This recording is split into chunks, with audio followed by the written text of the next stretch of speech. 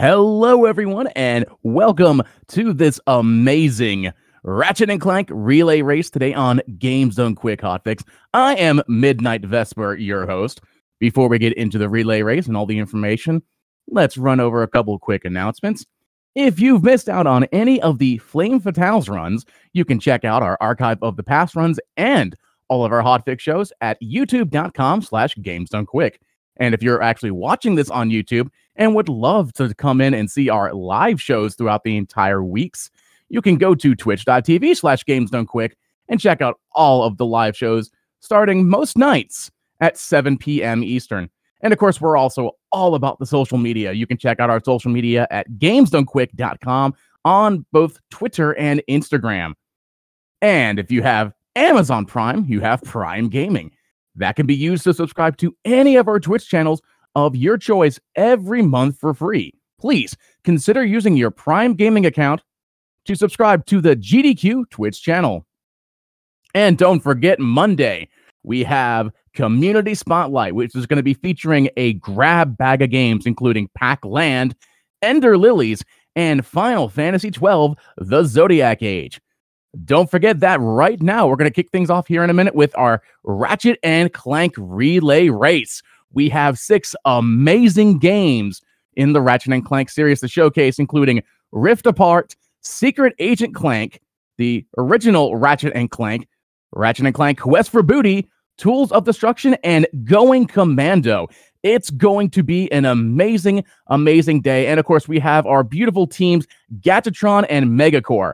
For Gadgetron, the entire time, we're going to have Optimal, Jasper, Nate, Zem, Killer Lombax, and Mantodia. And as for Megacore, we're going to have Sin, It's Scary, Marathon Man, Black, Torpedo, and Riley.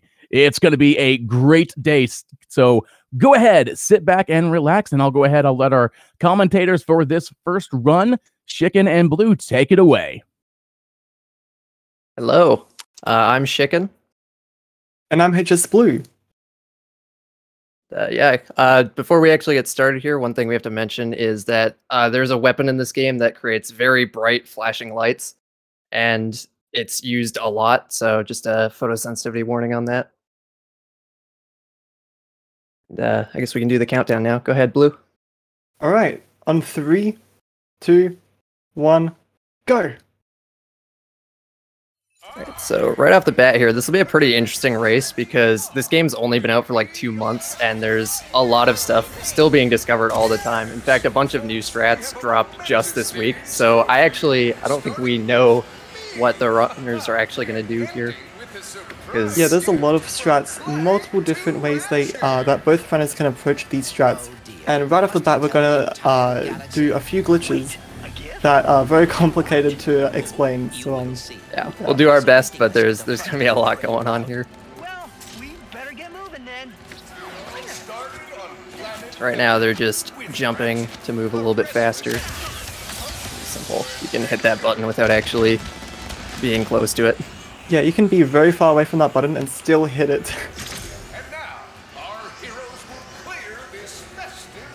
All right. Already straight away coming up to the skip right here. So, do you want to take this one away? Yeah. So first up, we actually have skipping cutscenes bound to the D-pad here, which is pretty useful. Just how we're able to skip so quickly. What is this supposed to be a reenactment of? What's the issue? My quick select won't open. That's not good. I don't know if we want to restart the run or not.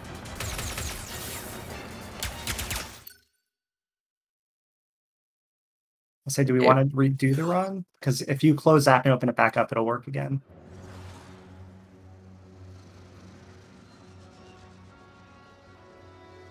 Yeah, because we're only in the first minute, so we can restart right now. Do we want to do that? Yeah, this game is known for being a bit buggy, and runners have to work around it, unfortunately. But it's still a pretty new game. Yeah, there's still some very crazy stuff, as well as yeah, you gotta juggle the two.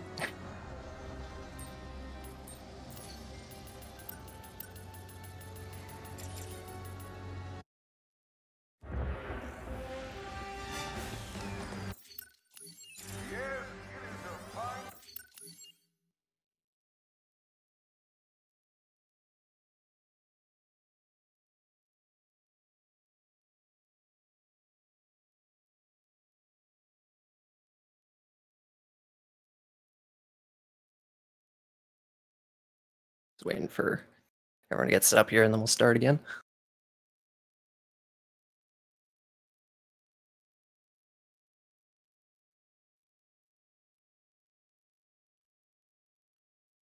It's nice knowing that there's a lot of setup with you can activate a lot of settings to trigger some very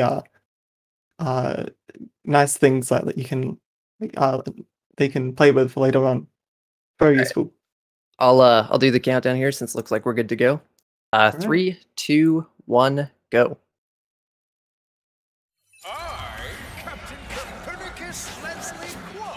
All right. So it's worth noting that each hop gains 1 frame of extra speed. So that's a very fun little thing. You might see on the left screen that there's a lot of yellow colors, and that's there's a setting that shows every single entity and object, and it makes killing enemies a lot easier to like see, so you know what you're doing. Yeah, this game has a lot of accessibility options for like visual stuff and that, and of course the runners can take advantage of all of that, which is very cool. Insomniac in general is very good with accessibility stuff in their games. Yeah, the list is endless. And now, our heroes will clear this festive barricade. Who could forget the Blarg invasion of Shovacraft? Some of those world-class sharpshooters. All right. The hall of heroes is safe. Looks like we're all good here. So now we're doing a mute glitch where the audio is messed up in both feeds now. That is supposed to be the case, but basically you use the PS5 create menu to like interrupt dialogue, and it kind of interrupts all the audio in general, so makes everything sound very strange for the rest of the sequence. Yeah, there's a lot of overlapping with the PS create menu and the game menu. If you hold buttons while in the game and then open up the create menu, the game doesn't know what to do, and sometimes it can mess it up, and speedrunners use it to their advantage, which is really cool to see. No way! Nefarious has been retired longer than we have.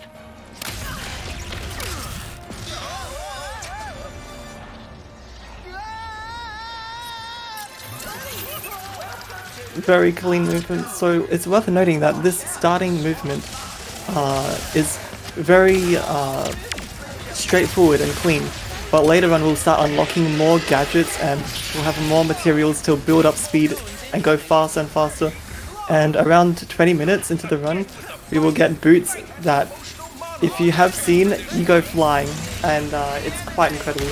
Yeah, the boots will make things very interesting. You'll see some weapon alternation right here, so runners will be switching between there's 4 different weapons. There's the garden one, there's the ice one.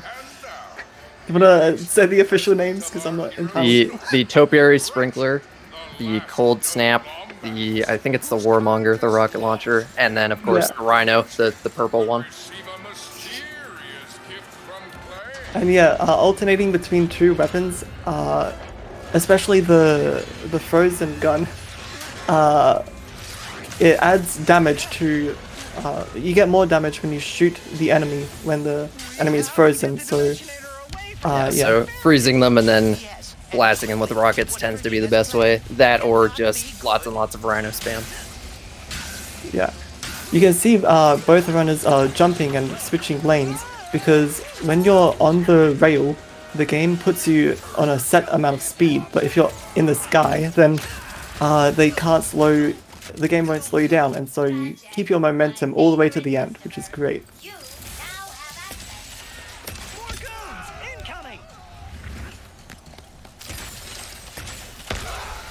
Nice combat strats here, where it looks like you're just shooting rockets off into space, but you're setting up because a dropship's about to show up there.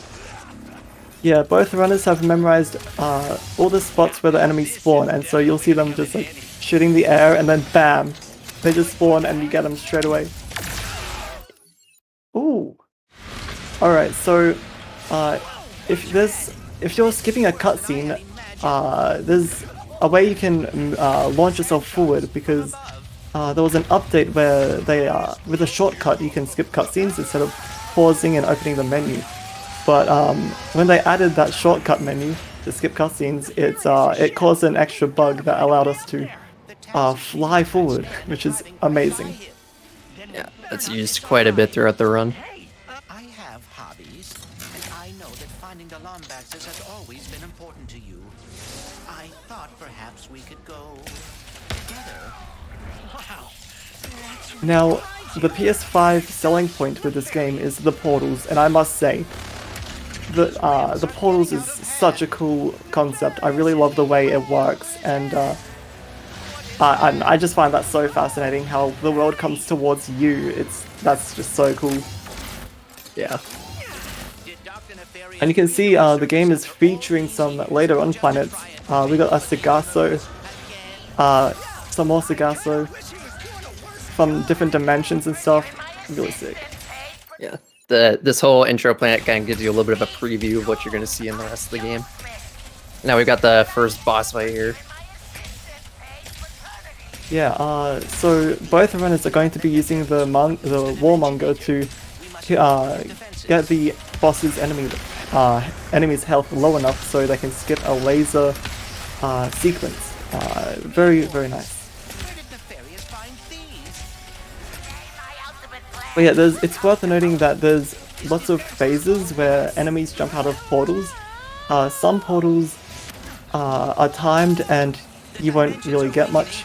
Oh wait, we got some cool PS5 portal stuff on the right side. Just casually jumping between planets, no big deal.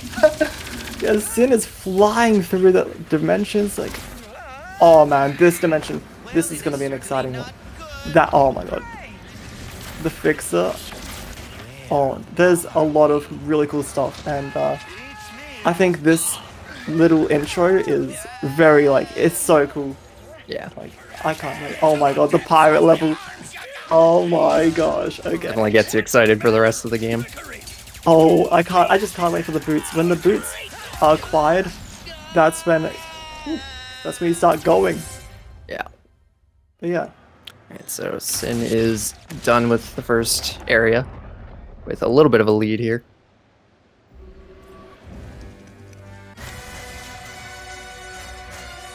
Ratchet and Clank. Alright, so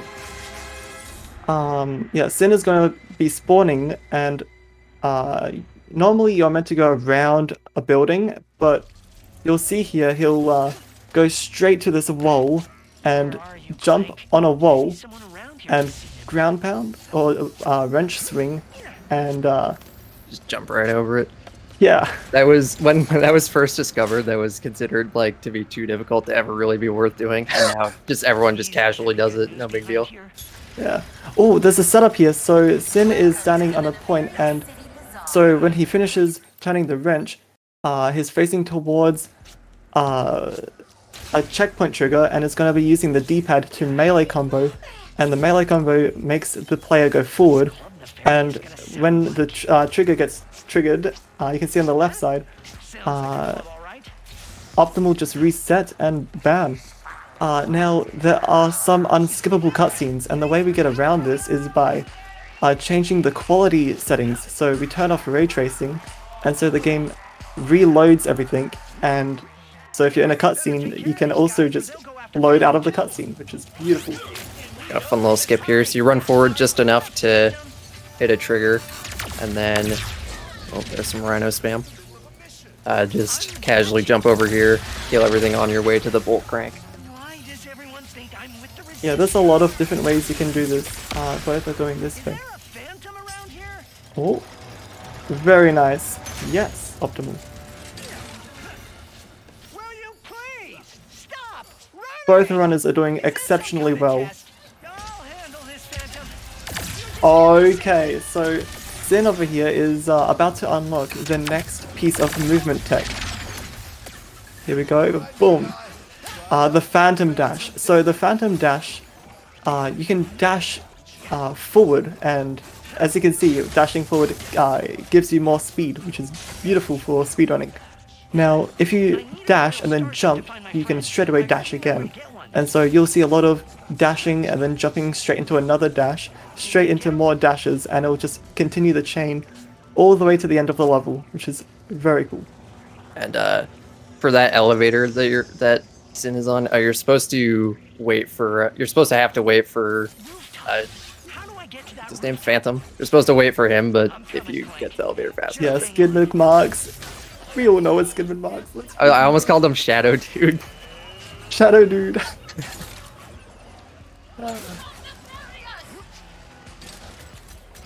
Little trampolines. Boom. Just a little bit of parkour there. Just skip landing on that platform. Very clean. Oh my gosh. Thanks again for the help, Secret Agent Zircon. So there's a cutscene coming up. Oh wait, we got a little comedic, serious mode, and then boom, elevator music. Man, you gotta love it. But yeah, you'll see Sin is going to jump high enough to trigger the next area, and when it's triggered, he's going to restart mission and skip an entire cutscene dialogue, which is We've got another mute coming up here. It's again just opening the create menu while the game's paused. Messes up all the audio. You can hear like just random sound effects and like enemies screaming and stuff, but that's it. There's one sound effect where you hear a bunch of screaming and no audio, and it's just so funny.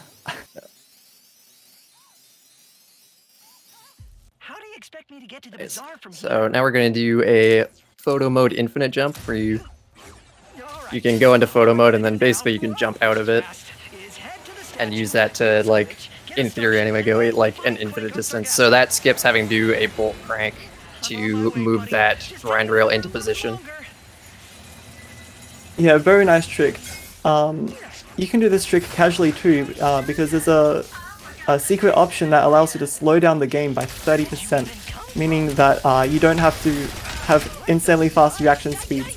And this trick allows you to go anywhere, any height, any distance, wherever you want. So I highly recommend checking this one out. We can see here the runners are killing this boss straight away. Optim was gonna get him first round. He killed him in the first round, which means you'll see he's gonna spawn into the second world. Here we go, he's spawned in.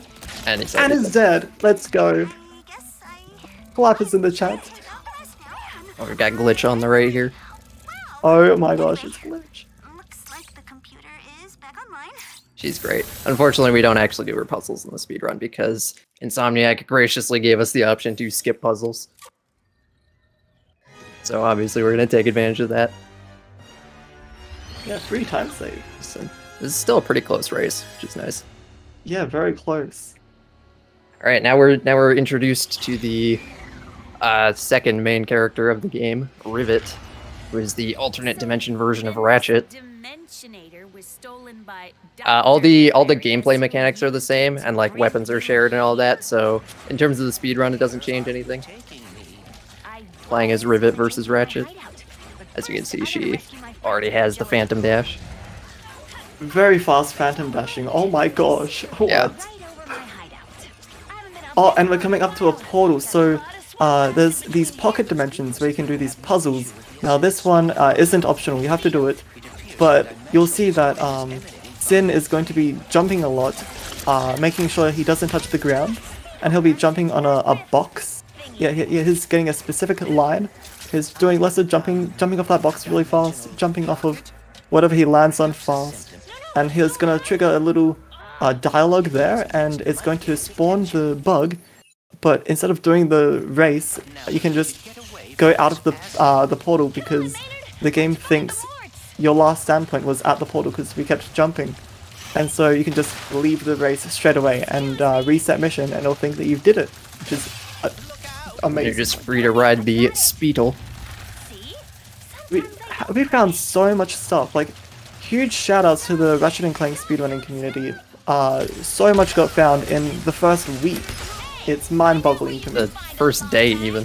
The first day. It's incredible. I played the game on like day 3, and then I checked the speedrunning channel, and like I have no idea what's going on. This is insane. Both the runners are in the same fight. Oh my gosh. Rhino spam to kill everything. So Sin is actually activating the next part in the other island while he finished the first island and is waiting for a cutscene, which is very, very sneaky. Shout out to the color purple. Yeah, we'll be seeing a lot of purple in this game. Oh, that nice grab.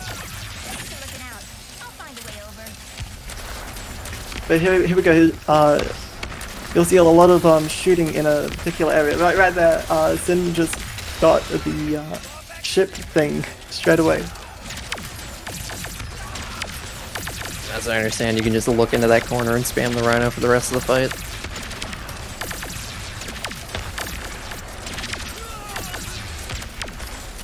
Oh, it is neck and neck, I must say. This is incredible. Alright. Whoa. Just skip dealing with that bridge, we'll do some parkour here. This is done. That jump is so cool. Dinosaur. No, they're gonna go extinct. Alright. Oh, okay, the Speedle can does some really cool stuff. Here we go. Oh, boom! Nice. That is so cool. Both okay, runners got it.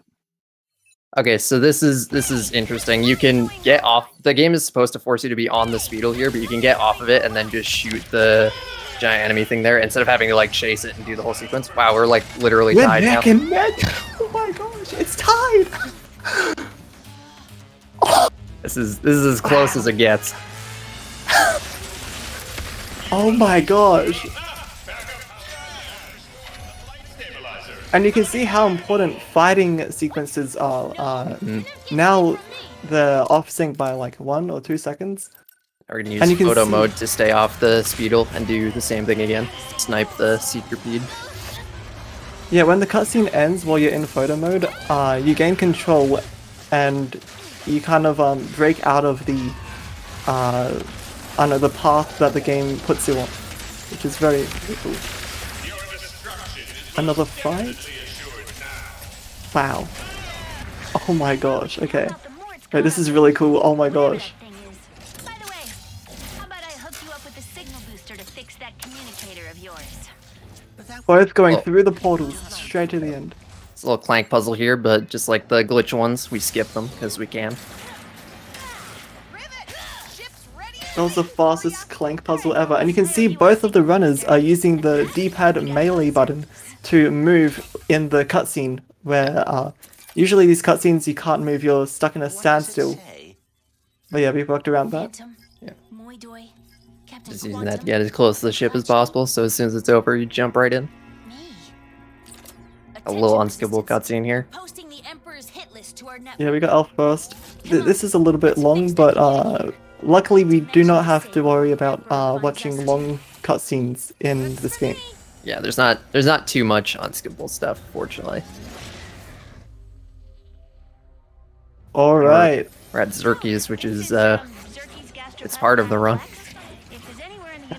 Yeah, Xerxes is like the nice, cozy hangout area. There is going to be an arena fight, and this arena fight is very scripted. Oh, you can see here both runners are resetting their mission and jumping and doing getting as fast movement as they can to get through that door before it closes. Yeah, Gadgetron taking a bit of a lead there. Yeah, Optimal getting the lead. Now we're in the battle arena. Pretty much just spam Rhino while waiting for things to spawn. Occasionally switch to rockets. Not too much going on here. It's like, unfortunately, this is like probably the slowest part of the run because this is like a 3-minute arena where you really are just waiting for the enemy spawns. Yeah, unfortunately, there's 5 rounds and there's a lot of shooting. But yeah, there's some really cool Easter eggs that you might notice that come out of the portals. You might see some Horizon, you might see some Sly Cooper, and my favorite, Jak and Daxter, that's right. Some stuff from Uncharted too, some vehicles. Uncharted. But yeah, I gotta love the slide band. I think that's my favorite thing to yeah, see. the Sly Cooper and Jack are both really cool. But yeah, yeah, big shoutouts to both runners, Optimal and Sin here. I'm very happy to be a part of this community because there's a Ratchet & Clank speedrunning Discord, and from my own personal experience, joining the Discord has been such an experience. Everyone is so welcoming, and I've learnt a lot from the run and from everyone. And if you want to learn, if you want to play this game fast yourself, then you can always join. It's on speedrun.com. You can see like a little Discord button, and if you click that, then you can try to speedrun yourself and maybe ask questions if you need help. We're always happy to answer your questions. We always love seeing new runners, and yeah. Yeah, this community is so good. Everyone in it is just like so supportive. Low-key one of the best speedrunning communities. I'm so lucky to be a part of this amazing team.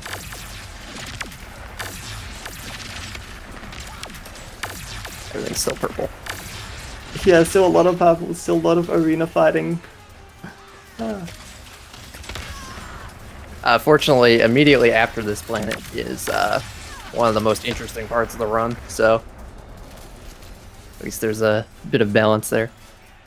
Yeah, okay, so we're really slow now, like we're going as fast as we can, but it's kind of slow now, but we go from 0 to 100 so fast, like... Team Megacorp actually took a little bit of a lead here.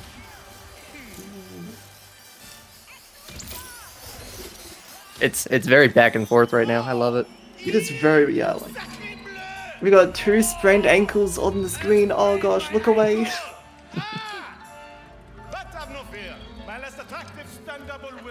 And I fight Francois. Another arena fight. This is gonna take forever, but you know what? I can't and wait. That's so over. Oh, what? Wait, what? Oh. Classic speedrunners. Yeah. All right. Yeah. Cold Snap plus Rocket Launcher combo is just too Nice good. work back there. Bet we could win the bronze Okay. cup before heading to Blizzard Prime. And now both players are zooming out of this area. Here we go. Miss Zircon, hello. I mean, sure. We all knew it wasn't gonna be Alright. easy. Now we're gonna make our way to Savali, which is where we get the hover boots. One of the rare Oh man, I can't wait. I can't wait. Right. There, Rivet. If you're hearing this and can spare a moment or two, Trudy It's still very neck and neck. Oh my gosh. She's a friend. Probably has nothing to do with saving the dimension, but Mort wouldn't ask if it wasn't important. Alright. Here we go. So we're back I to love the Ratchet little- for a little bit. Yeah, I love the little ding when you get out. So clean. But yeah, so yeah, Shout out to Gary. Yeah, shout out to Gary, yeah. So So I'm guessing this is going to be some of the last movement you'll see with Phantom Dashing, and then it's on to something. You already know, like, we're hyping this up because it's very exciting. Gotta clear out Monktown here first.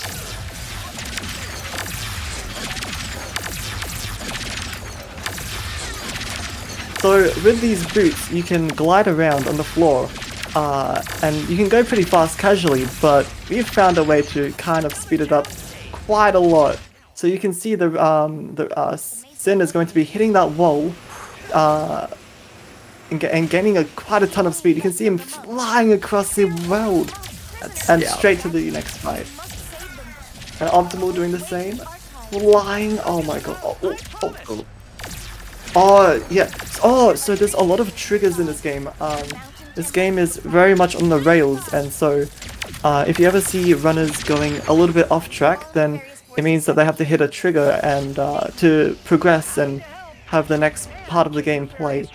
Yeah, it's so also unfortunately, it's also just generally very hard to control at the speeds that we're going at because you really are just going so fast.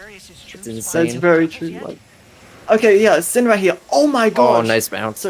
So much speed that when he hits the corner, he bounces upward, flying forward. He's going through the map. The camera is underneath the map, straight to the next fight, and Optimal doing the same. Oh my gosh! But yeah, you can see it's very fast, and it's hard to control. Yeah, like, whoa. It is fun. Yeah, the runners are making it look exceptionally easy. Very, very easy. They're making it look so easy. Oof. But yeah, nice little fighting scene.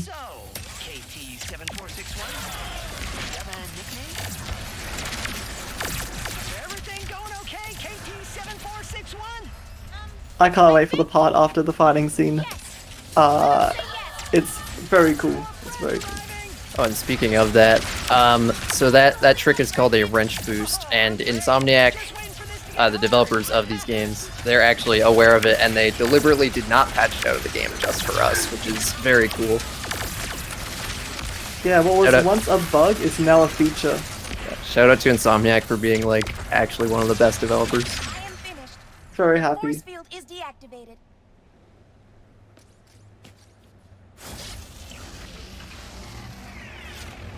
Here we go.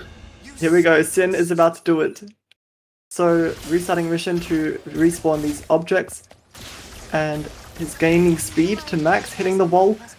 Boom. Flying across the map, across the world, across the galaxy even. Oh my gosh. Straight to the next area. Oh, okay. Everyone get your cat jams out. One of the most banging soundtracks. Flying through these catacombs, right? Ooh, right through.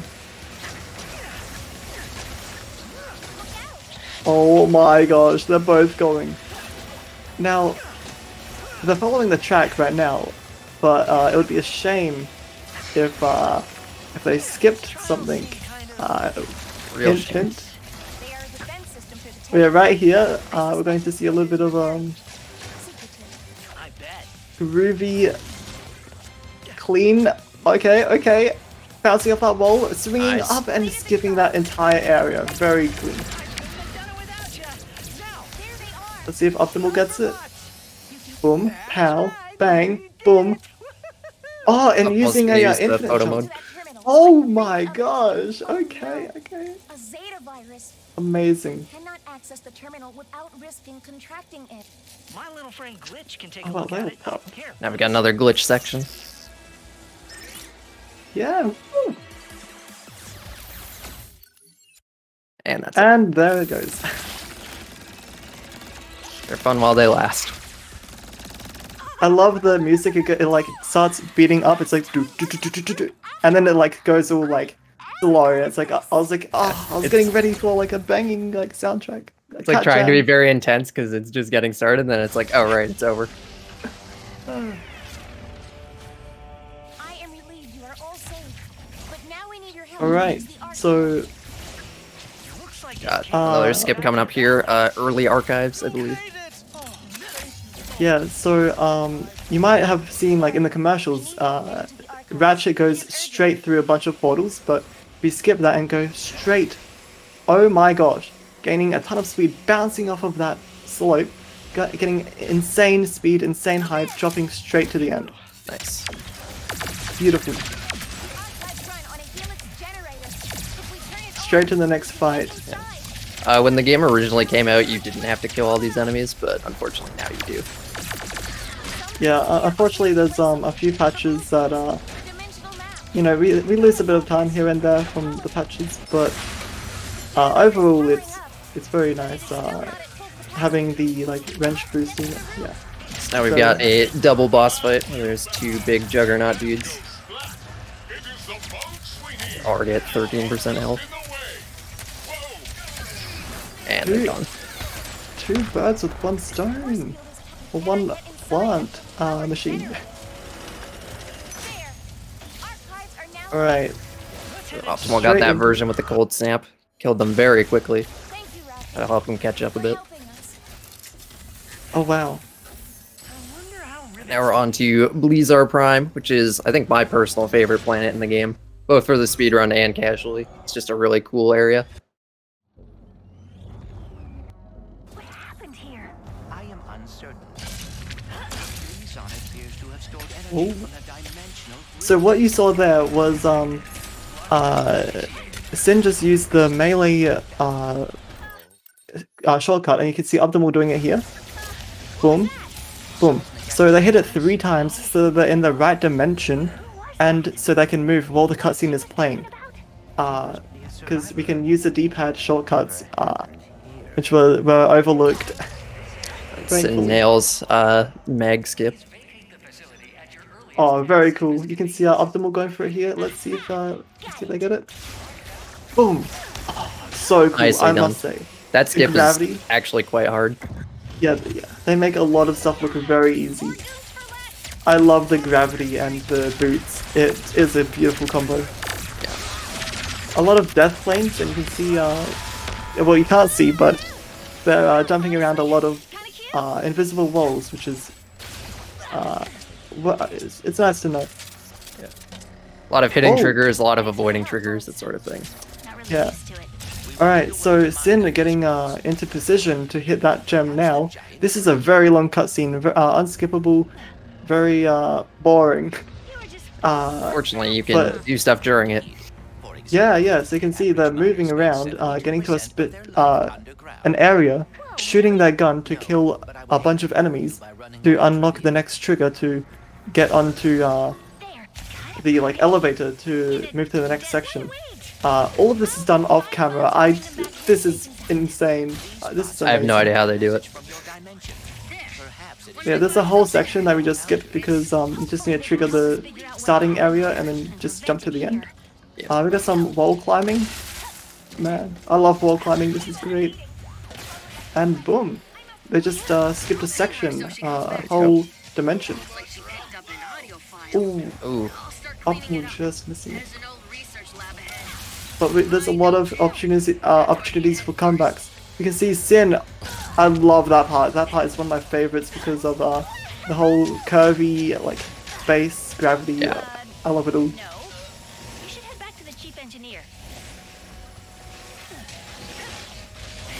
This last bot that Sin's going for, there's you don't really even need to do anything special to get to it without doing the puzzle.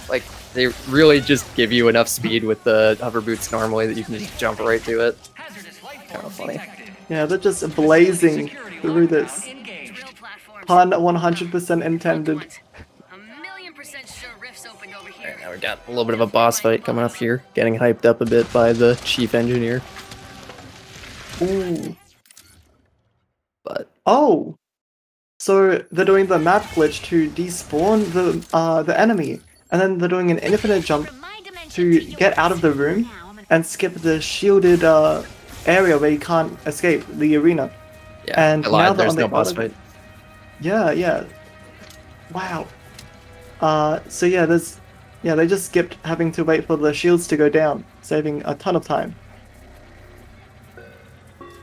Oh, the next section. Ooh, okay. Oh. Yeah, so there's a Oh. Oh, wait. Dimensional anomaly is identical to the one we saw on Sargasso. Optimal didn't quite get it correctly, but fortunately, the nice thing about infinite jumps is they're infinite. Come up here, we've got Blizzar Rail Skip, which is, I believe, still the biggest skip in the game. Certainly one of the biggest ones. There's I this can't describe. there's this super long rail section that you're normally supposed to do, and we skip it entirely. And not only that, we skip climbing the elevator, we skip the rail section, and we actually go flying for a very long time. In the most fashionable way possible. Exactly, yes. Alright, it's very hard to get though. Let's see if they get it. Yeah. Oh! Straight away! Okay, so he's now flying, and he's gonna hit a trigger. Boom, he hit the trigger, and it's flying straight across the... Oh, it didn't get a bounce. It's so hard to line up a bounce there because you're just moving so fast, and there's only a couple. You have to hit a slope to bounce up. Oh! Optimal catching up. This is a very intense moment. Yeah. Okay, 1. Using the slowdown function with the shortcut accessibility options. Oh, that's Okay. very Hitting the end of the clean. rail is a reasonable way to do that. Wow. It's been my lifelong dream to operate a drill 100 times. Optimal, going for it. 1, That is 2. very specific. Oh, Specific goals are oh, achievable nice. goals. very smart. Yeah. Wow. Oh, bouncing! I That love worked. that. That little slide bounce. Oh my gosh, ping pong. Now it's very, very close to being neck and neck again. Listen, do not turn on the drill. The rifts damaged it. The drill destroyed our Blizar. What? Not turn on the drill. Well, that's like 10 out of 10 voice acting. But yeah, we got some more fighting, and the runners know exactly where they spawn, so it's all calculated. Yeah. But this is where the skill cap really gets hit right here. Boom, boom, boom, boom, boom. Alright, but after this, oh my gosh, after this, using the ray tracing, turning off and on the ray tracing to skip skippable cutscenes, which is very nice. Now We've there's got this block. Yeah. Yeah, you say. We got a boss fight here that's got quite a bit of health and is usually very annoying, but it's already dead. Cool. That I didn't even see the health bar go down. I saw like 1 frame go down. I saw like this takes- 100, then 40, then 0 in like 3 Yeah. frames. Yeah, we'll see it again from Optimal here, hopefully. Nothing to catch us. Oh my gosh, that boss fight is one of the longest ones. Like, it's like a mini boss. I feel it feels like a mini boss to me. Like it's Yeah, just it a is. ship, but it has like a ton of health, and it's like whoa, okay. But yeah, on to the next planet. Oh my gosh, this is extremely difficult. This planet, going very fast. Places like this usually have to fend for themselves against bandits. So this is where the fixer is. We're gonna be gaining a ton of speed, getting a wrench boost, following that trail. Oh. There's Hitting the death trigger. planes everywhere on this planet, and they're the worst. Yeah. Boom, following the trigger. Oh, this is very scary. So there's a lot that can go wrong. Even if they do hit the rail, there's a chance that the next section might not load because of how triggers work. You can Looks see like a lot Sin of got jump. the checkpoint there. Okay, looks Oh, like we very both got it. Okay, very nice, very nice. If you Oh, you don't can hit see- that checkpoint, you can get another checkpoint after it, and then you'll be soft locked. So that's not good. But it looks like Oh. I think we're good here. Tied up. Oh my gosh, exactly. The double reset, okay. Ah, very nice. Okay.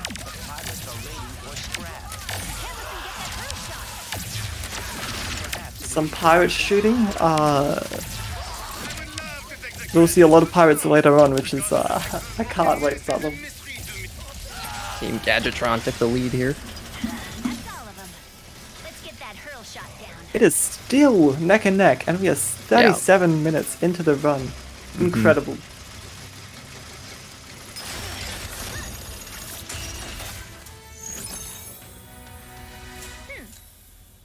We've got the hurl shot. Now we just have to get across that pirate-filled chasm and find a fixer. The hurl shot's pretty fun. It's getting a Yes. lung. Yeah, this is a new gadget that has been unlocked, and you can use it to shoot yourself across the map. It's pretty restrictive. You can't really do much. Like once you grab the thing and you go from point A to point B. Yeah, it just picks a direction, and it's like where you land is pretty much scripted, but it still like feels pretty cool. Yeah, it feels great, and I highly recommend going into photo mode when you're swinging. It is hilarious. You can see Optimal is doing the camera strat,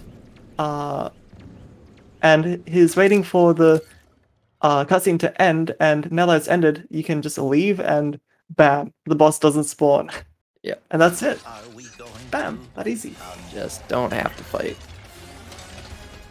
Oh wow, you can go up there and do that. That's so, yes! Yeah, that's, yeah. So, Optimal didn't spin and like launch themselves, but that's because they triggered a cutscene already and it's playing right now, and boom, they're watching the cutscene, and now the cutscene is over and the boss is also gone. There's meant to be a boss there, but the camera kind of like, it's just like, yeah, look at this rock, woo! Oh, nice jump across there. Very nice. And a very nice jump. Oh. Okay, now, you know how saying point A to point B, you know, speedrunners like to kind of break things a little bit. And so you can see here, boom, another camera glitch to, yeah, there you go. Yeah. It's photo mode, then when they leave photo mode, they can like dash out of it. And... How exactly will we fix the fixer? At least the pirates are taken care of. It's like, oh, it's restarting their game. Yeah. They both are. I think that's just like a safety strat to make sure because like a lot of weird things can happen with this game. Yeah, very interesting. This must be new. But yeah, you can see there's a lot of skips with this rail. This rail, if you restart checkpoint, if you mash X really fast, you can jump off of the rail and gain control, like, and go wherever you want. And you can see Optimal over here is just skipping massive sections of the rails. Amazing. Yep. Very exciting music, very intense. Look at the fixer. Oh my gosh. This is a really cool section of the game. Good RNG. I'm kidding. Another reset and ooh. Alright, it's not easy to like get control. Beautiful. Falling down into the crap. Go through them out there, go the wrong way on the rail. It's very cool. And another skip. Another one. Oh my gosh. Now okay, nice. When I ran this game, we figured there was pretty much no way to skip anything here because of all the triggers, and look how wrong we were.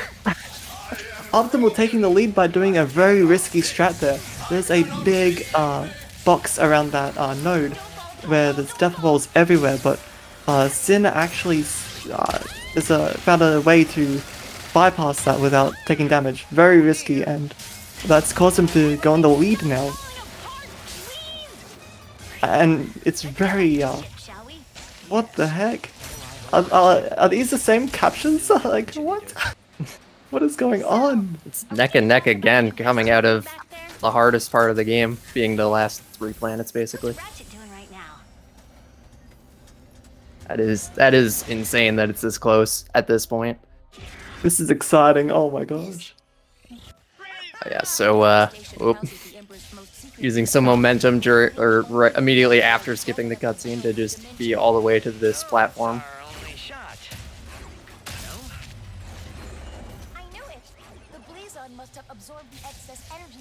Yeah, we hold the charge boost while in the black screen to build up momentum, and when you skip the cutscene with the shortcut, it has to be with the shortcut. The shortcut options are very overlooked.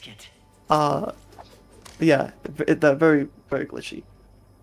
Yeah, a nice chill, relaxing moment. Everyone take a breather, drink, hydrate. Everyone hydrate. And now we're going back to speed. Here we go.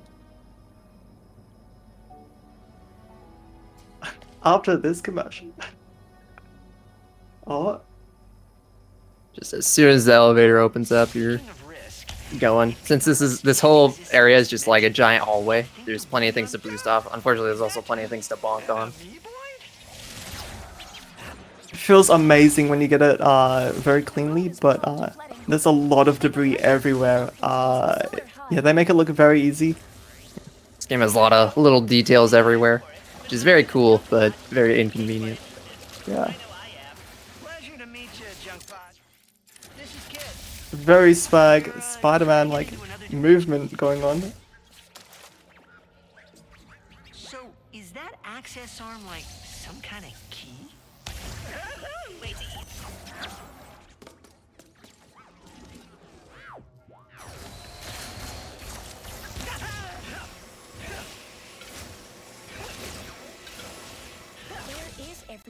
Runners in the same room.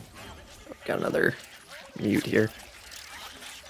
Yeah, we have a mute strategy where the dialogue gets skipped, and we have a strategy where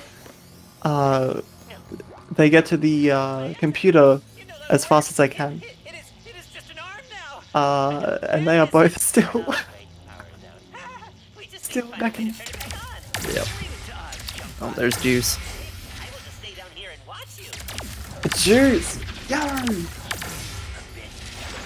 Juice is very friendly, despite everything. Yeah, we love Juice. Hearts in the chat. Okay, you can see we're going down this elevator, but we're gonna sneak out and jump, skipping an entire like platforming around the area, waiting for the camera to snap into its trigger, so you can hit it and go to the next dimension, and bam. There's a certain enemy in this group of enemies that I'm pretty sure it's a certain enemy that triggers the next area. Yeah, you can see that hologram thing there. That's how you know that you triggered everything correctly. I'm just going straight to this bolt crank. Beautiful. Now there's a benefit to the speed here. If you hit the crystal and go as fast as you can through that room, you can skip some more dialogue, saving some time. And it's also worth mentioning, it looked a little bit glitchy when they were turning the wrench.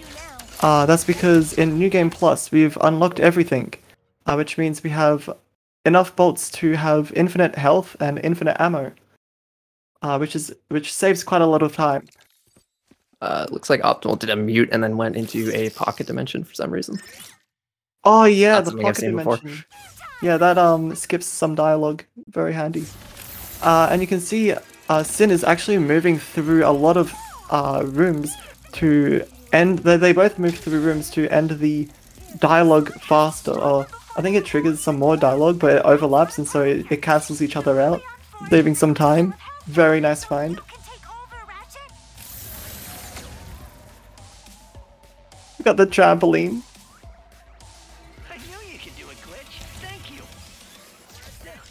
You are all clear to power up the board. How do we do that? By finding the power source. Last I saw it was downstairs and past the pressure door, but FYI. That is a lot of door. Yeah. Mancha is not wrong. Flying through these levels, man. See, I was telling you, these boots are just exciting. Oh, Good. Juice! Jeez, Juice. Juice wants a hug. Yeah, I'm sure that was just like a friendly hug. But yeah, flying around, whoa. The camera was like looking away, that was sick. Yeah, unlocking the next. I wonder what they're doing with the computers. Doing some epic pro hacking, oh my gosh. Obviously. We all know Ratchet is a pro hacker. Yes. Main skill set, right? Alright. Going to the next room where we get to do some more hacking, surely. Unless. This lock's controlled by a bolt crank. This one's just a bolt crank. And you don't kill anything in this room. Just a bolt crank. They did not upgrade this room. You reload, which puts you right back into the main area, and then go off in this direction. Ooh, now here, both runners are going to be using the camera glitch while the water is rising, waiting for the cutscene to end. You can see the loading trigger, there we go. Save, restart the next checkpoint, and what that setup does, it allows you to use your boots underwater, and you can see both of these, Sin over here is flying through this level. Now, you might know this level takes forever. You're walking very slowly, yeah. Just completely stuck on the ground with the magnet boots. But not anymore. You can see Sin is like swinging his wrench a lot when he's gliding around. That actually builds up speed, and it's very nice for when you're building up speed. You can swing in front of you and behind you. There's 30 frames per second gives you more speed when you're swinging backwards as well as forwards. I think 60 doesn't do as much. but yeah, you still get momentum, which is very nice. Very nice. Is that a happy hiss or an angry hiss? He's helping us? He's helping, finally bringing in the big guns, huh? And there's some boss fights here. Just kidding.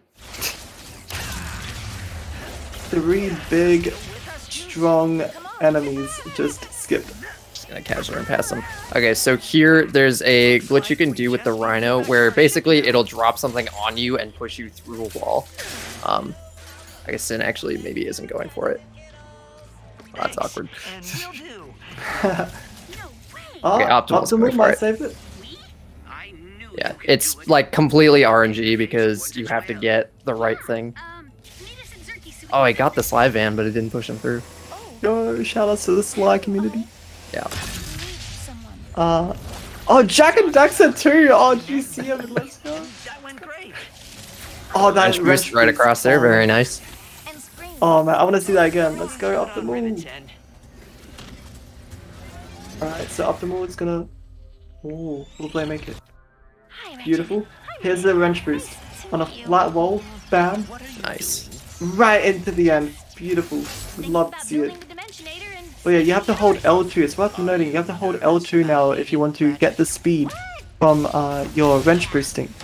Yeah, that was what Insomniac changed about it so that they wouldn't have to completely patch it out. Yeah. And you have to be fully charged up with the boots as well. Those are the 2 requirements. So now we've got the first Dr. Nefarious fight. So already done the first phase of it. Jumping on the rails to keep the speed instead of it slowing you down. This is not looking good. I've got it covered. I'm totally fine. Boom. What did you do with the Emperor? I never met the guy. Oh, I have him. That's that phase done. You can only take his health down a certain amount for each phase. Yeah, scripted health. Ooh, resetting to the last checkpoint to I think that's to lower the health for the enemy here. Boom. I'm gonna send you into the heart of a supernova. Nice. There's a chance that you can get a shield attack and it can lose time. I remember like there's a lot of risky areas. I think they patched it now, but you can be stuck in a phase for a very long time. Yeah. Flying straight out. I still remember when we just entered this level. Yeah, it's just already done. Wow. Now we're heading back to Sargasso. I think. Yeah. Sargasso. I know the route. Is all this fighting really? The Emperor despises lemonade. There's a couple points in the game where you have a choice of which plant to do next.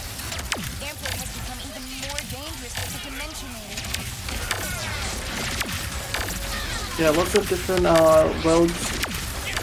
You don't have to go in this order, but less menu scrolling. Yeah, pretty much just we do Savali first when that's an option, so you get the hover boots right away, and then everything else is just faster menuing. Yeah. Oh, you can see here, very clean movement. Oh, I love this part. Boom. Nice, right through all of that. But yeah, they restart checkpoint before it looks like it's even finished, because there's a certain enemy that you kill, that's the last one, and yeah, you can skip a bunch of animation. So cool. We don't actually have to kill all these enemies, there's just a few, like, those ones back there, we didn't need to kill them, but these ones, whew, these ones. Gotta get those ones, for sure.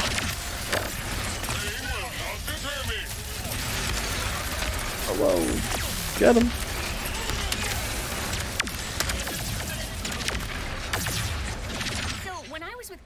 Satisfying.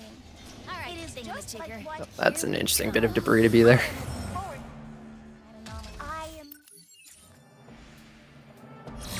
Oh my gosh. Pieces just flying around. Nice. So much just like stuff in this game. Oh yeah, so the trigger for that dropship extends all the way down, so you can just go under it, hit the trigger, and then reload. Yeah, if you missed it, you'll see Optimal going for it.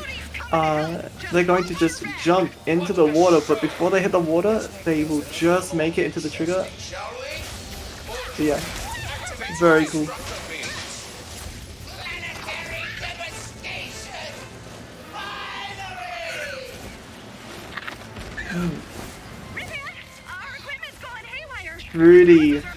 Trudy, oh man, we love Trudy. Trudy is best girl. Let's go. Hearts in the chat. But yeah, let's fly. You can see they shoot the first ship and then restart checkpoint, and it skips a bit of dialogue, and it's a nice setup for the next area where we throw bombs at these ginormous earth-killing machine ship flying shenanigans. Yeah. Trudy is extraordinarily good at throwing things, as you'll see here. Boom. And the accuracy, I must say, on point. Makes it look easy, just like chucking it. Jeez, I wish I could do that in my basketball games. My gosh.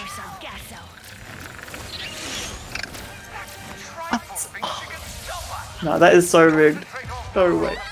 That was and that's so done. Yeah, straight away. That yeah, wow. You can see the levels are starting to fly with these boots. Yeah.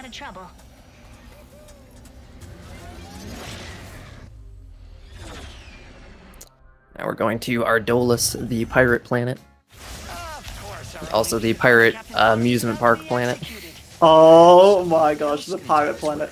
So the longest level in the game has a lot of extremely, really cool tricks. It's very full on. And very chill. This is another thing where we were very restricted by like triggers and stuff for a long time, but we found some interesting stuff. For example, Exhibit A. Instead of going forwards, we're going backwards, going around the fighting area. Oh, it didn't get the bounce. Ooh. Unfortunately, they didn't get the bounce. Optimal. Okay. They're still neck and neck. Oh my gosh.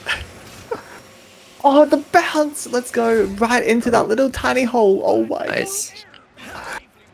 Boom, there you go. falling That's into that little gap. Oh, they were stuck in.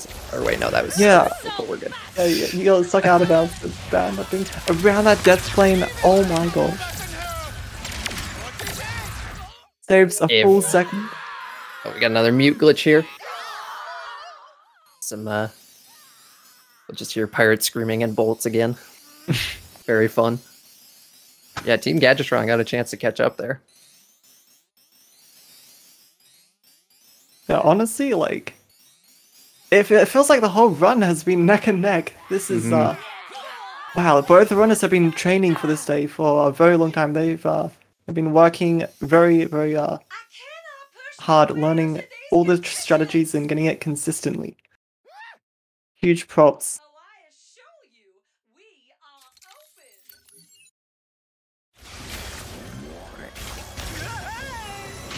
We got a fun little bit of movement here. Oh man. Ooh. Oh, that's not. Oh no. Oh, optimal. Going is it's doing the optimal thing. Okay, okay. Getting that note nice. line to the end. And now the neck. Yeah. Now we're going into the pirate trials. Oh, this one's full on.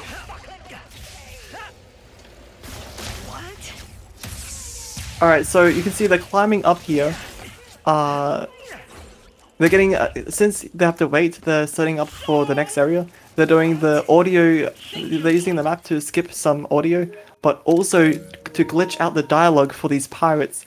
Now, normally you have to listen to them sing, and the last one takes forever to finish, because they want you to memorize it, and it makes it harder to memorize when the last one takes 10 bajillion years to sing. So, now we skip that last one because it's a little bit glitched out, and so having the mute glitch makes it 10 bajillion times faster. So they're up here now, they're shooting these pirates. You'll see when they finish. Oh, we gotta hear them singing. Right, moment of silence for the two singing, here we go. I love it so much. Yeah. Linger, 5, 9. Linger by the shore. Beautiful, brings a tear to my eye. They're going straight out of bounds into the void, hitting a trigger from underneath, very precise. You can see the little yellow point teleports, and so they restart mission, warp all the way to the top, and now they're in the next room, saving a ton of time, having to skip a elevator. Very helpful that the triggers all extend underneath the map here. Yeah, otherwise we wouldn't really be able to do anything. Yeah. Very full on. section. Another same. Oh my god. Once again, shout out to the color purple.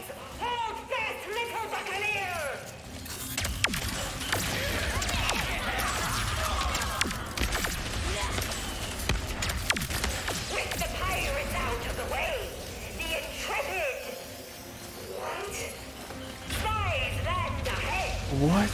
I love that. Alright. The dreaded boss fight. This is very tough, and and it's gone. Gone. Man, it would be a shame if there was an even bigger one. Yeah. Uh-oh. Oh, wait. I was too early, prick. Okay. Oh no, Buffroid attack. What are they gonna do? Wait, those little tiny fishes. And that's it, it's fine. Hogfish. Alright, and oh, this is cool. Mission, last checkpoint, thingy. When they spawn in, they dash towards the pirate to trigger dialogue, and so they can go straight to the elevator without waiting. Huzzah. Huzzah, exactly. Now we've got a bit of an auto-scroller here, with a lot of combat. Though there will still be some interesting speed tech here.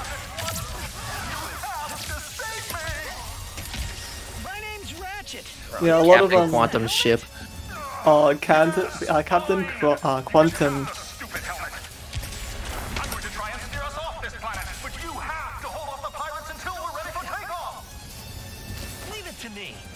The soundtrack going at 100, even though there's nothing happening right now. But yeah, there's this ship part there's a lot of waiting, and because we kill them so fast, since there's a lot of waiting, there's a lot of free time, and I mean we have the boots, so if anyone's feeling a little bit risky, there's plenty of slopes and walls and stuff to wrench boost off of. Boom! Optimal. Nice. Lexid. Okay. Oh, that was really cool. But yeah, it's great. It's great fun just flying around the area. There's like a rock that you can wrap around while flying in the sky. It's so cool. He's our dimensions version of Nip. One left now. Yo. Are they gone? You tell me. A lot of waiting. Well, if I were their captain, Oh, Sin got surely. Optimal. Surely. Oh, let's go. Okay, oh wait. That sounds ominous. Let's go. Oh my god. Yeah. Boom. You love to see it. Yep. But yeah, okay, they should probably get ready to hit the button. Imagine, like, I was flying around, I was like, oh yeah, I have to hit the button. Oh my gosh, there goes a minute. Okay. Boom. It's a fun but unfortunate way to lose time in a run. Oh no. The whole planet after us? If they weren't trying Wow. to stab me, Okay. I'd be so honored right now. Just a little bit longer. We're almost at full power. Where is that ship going? Oh, What's happening? Heck is that thing? the blunder beam. Alright. So first we gotta kill a bunch of stuff, and then we're gonna go take care of the plunder beams in, once again, the most fashionable way possible. Oh, didn't quite get it there.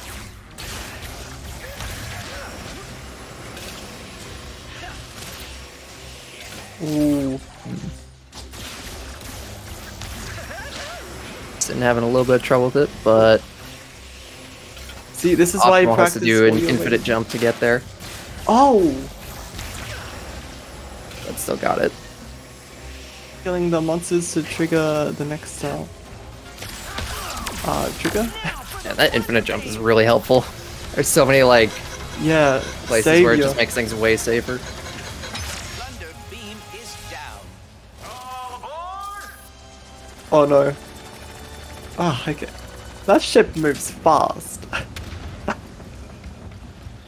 You know, you two make pretty good pirates. Would you ever be interested in joining my new crew? You'd each get a hat. Thanks. Free hat? But maybe we should focus on escaping first. I'm a sucker for a Pirates free or pirate hat. Emperor get here? Yeah, any day. Like, honestly. Ratchet is a responsible adult, so you politely decline. Boring. Oh, okay, so you can see, Optimal is killing the enemies from very far away. Now you might think, like, wait, you can just, like, fly around, right? And yeah, we can just fly around over to that ship, but, there's a lot of triggers, and one of the triggers is on a node that we're waiting for. There it is. Boom. Now Optimal is using that trigger to unlock the next area, but since we killed the enemies from over there, we can go straight to the bolt crank and, end the level. Yeah. Ratchet, we need to disable the scuttler fast. Control crank. That has to.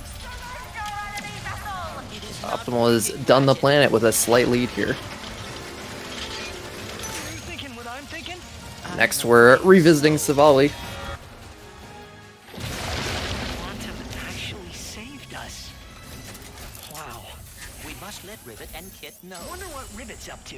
Ah yes, Savali, the place where we got the boots. Changed a little bit, but you know what? A map. Actually, we don't use the boots that much here. Well, for speed Nefarious. boots. The archives held the dimensional map correct. But we have a lot of fighting, and they're not just shooting like willy-nilly. They're actually there's certain enemies that do certain things, and they're moving in like areas to hit like a cutscene, and so if they kill the enemies in a certain way, less enemies can spawn, and I think there was a chance of a soft lock if he didn't do it right. Yeah, there's a lot that can go wrong. But yeah, Inside of Nefarious's ship, we ride this elevator and kill some stuff, and that's pretty much all that's going on here. yeah, Kind there's of an auto-scroller. We should find high-value assets on the upper level. yeah, quite a bit of waiting, but you know, we get to shoot some bad guys. It's a win. Your security is terrible. Flagship. Progress report. Also deliberately waiting to kill enemies a bit, or just not bothering, I guess. Yeah, if you actually kill the enemies too fast, then when you're finished with the area, it doesn't take you to the next area because it thinks that they're still alive. So that is something runners watch out for. You're not exactly in a rush because the elevator just keeps doing its Yeah. thing.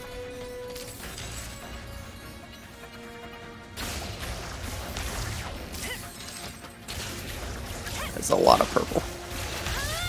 I must say, this game looks very stunning. Yes. I love the inside like metal room areas. Very cool.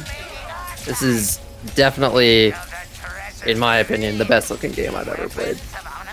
By far, yeah.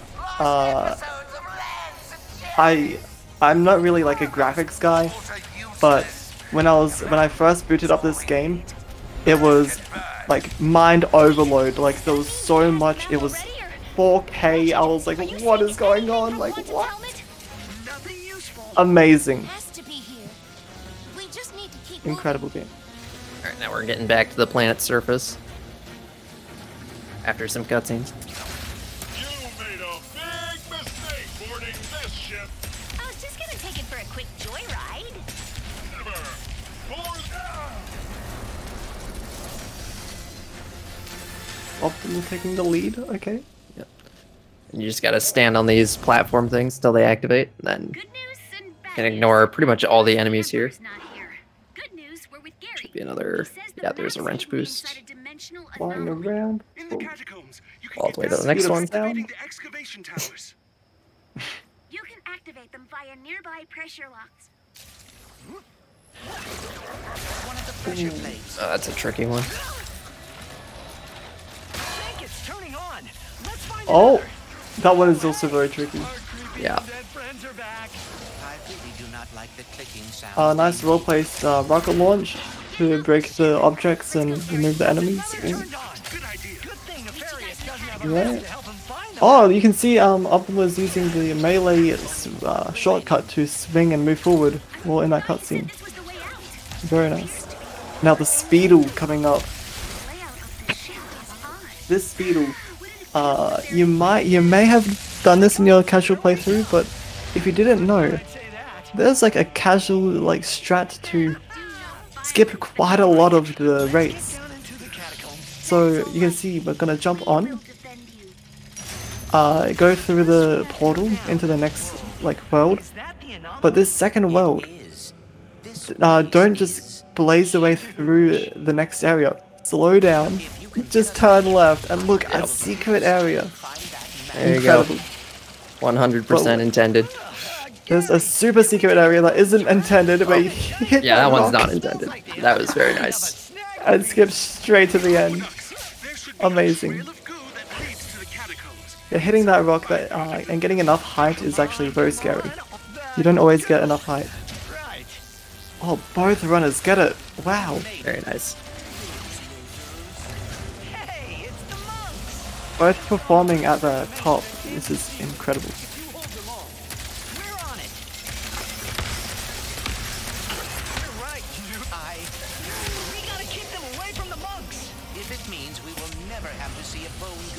That's those fights completely over for both runners. Before I could even realize that it happened. And that's this planet done. Once you skip the puzzles and the cutscenes and all that. Oh yeah, we got the Clank section and it's done. This cutscene is unfortunately unskippable, but it's pretty short. We got some story. Strong emotions. Very upset. Yeah, the animation. Shoutouts to the animations like in this game. Incredible. Just everything about this game is awesome. So cool. Didn't quite get the wrench boost there. This is Vice Run. Zordoom prison. The prison, one of the last level. Until you enter the boss fight. We do enter Xerxes for like 2 seconds, but yeah. Well, the zooming to the end, skipping a bunch of sections, hitting triggers like along the way. I love that skip. Going through that. So cool. These skips are also like really scary. I've spent so much time practicing these. Yeah, you have no idea. You guys have no idea how scary it is leaping over like a death floor. Like really are making it look very easy. Leap Here's another good one. Everywhere. Boom. The true leap of faith right here. Oh my gosh, does he make it optimal? Oh. On Sin takes the lead by getting it very quickly too. You got a lot of speed on that. Leavy. Oh, did Oh. What happened to Optimal here? I think there's some sinking stuff. Yeah, Sin over here there was a is hard lock. A hard lock. Damn.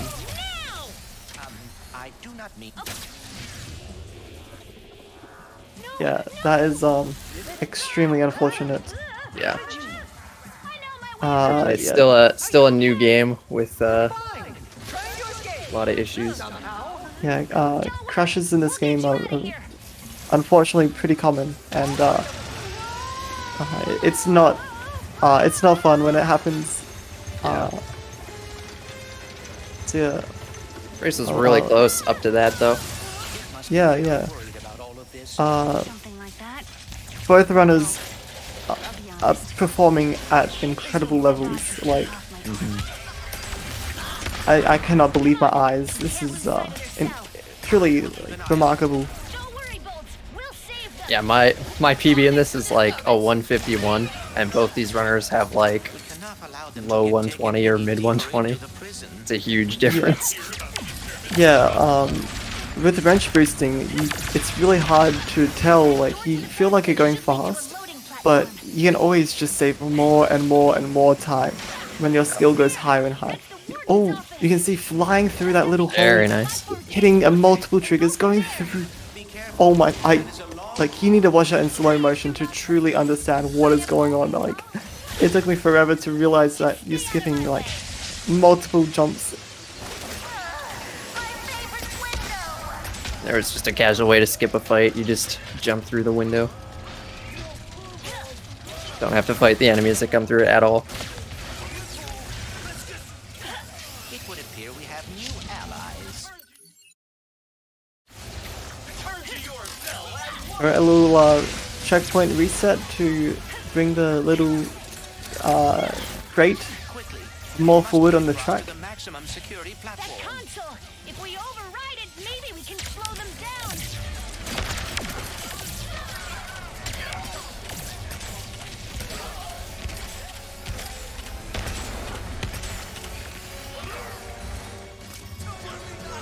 Alright. Sin moving on to the funny haha room. Oh boy.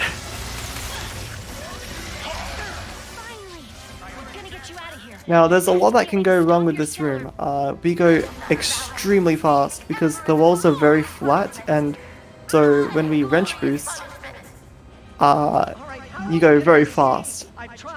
But when you go fast, there's tons, I kid you not, there are tons of triggers in every single corner, and it's very easy for the game to just not see that you went through a trigger, and so you can just go through the trigger and have to reset and go all the way back to the start here. So we do have a little setups and little visual cues to see if the game's functioning. We can see boost, bam. Very fast. Oh wow! Whoa! That is. What the? He kept it through the. Yeah, that was really good. Oh my god! I've never seen it this fast in my life.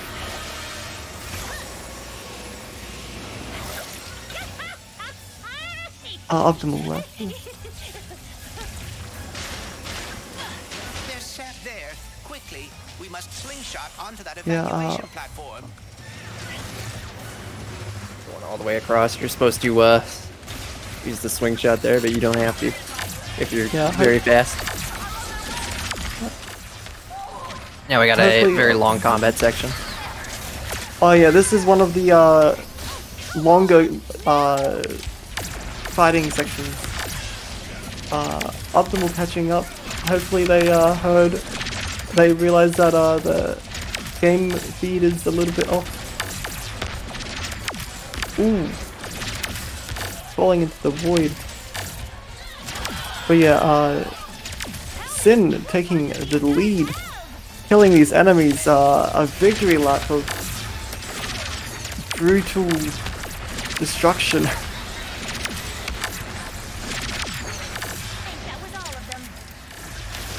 Oh, that was all of them. Okay. Oh, okay. Well, that's So yeah, we have two big bosses right here, and they move around and they're not easy to hit, but there are some clean strats to kill both of them very fast. Wow. Very nice. Quickly, use that crank to pull the cell back toward us.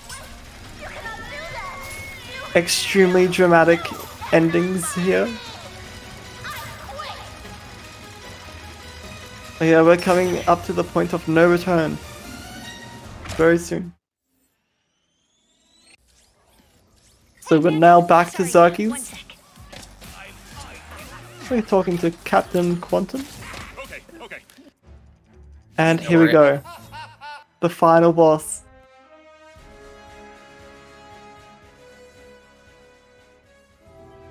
Now, this final boss is there are a lot of getting away a little bit. Yeah, there's a lot of stuff that we have to dodge. We have an objective where we have to kill these sniping, like flying guys, or ships rather.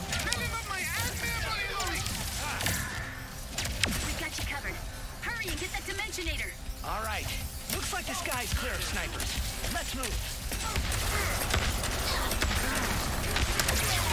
He is getting destroyed. He's getting planted. He's getting like ice, warmonger, rocket launcher. Dang.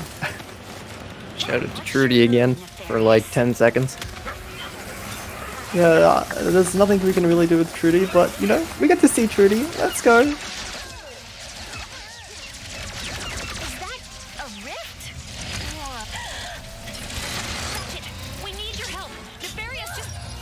Oh. Yeah, now we've got the Imperial power suit to fight. Pretty big, but it kind of goes down like all the other bosses. It's got these screens on them that you shoot. It's already one phase of it done. One phase, okay. I love this boss fight. So, you know, they had to utilize the PS5 portals and dimensional, like, universe hopping shenanigans. They're killing the big boss. Jeez.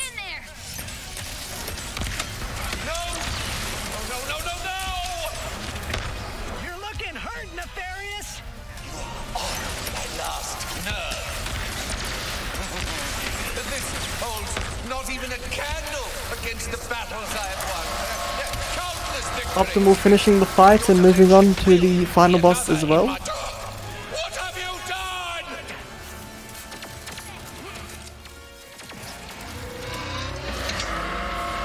Oh, risky. Okay. Some swag here. Flying into this dimension. Okay, so we're on a different angle of this boss. Very scary platforming. This is very scary. Oh my gosh. Okay. Calm down. Very nice. Oh, now my favorite part. We're going to fly directly into the heart. Here we go. Through this portal. That's a rhino spam here as soon as we reload. Yeah, quick reload to lower the health of the heart. And honestly, I love the lighting. The lighting when you're like moving from dimensions is so cool. Yeah. This room looks amazing. Well, I mean, when there's a purple everywhere, it's less amazing, but yeah. Alright, now it's the final boss. This is the end. There's here, then blast his minions. So there's a lot of fighting, and the time will stop when Kit jumps down onto the arena and Rivet jumps on Kit's hand. But yeah, we're lowering the health. It's going down all the way to its scripted 3%. Alright, we're gonna kill the last few.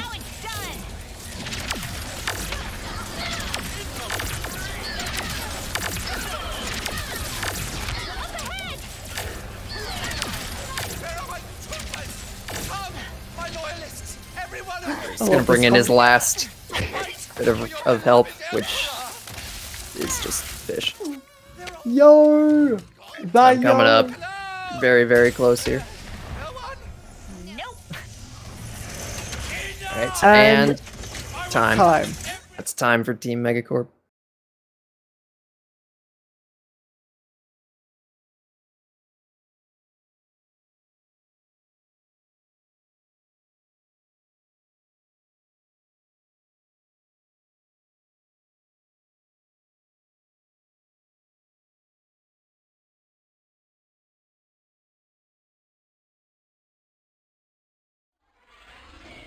we did skip a lot of Clank in Rift Apart, so you know what that means. Since we skipped every single Clank section, we get a Clank solely Clank. We get a game solely Clank. Yeah. Yeah, Optimal taking the lead. I mean, no, not taking the lead. Cruising to the end. Yeah. Oh. Slight miss.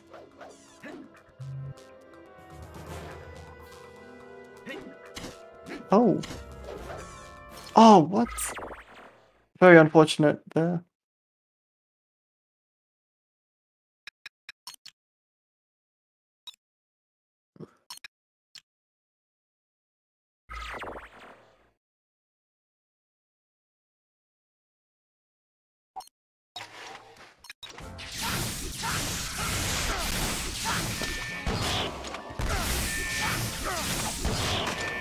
Unfortunate about the game crash and a couple other things, but otherwise it was a very close race.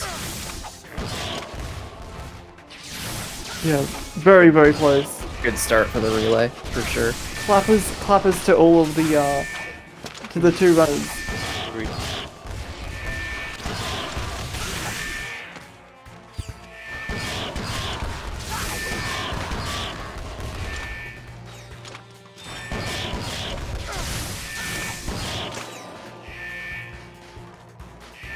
Alright, is this our LP? Yo!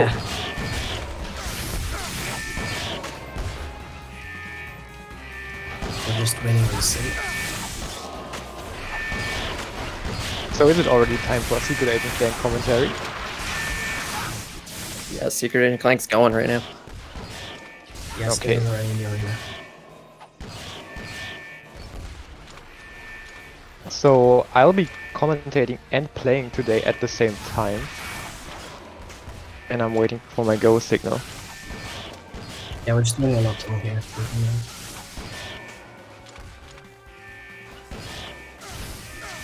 Yeah, of course. So I am Jasper3108, aka Bombvolley HD. Yeah, and I'll be playing Secret Agent Clank and commentating today at the same time. Yeah, I'm Das. I'll be commentating Secret Agent Clank as well. I've also run this game. So yeah. Okay. Fucking go. Let's go. So this is New Game Plus, so we start with the game already beaten, with pretty much every weapon upgraded, and a lot of health. And right off the bat, as soon as we gain control, we're gonna go to the High Impact Games Treehouse, which is a special level that you unlock after finding all of the alien codes to do a little bit of an exploit. The treehouse just has a bunch of, development goodies, kind of like the Insomniac Museum of the other games. And in this treehouse, there's a couple extra arena challenges. One challenge for each of the 5 arenas. The challenge itself is kind of irrelevant, because we don't do the challenge. It's like the 5th challenge that puts you at the 5th arena, which is like 80% through the game. And then we save and then load. If we save, the game puts us in the 5th arena, but without the special challenge limitations, so we play the level normally, which is not intended. No, not at all. Yeah, it effectively lets us skip to this part of the game, which is, like an hour and a half through the 80% run. So I pretty much saved an hour and a half. And we're already at the final 5th of the game. The Walloper here is used to move faster, and the Rhino weapon just insta-kills everything that it sees. So it makes the arenas very fast. Although there's some enemies that are a bit more peculiar, but yeah. Yeah, they are annoying. Sometimes you get those enemies who are basically invincible. You hate to see it. And they're also invincible as they're walking out of the cells or whatever those things are. Even those big guys don't stand a chance. There's also random fireballs and other environment stuff here. Nothing special. Thankfully, we have a cheat code, so I can get to full life once per level inputting the Konami code. Yeah, that's true. Yeah, use the Chalice of Dallas, which is something that you get after unlocking the treehouse and all 3 colored keycards, and then a small platforming challenge. Sure. Oh yeah, it's in the middle of the Problem screen. is I'm on 15 HP. And those it was extremely close to dying, actually. Extremely close. But hey, we got it. That's it. And you just continue through the story.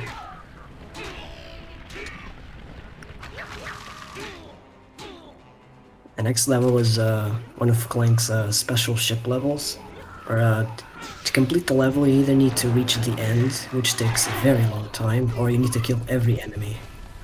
Obviously we choose to kill every enemy, which you can use using some environment stuff, like making the attacking cars just hit walls with bombs, or we can use missiles, or we can use mines, which have limited ammo. And there's also ammo boxes, but the problem with those is that which ammo you get is kind of random, and the missiles are just better because you have more of them. One thing that we actually do is, as you can see, I got the mines there and I wanted those, and that's because I wasted all my mines so that I get 100% the mines. Yeah, that's also a good way to do it. If you run out of ammo completely, they will try very hard to give you some of them.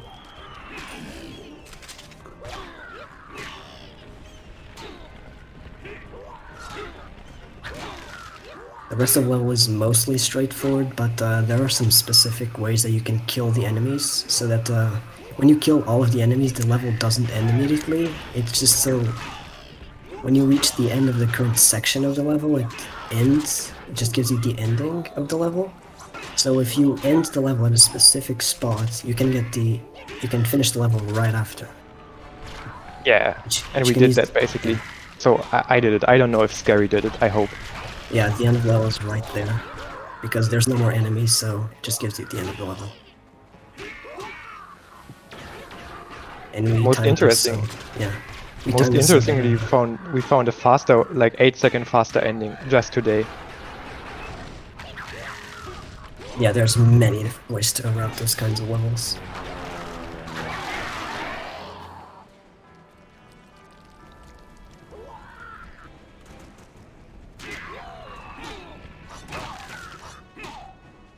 This is a quirk level. This is the last quirk level. You can see, you know, we're 80% through the game. We're getting the last level of pretty much every type. Almost every type, yeah. You just kill the enemies. If you don't, they die instantly if you push them off the edge. Very simple. And if you don't push them off the edge, they die after like 3 punches. But they get thrown so far, so punching them to death just takes so long. And shooting as well. There's also power-ups like the sprayer thing, which goes in a line and tracks you, and it kills everything instantly. Very useful. A bunch of those spawn over time, and we use them in specific rounds to finish them off faster, like here. And one thing to notice actually that we can control how the plane that drops that like poison gas flies by moving in this axis, like to the left and the right. Yeah, it goes where you are, so yeah, you can tell it to move towards specific enemies. So it's not specific or really random. And then there's these stampede rounds. There's 3 of them every 6 rounds. Just to survive, nothing really complicated. The spawns are also completely consistent. Yeah, it's just sometimes hard because if you do one mistake, it can really be really harsh. Yeah, because these sword guys go after you, and the shooty guys go after the dam. They want to shoot it down. Yeah, that's why we focus the gunners. Yeah. This level is actually surprisingly much harder than it looks in my experience. Like, one of the objectives is to get to prevent the dam from going towards the left is from going too low, I mean. And it took me like 1 hour of practice to be able to do that, like that the dam doesn't go below 80% health. Yeah, that it doesn't get broken once, because... oh, sorry.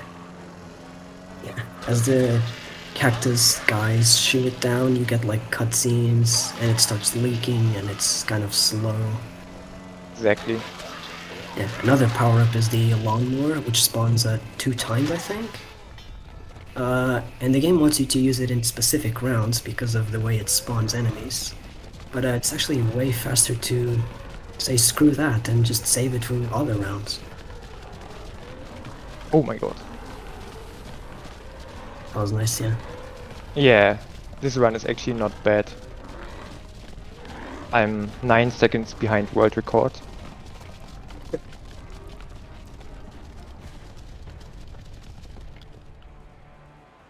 So Scary's already in round 19, which are pretty quick. Damn. I don't know if he has a... oh yeah. I think another lawnmower spawns now. Only Fish Skip can save Team Gadgetron.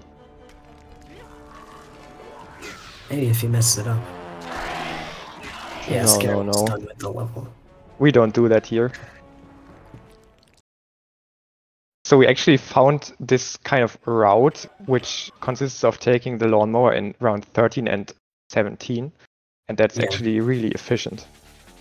Yeah, because they spawn like everywhere, and the game doesn't give you a lawnmower for this round, so we have to save it. Scary here is already on the Gadgetron level. Not Gadgetron, the Gadgetbot level.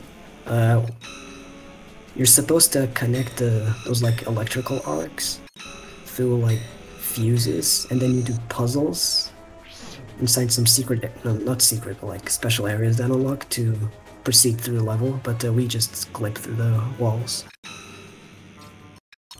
Use some stacking techniques.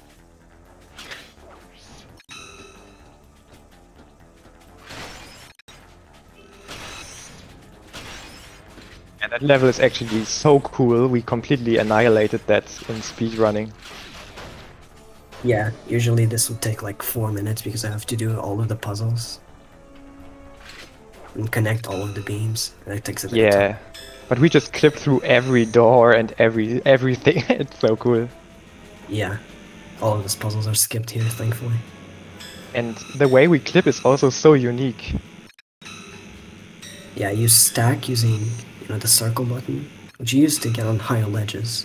Then you unstack and then you set the Gadgetbots to wait, which makes them completely immobile rather. Yeah. Yeah, or solid you could say. Push you through walls. They also just walk through stuff sometimes when they're angry. Don't anger them. Yeah, and that's the end of the level, just clip through, who cares? Walls are just suggestions. Ooh.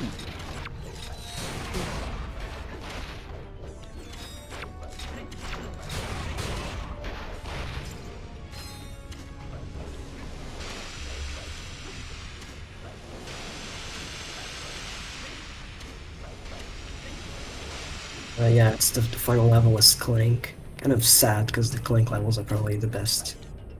Oh yeah, narrowly dodging the lasers for sure. And let's see if he gets this Fish Skip strat. Oh no. Ooh, he got it. Fish Skip first try. Yeah, it's actually that man's a legend. Precise. Yeah, it's a very precise trick because you need to have your timing very, very precise. So the way the fish bob up and down can really mess that up. Yeah, the timing, you need to be in the right point of the cycle. The angles, the points, it's a really hard trick actually. Like, we practiced that for hours, like that trick for hours. Yeah. You also can clip through walls with a tangle line. You saw that with the door. We're gonna see it again with a glass dome here. Very simple, just walk. And this is the last clip.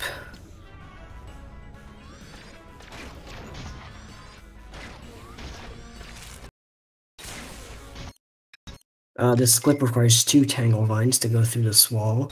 Normally the Tangle Vine has an extremely long recharge time, but the timer keeps going even if you're paused or in a PDA or anything. So we just use the PDA to recharge an ammo while the weapon recharges. And then we can shoot another one and go through.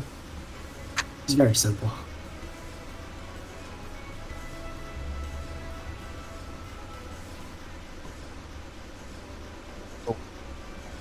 One fun thing about that is we used to do it with just the menu, but then we started doing it with the PDA to save like a few frames of buying in the final boss. Yeah, because the final boss will consume a lot of ammo, and we use the PDA a lot because of it, so we might as well recharge on ammo before the boss, so we can save some time at least. Yeah, this is a different setup for the end of level clip, also works. You know, Scary's at the final boss, which is kind of long in NG+. Oh yeah. In NG+, the enemies have more health. Not really as much as the final boss. The final boss is a bit of an exception. He has like 10 times more health, which makes it a bit long. Fortunately, you can just spam the cufflink bomb weapon, or just cycling back and forth between weapons. Which means you can just mow down the health very quickly. Yes! Nice. Oh god, I'm so glad I got it.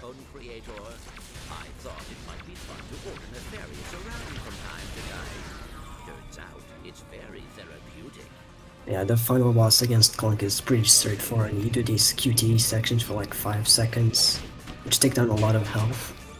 So we don't really want to mess these up. And then you hit him with the bombs on his robots, which also takes down some health. The faster you do it, the better.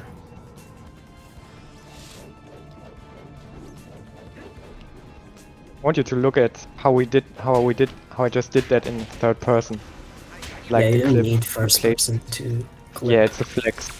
Yeah, just a flex. Yeah, this clip at the end of the level saves like 2.5 minutes. Oh yeah. Just hope I get it. It's really sad if you don't get it.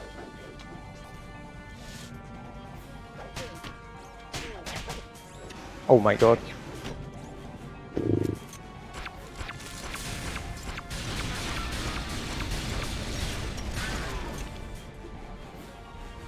And here in this flying section, it's actually quite the risk-reward thing where you can let go of glide earlier because gliding is so slow in this game. Yeah, gliding is, hovering is very slow, so you do want to let go as early as possible. But if I let go too early, it's just death for my team. So I played this one really safe. Yeah.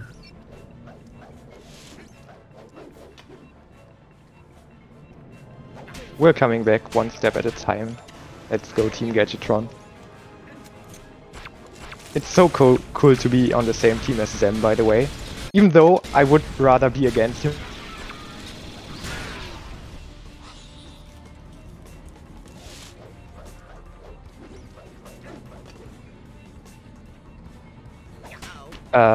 No, I'm not watching. Yeah, I'll try that. German internet is not so good sometimes, sadly. So yeah, oh you're right, I was watching that, so yeah. It's not too bad, yeah. Yeah, let's go. There's a bunch of different types of attacks that the final boss can give, so none of them really matter too much. The Ratchet ones are pretty sad if you don't kill him fast enough. Yeah, there's 3 different robots. You have the Kingpin, Nefarious, and the Robo Ratchet. In the first half of the fight, you only get the Kingpin and Nefarious. In the third half, they introduce the Robo Ratchet. And his attacks can be a bit of a pain, because he just walks all over the place and messes with your camera a lot. Yeah, when Scary gets there, which is gonna be in a minute.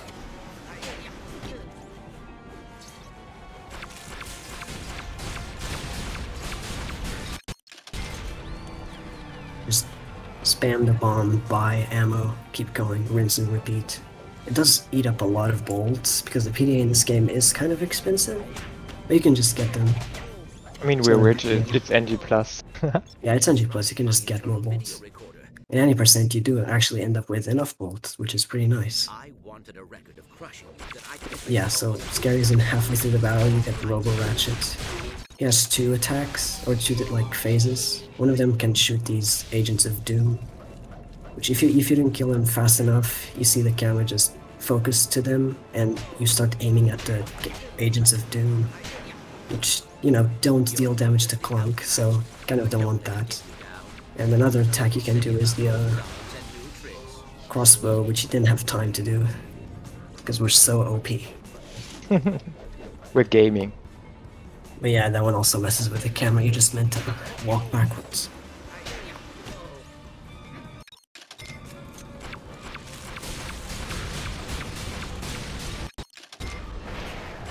Maybe let me use this timing, because I want to let people know that there's actually a tutorial on how to do this in like 22 minutes, NG+, Secret Agent Clank. And there's also like a small speedrun community. So I guess if you're interested, you could like DM me on speedrun.com or something. Yeah, it's a pretty simple game. Yeah, that too. They're pretty cool. The other categories are mostly fun as well. I don't have a specific aversion to certain types of gameplay.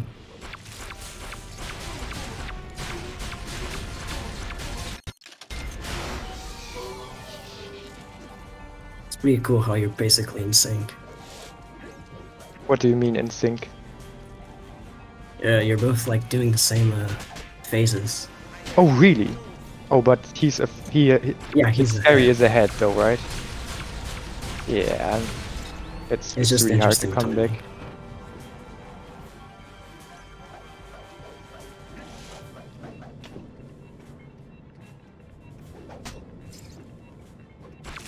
Oops, Scary messed up one of the QTs there. That's a bit of time loss, because you don't deal damage. This is much more satisfying than I anticipated. Yeah, so here you can see the Agents of Doom just being a bit of annoying. They also just shoot bombs at you. Thank you. Yeah, I just played bad. Should kill him faster.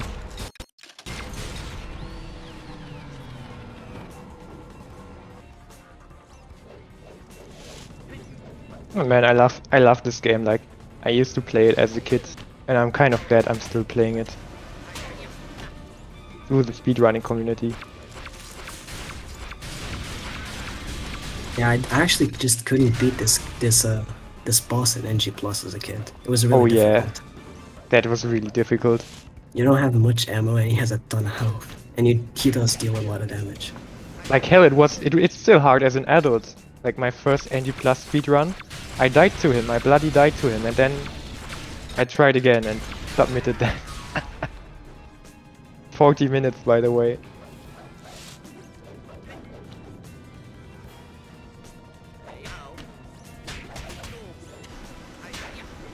So you can see there, I didn't buy ammunition before I killed that suit, so that loses like half a second, because we can't use that glitch where we throw the bombs really quick after using the PDA. Yeah, there's a bit of a delay because you have to equip the weapon and stuff. Yeah. Like the fast bombs, it works by switching, which resets the cooldown. Yeah, can't do that after you use the PDA though.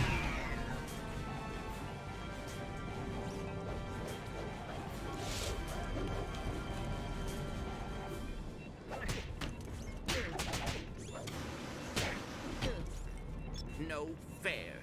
You cheated. GG, Scary. Oh, he's done? Damn. Yeah. I have 40 seconds to stop the satellite from destroying. Yeah, GG, Scary. Marathon Man's moving on to Rack 1 NG+. Rack 1. Yeah, NG+.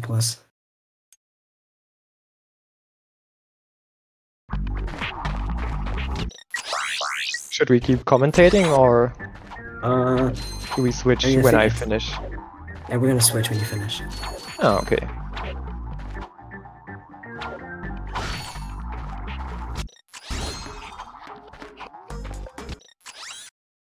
Although, yeah, the end of the fight is pretty straightforward. Yeah, it's rinse and repeat, really. Because it's kind of long and there's so much health. Sometimes the clone can jump out of the robots before you kill them, which doesn't really do much. It just means that when you get the same bot again, it'll have low health. Yeah, it's really inefficient, to be honest. We don't want that, but I got it, sadly. When I failed one feud. You can't damage Clunk while he's jumping from robot to robot.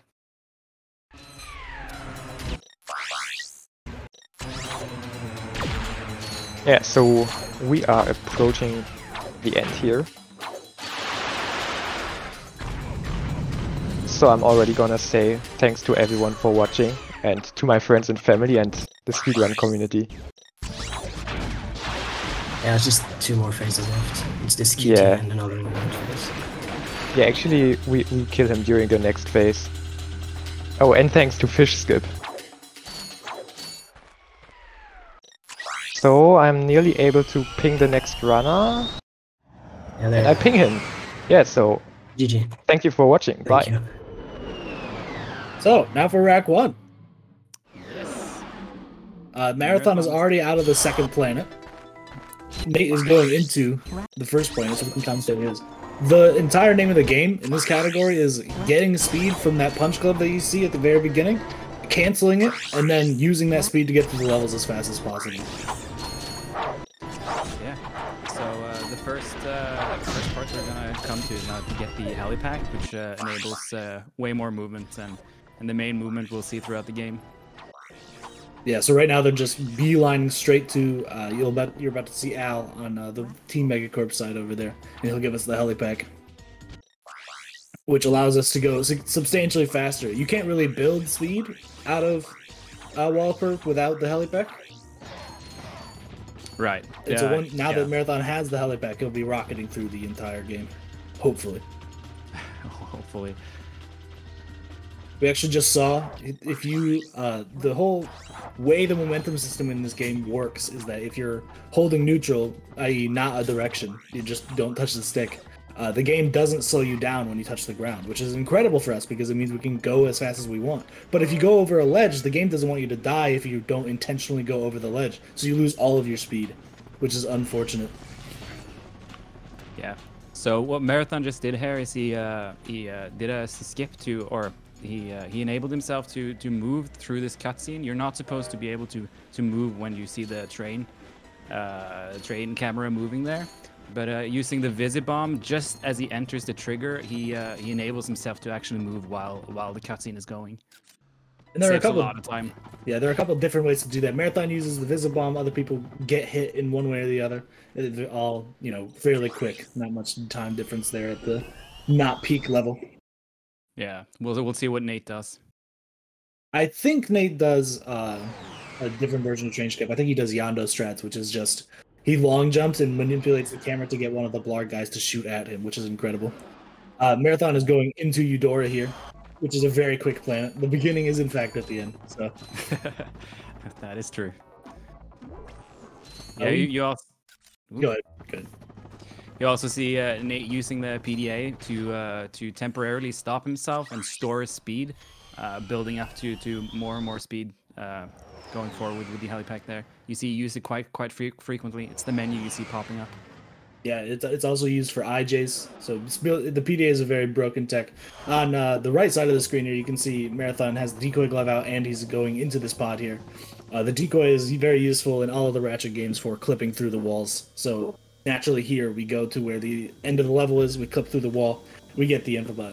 These clips are actually fairly tricky on Blarg Station, which is where Megacorp is currently. It's pretty finicky unless you have done it thousands upon thousands of times, which both these runners have, but it's still very easy to mess up. I'd say 1 in like 4 or 5 runs to just that get here. And Marathon nails the first for shot. Sure. Oh yeah. Let's see if he gets Pod Warp. No X Sappy for us today. Let's go. X Sappy's one of the best runners of this game to ever do it, and he is one of the worst at pod warp, which is just skipping a cutscene and holding L1 so you get control of the camera. So it's very funny when you mess it up. It's the hardest trick in the game. Yeah, it's also the easiest trick in the game, which is why it's so frustrating. Yeah, Marathon going for it and failing first Cineflips there.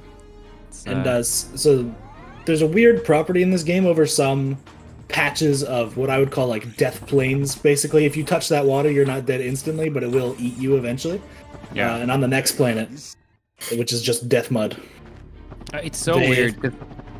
It's just some surfaces, as you say, and it doesn't matter if it's water or if it's mud or something. Some mud works, some doesn't. Some water works, some doesn't. Yeah, and so all it is we have a movement tech that lets us cancel a long jump into a side flip when you're on the ground, and then back into a long jump if you do it fast enough. But when you're over these death planes or just like certain liquid surfaces, basically, it always tells the game that you're grounded, so you're able to just do it back and forth. And in fact, on the last planet, you saw him canceling side flips into side flips back and forth, found by runner Cine52 of Cineflips fame. And so now he's going to do the other version of this, which is long jumps into side flips. Yeah, what Marathon also just did is he went into the mud and then started an in-level movie, as we call it, and then side flip out of the mud again, and that enables Ghost Ratchet, which is kind of a halfway dead state, and that disables the speed limit that you kind of have on Ratchet.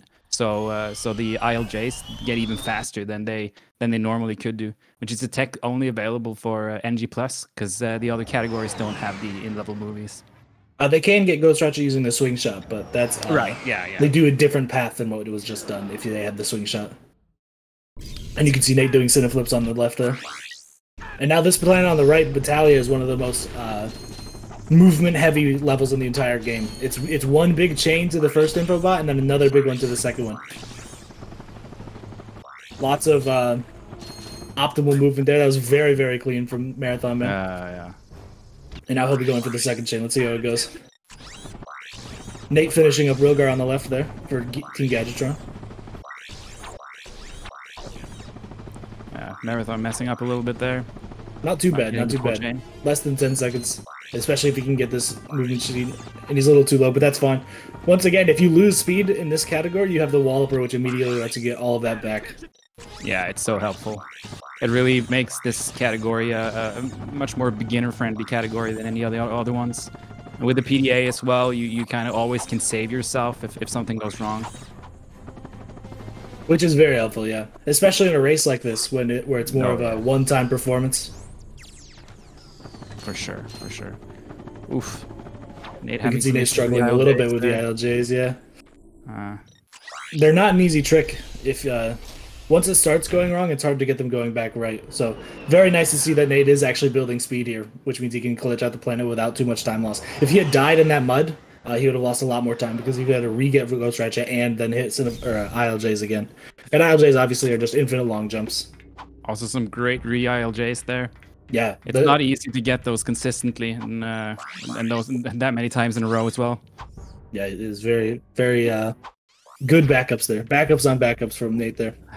We just saw possibly the best skip in Ratchet & Clank speedrunning. We skipped the entire Clank section just by clipping into a pipe using an in-level movie. The Clank just like gets teleported to the ground. Ooh, big Clank jump. Let's go! Nails it. Anyways, and then he punches very into limited a pipe movement to get a proxy. Ooh, Nate going for left side Battalia. Oh. That's something we've really seen. He messes it up, but I respect the effort nonetheless. It's 1 second faster maximum, but it's very, very cool. Gotta go for the fastest strat. Yeah, swag strats are, in fact, there are bonus points in this relay. I don't know if anyone's mentioned that yet, and Nate just got 10, so. Yeah. Now, the movement tech we've been seeing with the Walloper all depends on having in-level movies. This particular level that Marathon Man is on the right, has no in-level movies, so we can't use the Walloper here, which is an interesting little detour. And then Marathon opens the PDA as he hits the muds to insta-death. Which, as it turns out, is pretty useful because we got no checkpoints. Yeah, usually you bounce on the lava there. Nate getting a much cleaner chain 2 than Marathon did. Oh yeah. Ooh, he's hyper stacking, a tech normally seen in Deadlocked. He used an in-level movie to cancel a hyper strike to get a little bit more height. Very cool. Yeah, he would have missed otherwise. Yeah. So that's a good save. Very good knowledge not to let the hyper strike start pushing him down. Not much of a difference here, honestly. Yeah, considering Marathon started ahead, yeah.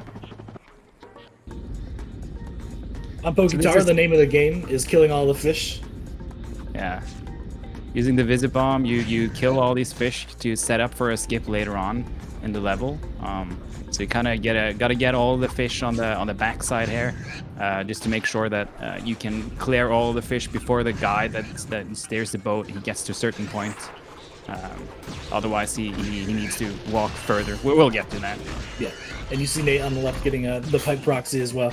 The Clank section there is like 6 minutes long, so it is very nice that we get to skip it in its entirety. It's less than a minute long in this category, and not over like a minute 5 in even the longest categories on this particular visit of this planet.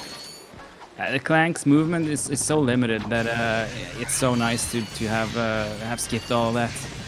Yep, it's really valuable. Yeah. You see Marathon just killing fish, going through the level. Not exactly the most exciting planet, Poketara, but that's fine. Nate going for the mid-air strat at the beginning. It was just posted in the Discord by the world record holder that there's a new chain there that's slightly faster but much harder. Classic speedrunning.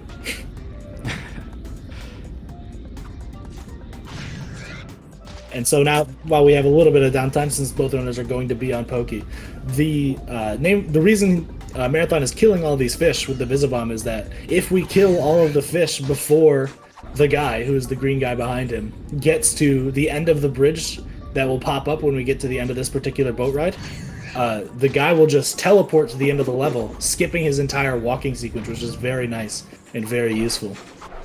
Oh, Marathon missing a fish there.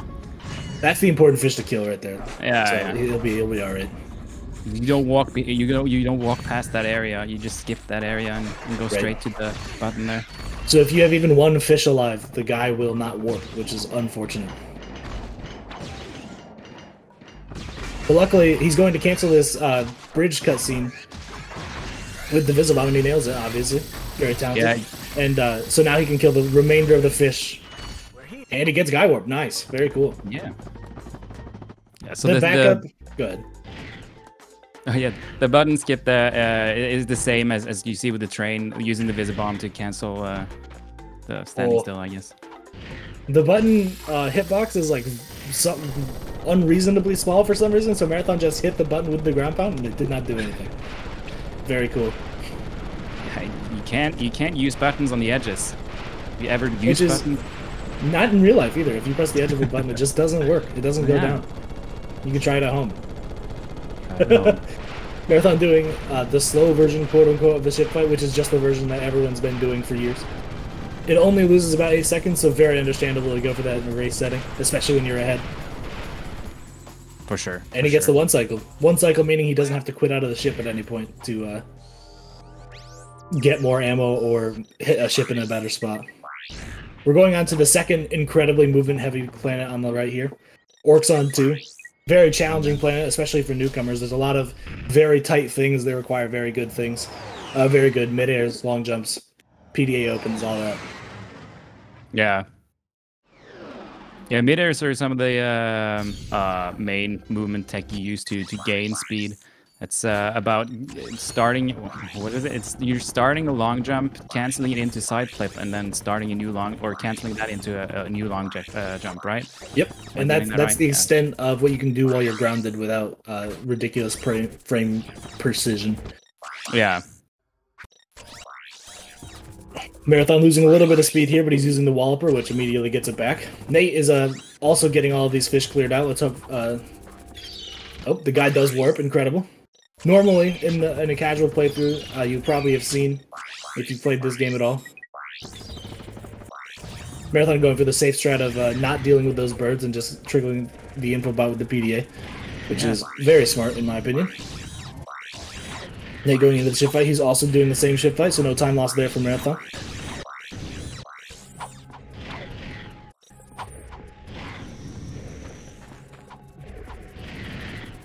Nate's getting some time back here on Poke. We're within Yeah, 2 minutes sure. of each other, I believe. The Especially because Marathon- Marathon's had some hiccups here on Orxon too. Yeah. Must be tournament nerves, race nerves. Oh, it's very, very likely. It's hard to do this game well at the time, at like any, level of good when the nerves are on. It's a very input-intensive game. All of these PDA opens requiring some level of precision. So, any amount of nerves can mess that up. And I'm glad the runners can't hear me because this would be adding even more nerves. Nate leaving Poketaro as Marathon Man from Megacorp is leaving Orxon 2. We call it Orxon 2 because it's Orxon, the planet, and this is the second time. The first time it was with Clank with those big Clank jumps. I love big Clank jumps. Nate getting some very decent speed here on this chain. Yeah, let's Marathon see. had some flubs here, and Nate is roaring through it. Yeah, this is his. He's got some catching up to do here. There are like two types of difficulty in this game. There's difficulty that is your fault, and difficulty that is much less your fault. So Orxon 2 is a very much so, if you mess it up, it's your fault. There's no real other explanations for it. But the planet that Team Megacorp is on currently is a lot more, while it is in your control, it's a lot less in your control. It's a very loose planet. You can just lose time here without really knowing why, despite doing nearly the same thing. The reason being, you're trying to kill the ship as fast as possible. There are very, very small crit points, basically, that do 5 times damage, and if you're even a little bit off, the sections will take much longer to kill.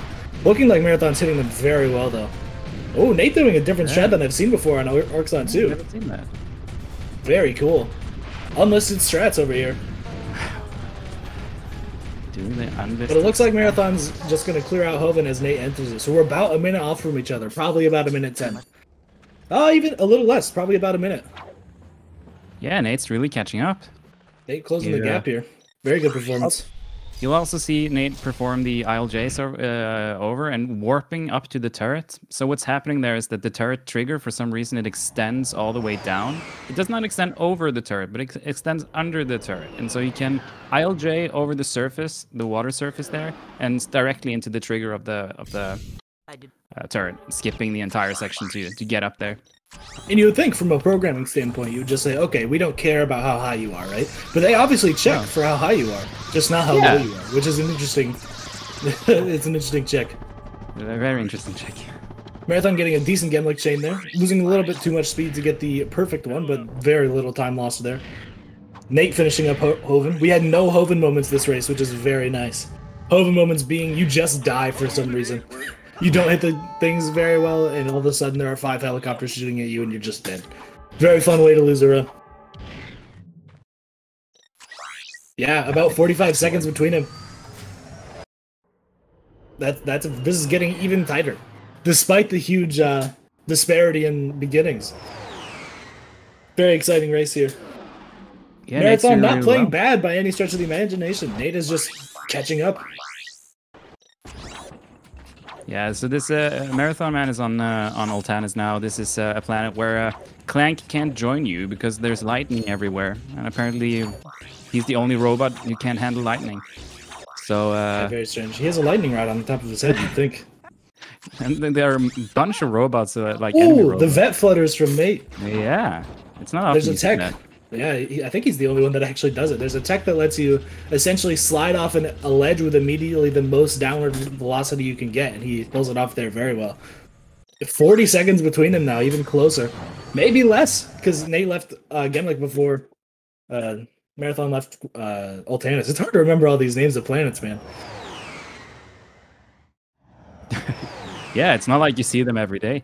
Yeah, I mean, I Almost. do. But this has been a very close race. I love that the Ratchet and Clank games love taking you away from one or the other of them fairly frequently. Oh yeah, It's okay to not have all of your options in a speedrun.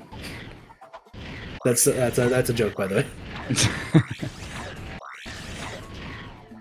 Marathon going up the side of this mountain to shoot a robot that you can't see to trigger a cutscene to skip all of Planet Quartu, and there we go. It's done. Yeah, so there's two ways to do this as well.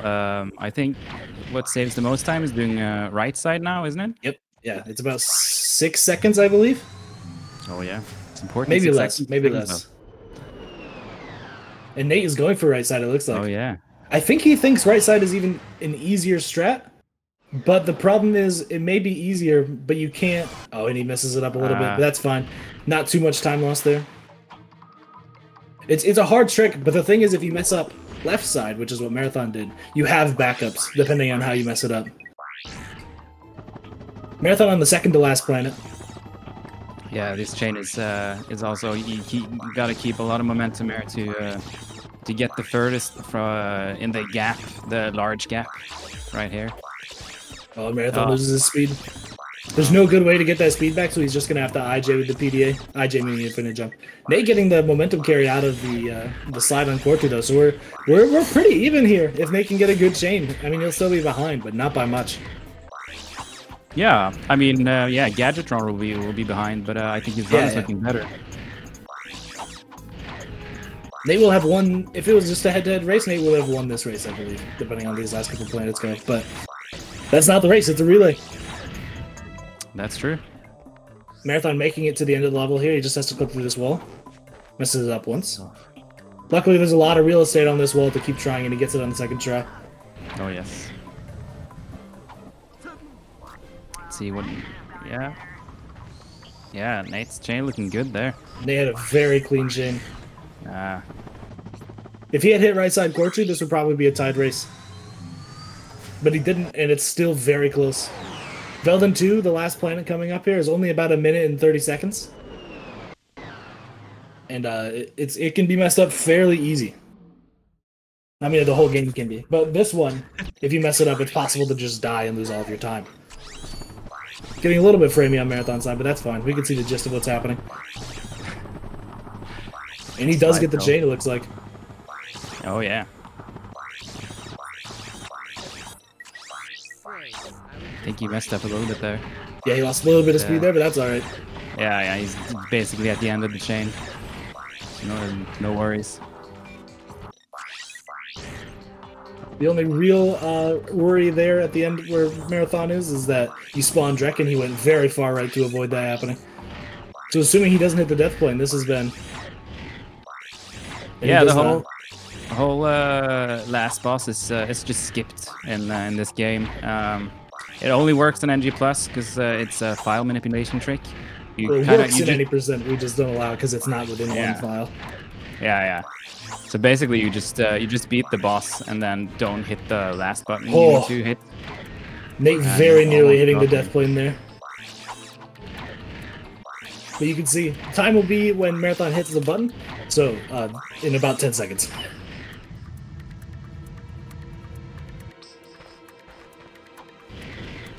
And time for Megacorp. Yeah. Nate is almost there as it goes. Looked like finish time was about 2:12:39.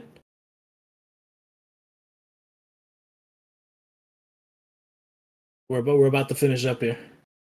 Yeah, Nate has caught up a lot of time here. That's very good race from Nate. Good for Team Gadgetron. And there we go. Marathon also did a really good run. He did 2:13 flat, so about 30 seconds. That's very good.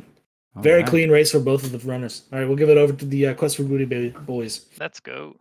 Congrats to both. Yeah, it was a tight race. Really closed the gap for Gadgetron. I'm not biased.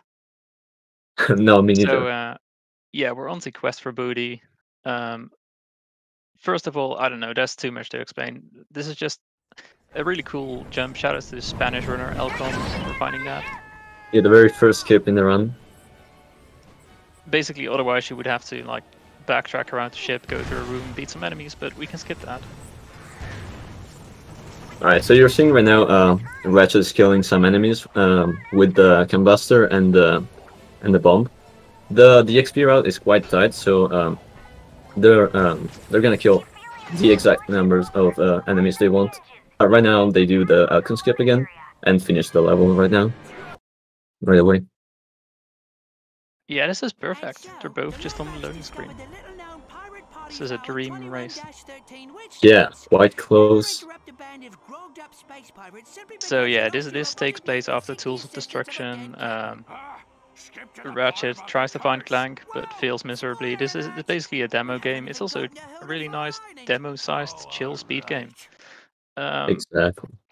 As you saw in Ratchet & Clank 1, Clank kind of got overused. He might be sore after those 20 minutes. But he gets to take a break, because this game isn't very Clank intensive. There is no Clank. So it will heavily rely on Ratchet's, well, buffed double jump. He's been working his legs, because he needs to do without Clank, you know. So first off, he's going to show it off with a very specific double jump over the gap and onto the thing. Sam having some trouble. But Black does, once again, a very tight space double jump along the rocks here to skip a cutscene. There's a giant cutscene trigger, basically wasting 15 seconds of your time, but you can skip it. I was going to go on the rock, hyperstrike into the Magna Rail, and then the game gets confused and puts you under the water. Yeah, kind of a slip. So right now the Ratchet's under the water. If you gotta be careful here, because if you swim too deep, you're gonna die. There's a death plane.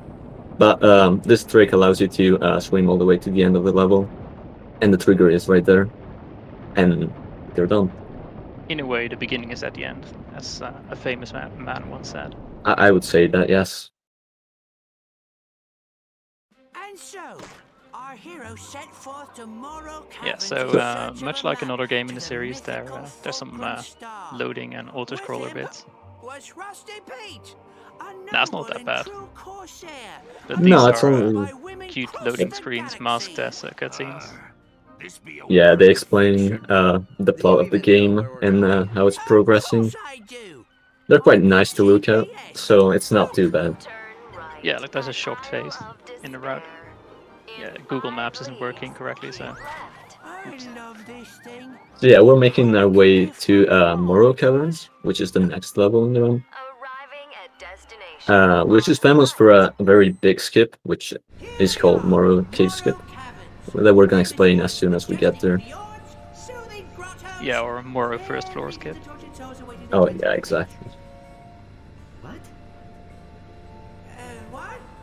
I didn't say nothing. I still don't understand why we need Slag to find Darkwater. Didn't you help him hide the ship? Well, I was a bit soft at the time. Woke up 3 days later wearing an evening gown and spooning a kerchief. Watch your tails! So here we are. Ratchet's gonna stand on this little white rock and try to double jump hyper strike in between those two rocks. Then change the camera settings to lock strafe to make this jump easier. And yeah, basically skip this part of the level. He's gonna now jump again in between two rocks and go out of bounds and do some more delayed double jumps to get through the level. Yeah, it's really cool that you can just walk on this elevated level just within the cave and basically massively just sequence break this entire puzzle section, I guess. Just middle finger to game design. And again, another skip here. He jumps on the tree branch and then clips on the top half of the wall since it's not solid. Yeah, next jump that Black's coming up on is a bit finicky. If you latch grab at the wrong place, you fall down.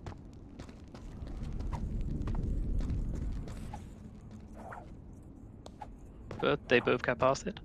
Very nice. Here another delayed double jump with a hyper strike to get on top of those crates.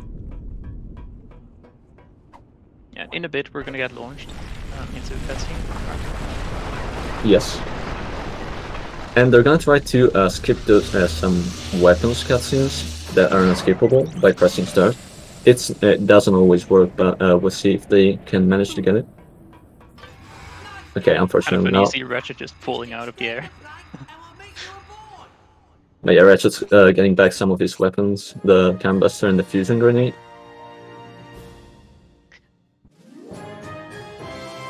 Yeah, it's kind of funny. Ratchet gets captured, but magically he just finds his weapons at some point, because the pirates don't have any use for them somehow, even though they're way more powerful. Unfortunately, Sam fails the delay double jumps. They're not as easy as they look. But you're gonna see Black here kill some more enemies with the Fusion Grenade for XP, and make his way to the end of the level, which is basically where we came from. So he's running back.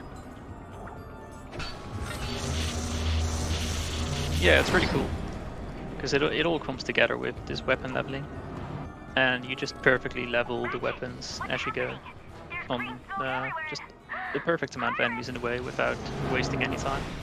Yeah, Just gonna exactly. kill some more, level up the combustors to level 4, and there you saw an instance of pausing as a weapon levels up.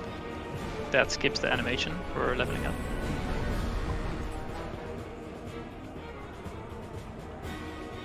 Yeah, we need all of the most weapons up V5 for a final boss, and also a fighting section that we're gonna see soon. It's gonna Oh, hype very right nice. on that enemy. Really cool trick on the Piper. Yeah, it saves like a corner cut, a couple of seconds, I think. Oh yeah, it's cooler than the amount of time it saves, but Absolutely. and Black's gonna be going back to Hulafor Island because we got an emergency call to save the people that rescued us. So in a Well, way, you know. you can kind of see it as like a hub area. Because also we didn't mention this, but on the first visit you were supposed to do like a whole side quest, sort of, where you For the people, yeah. yeah, where you like restore their wind turbines. But we never did that. We left that up to them. We are Yeah, way Ratchet busier with leveling loves up our weapons. Ratchet loves swimming, so he just went for a swim and then dipped out. Yeah, I mean sometimes she's got to swim out of bounds. Yeah, that's my favorite activity. Yeah. You're seeing Ratchet talk to nobody, because the guy, because if you skip the cutscene earlier, this guy never spawns, so you don't talk to him right now for some reason. Yeah, he's still out repairing the wind turbines that we didn't. So just hold on. Then you get 2 more weapons here. Oh yeah, he's there. He spawned. He popped in. Oh, there he is.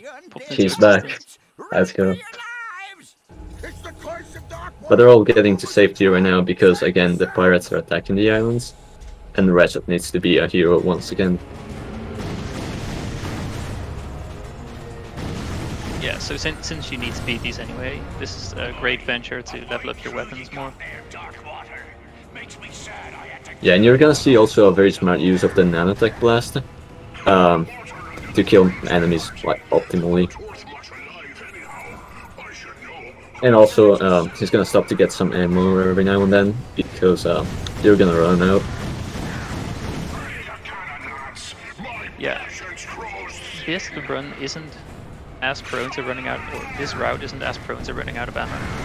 But I want to mention a cool side effect in this game. Is that the amount of ammo you get depends on the difficulty. So before, when the route was more ammo reliant, you could difficulty switch to a higher difficulty, get ammo, and then switch back. And that was just a clever implementation of that by Mobius. Shout out to Mobius. Oh, that's Mobius, absolutely. Yeah, big shout outs to him. He has built the Ratchet & Clank future games to what they are today. Yeah, Mobius has all the Ratchet & Clank world records. So now you see the turret spawning. We're gonna use that to kill those turrets on the ship, and you're gonna see Black do quitting out and re-entering super quickly. So it resets the cycle of those cannons to kill them more quickly.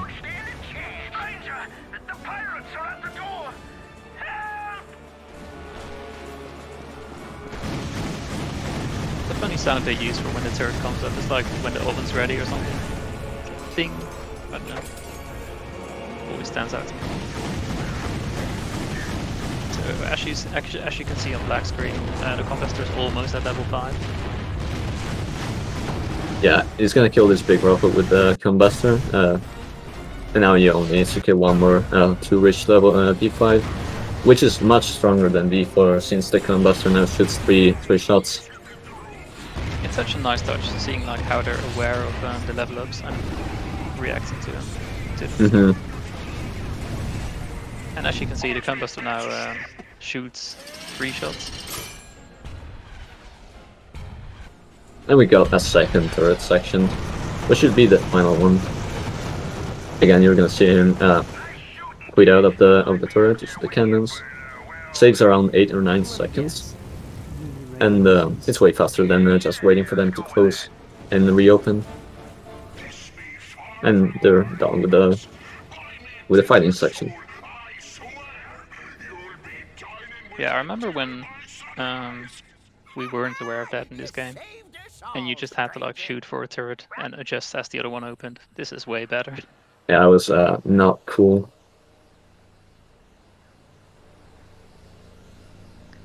Elwyn also just pops into existence whenever you need her least.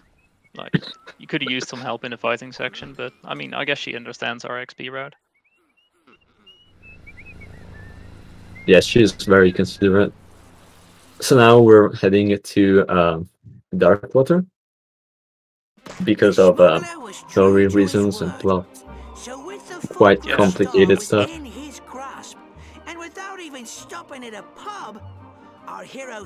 But it's placed to the hardest skip in the entire run, which requires a weapon that we haven't quite got yet, which is called the Nanoswarmers. Basically, we're gonna flip out in a specific spot, but we're gonna see it in just a minute. I'm not leaving Murdergraw without it. Yeah, the start can already be annoying. But he's gonna expend some ammo of like a sentry turret type weapon. Now, why don't you take these weapons? After he's done talking to this guy. He's trying to sell us something, but I'm not interested. We take his freebie Predator launcher though, that one's going to be instrumental for the rest of the run. Absolutely, the Predator launcher is the most important weapon in the run, arguably. Yeah, also here now throws them down. Yeah. He's supposed to talk to this door, but he's just gonna double jump and skip it. Having a bit of trouble, but I should be able to get it soon. Yeah, there it is. Oh, never mind. Yeah, that's what I meant by the start can be finicky. Yeah, not talking to the door. Not talking to the door actually triggers a fight with a couple of enemies. And now you see him clip out of bounds and make his way on those rocks. Once again, it's like a giant puzzle section. Yep. And now there's Darkwater skip that we were talking about earlier. He needs the last ammo of the Nanoswarmers, and he's gonna place it in a very specific position to clip out. Maybe. Let's see if he gets it. Yeah, this is very precise.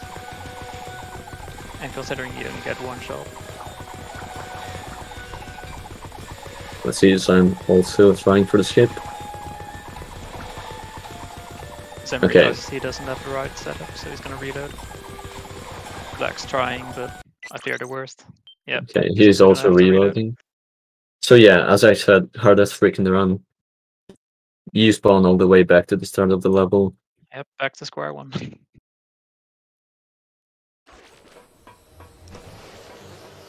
Yeah, this is where the race gets exciting. Yeah, it's anyone's race right now. Also, this skips a lot of stuff in the level. There's a giant fight that you're supposed to do, which used to work nicely for a Predator launcher XP, but since this just saves so much time, the Predator launcher XP route became tighter, but they've managed to figure it out without any problems. Yeah, you're gonna see some really clever routing on the last level. So I'm trying again for the skip as well as Black. This skip's just not playing ball. It doesn't look like any of them are gonna get it again. Yeah, no. Like, I don't know, you're looking for a specific visual cue of Ratchet's ear, but I don't know, the camera has a weird tendency of like zooming in different ways, so it's kind of hard to tell.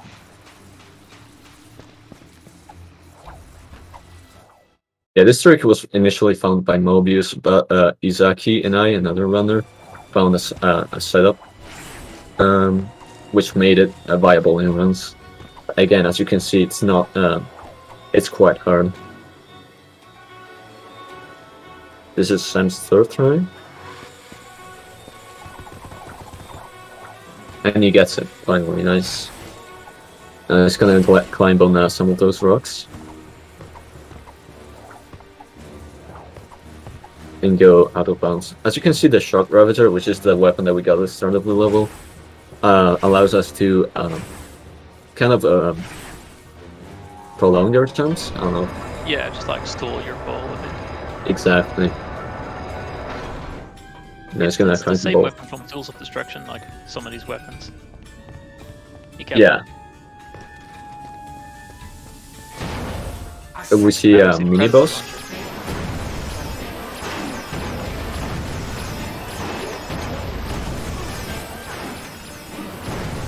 And this is the Predator launcher only at level 3, which is the starting level for all weapons in this game. And it just completely destroys it.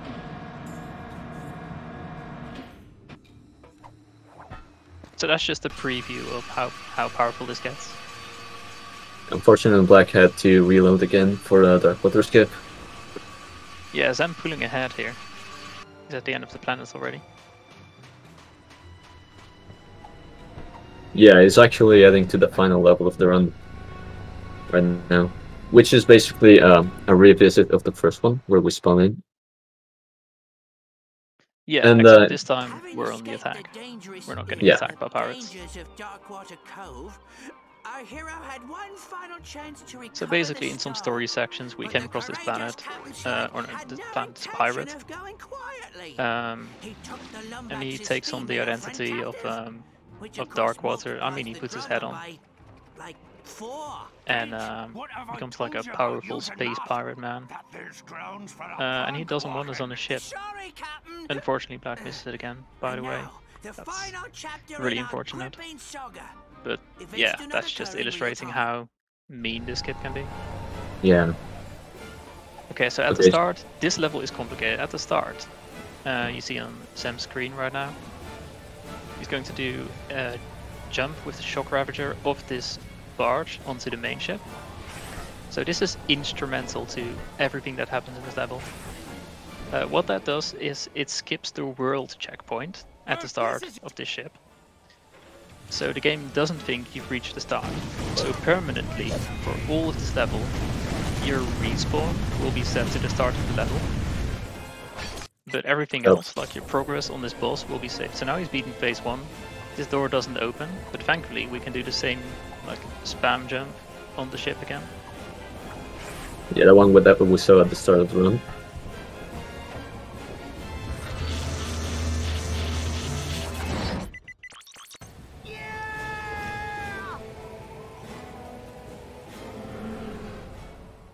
And Black also got it, by the way.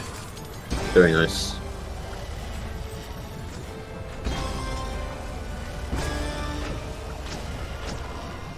You can also do Shock Ravagers right to that boss, can't you? But Yeah, I I think so. that one's kind of Yeah, it's way There's harder. also a death trigger, like if you don't go out far enough.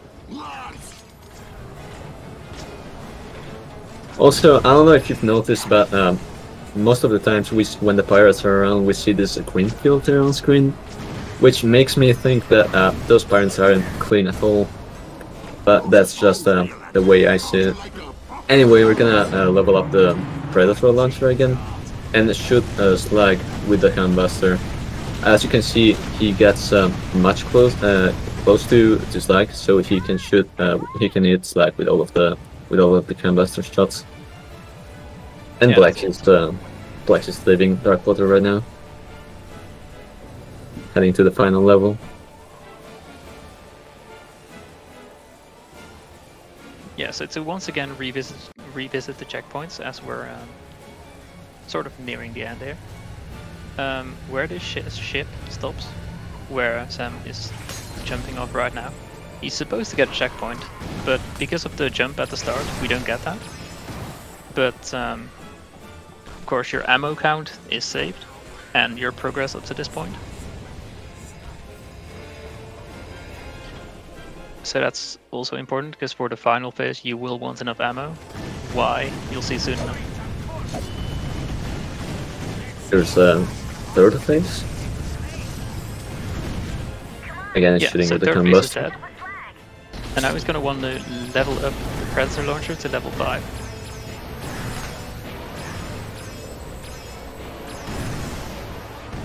just these enemies will do it. Level Perfect. 5, and he jumps off. And now you'll see we'll be scooped up by the smuggler again on the barge. And it's like we haven't even touched the level. But guess what? The progress flags are still up. So what he's gonna do is he's gonna jump on this first ship, and any boss phase area will spawn the next phase of the boss, but not at the location that you are currently at, per se. Like, Slag is currently where the 4th phase is supposed to take place, and he will want a specific attack that he gets first try. Wow. Wow, that's really lucky. And now Time's he's coming going up. to stall the attack as long as he can, and then he's going to fly back to his arena, but we want to kill him quickly, and he does it. That's fade out. Wow, very nice. Wow. That can take as long as 2 minutes or longer, I don't know. Yeah, it's completely RNG which attacks he does, and only one of them is takes in consideration Ratchet's position, so he comes over up to you. That's bonkers RNG. Yeah, really nice run. Killer's getting on his way, and Todd.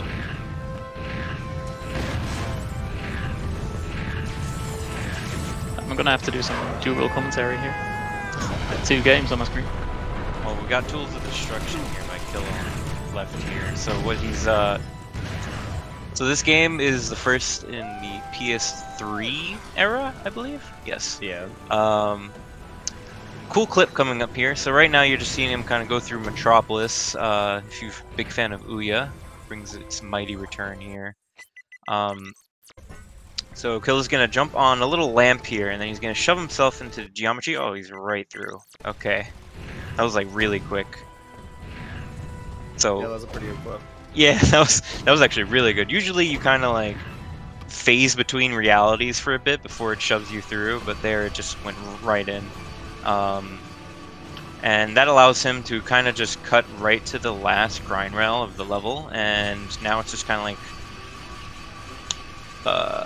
you know, just an auto scroller to the end here for the next 20 seconds.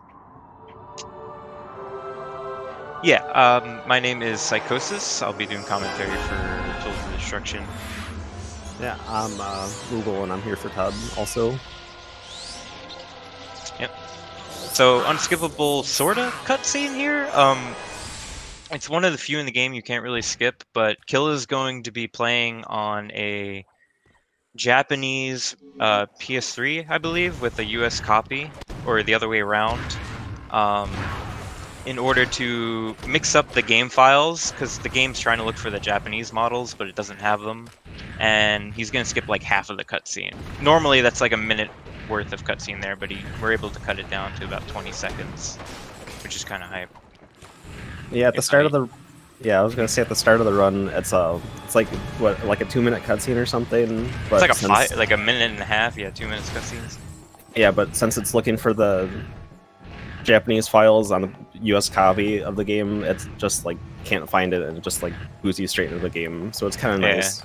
It's just like, oh, I guess it doesn't have them, so we can't play them, and then it just skips. It makes resetting a lot better, and obviously right there it saves like what, 20 seconds, I believe, something like that. Something like that. So this is Kobalia? Is that the name of this planet again? I haven't played it in so long. That Kill is kind of running through here as Black finishes up on the right. Leviathan fight coming up here. It's kind of easy, but like there is a bit of RNG depending on ammo spawns and stuff, so that could lose you 5 seconds or so. So hopefully he gets a good bit of RNG here, but it's not too hard. It's not really a bad point in the run. But yeah, I know whenever I ran, and I would get bad RNG, I'd get a little annoyed. But he had a good fight, and now we're gonna get into the gel factory. If you like, kind of want to explain what works there, Moogle. Oh well, there's gel. So no, you're gonna get like a gel gun, and he's gonna clip through some walls and go places he shouldn't be going, and just going to like a like a crank, I guess. There's like a crank at the top of the stage that he'll like use. Yeah, this game is like the physics in it are just broken. So like I always explain it like this: the walls are just paper thin.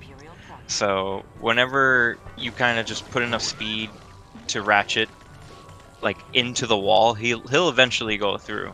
And you'll see right here as Killa starts setting it up with the Gelinator. Yeah, there something it goes, like that. right through. Yeah, very knowledgeable in this game, as you can tell. But as he goes right through the wall, and then he's gonna abuse a sort of checkpoint system here that's gonna just launch him later into the gel factory, which skips like a large portion of it. Otherwise, you'd have to do like puzzles with the gel weapon and jumping platforming sections.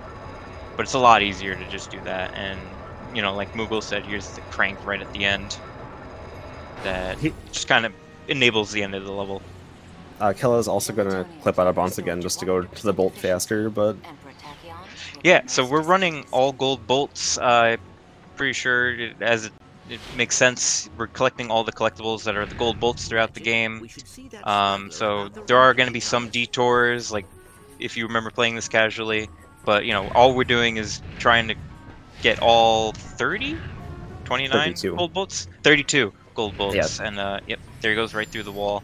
These aren't hard to do, but they're very impressive. And, you know, when I was first learning to run the game, I thought it was so cool that the walls were just merely a suggestion in this game. And here's the smuggler, a fan favorite, that he's bartering some souls that he got from the Leviathan to leave the planet. I don't know.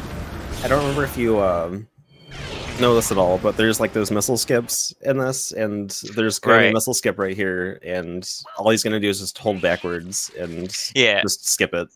So in this game, like some planets, you like do a little missile dodge section where like you free fall and you're dodging the missiles. But here you technically spawn in the level, and by moving Ratchet backwards a little bit, even though the screen's black, he's still there on the level. It moves him out of the checkpoint or the loading area for that section, so it just skips it. And yeah, that's why we're able to skip that there.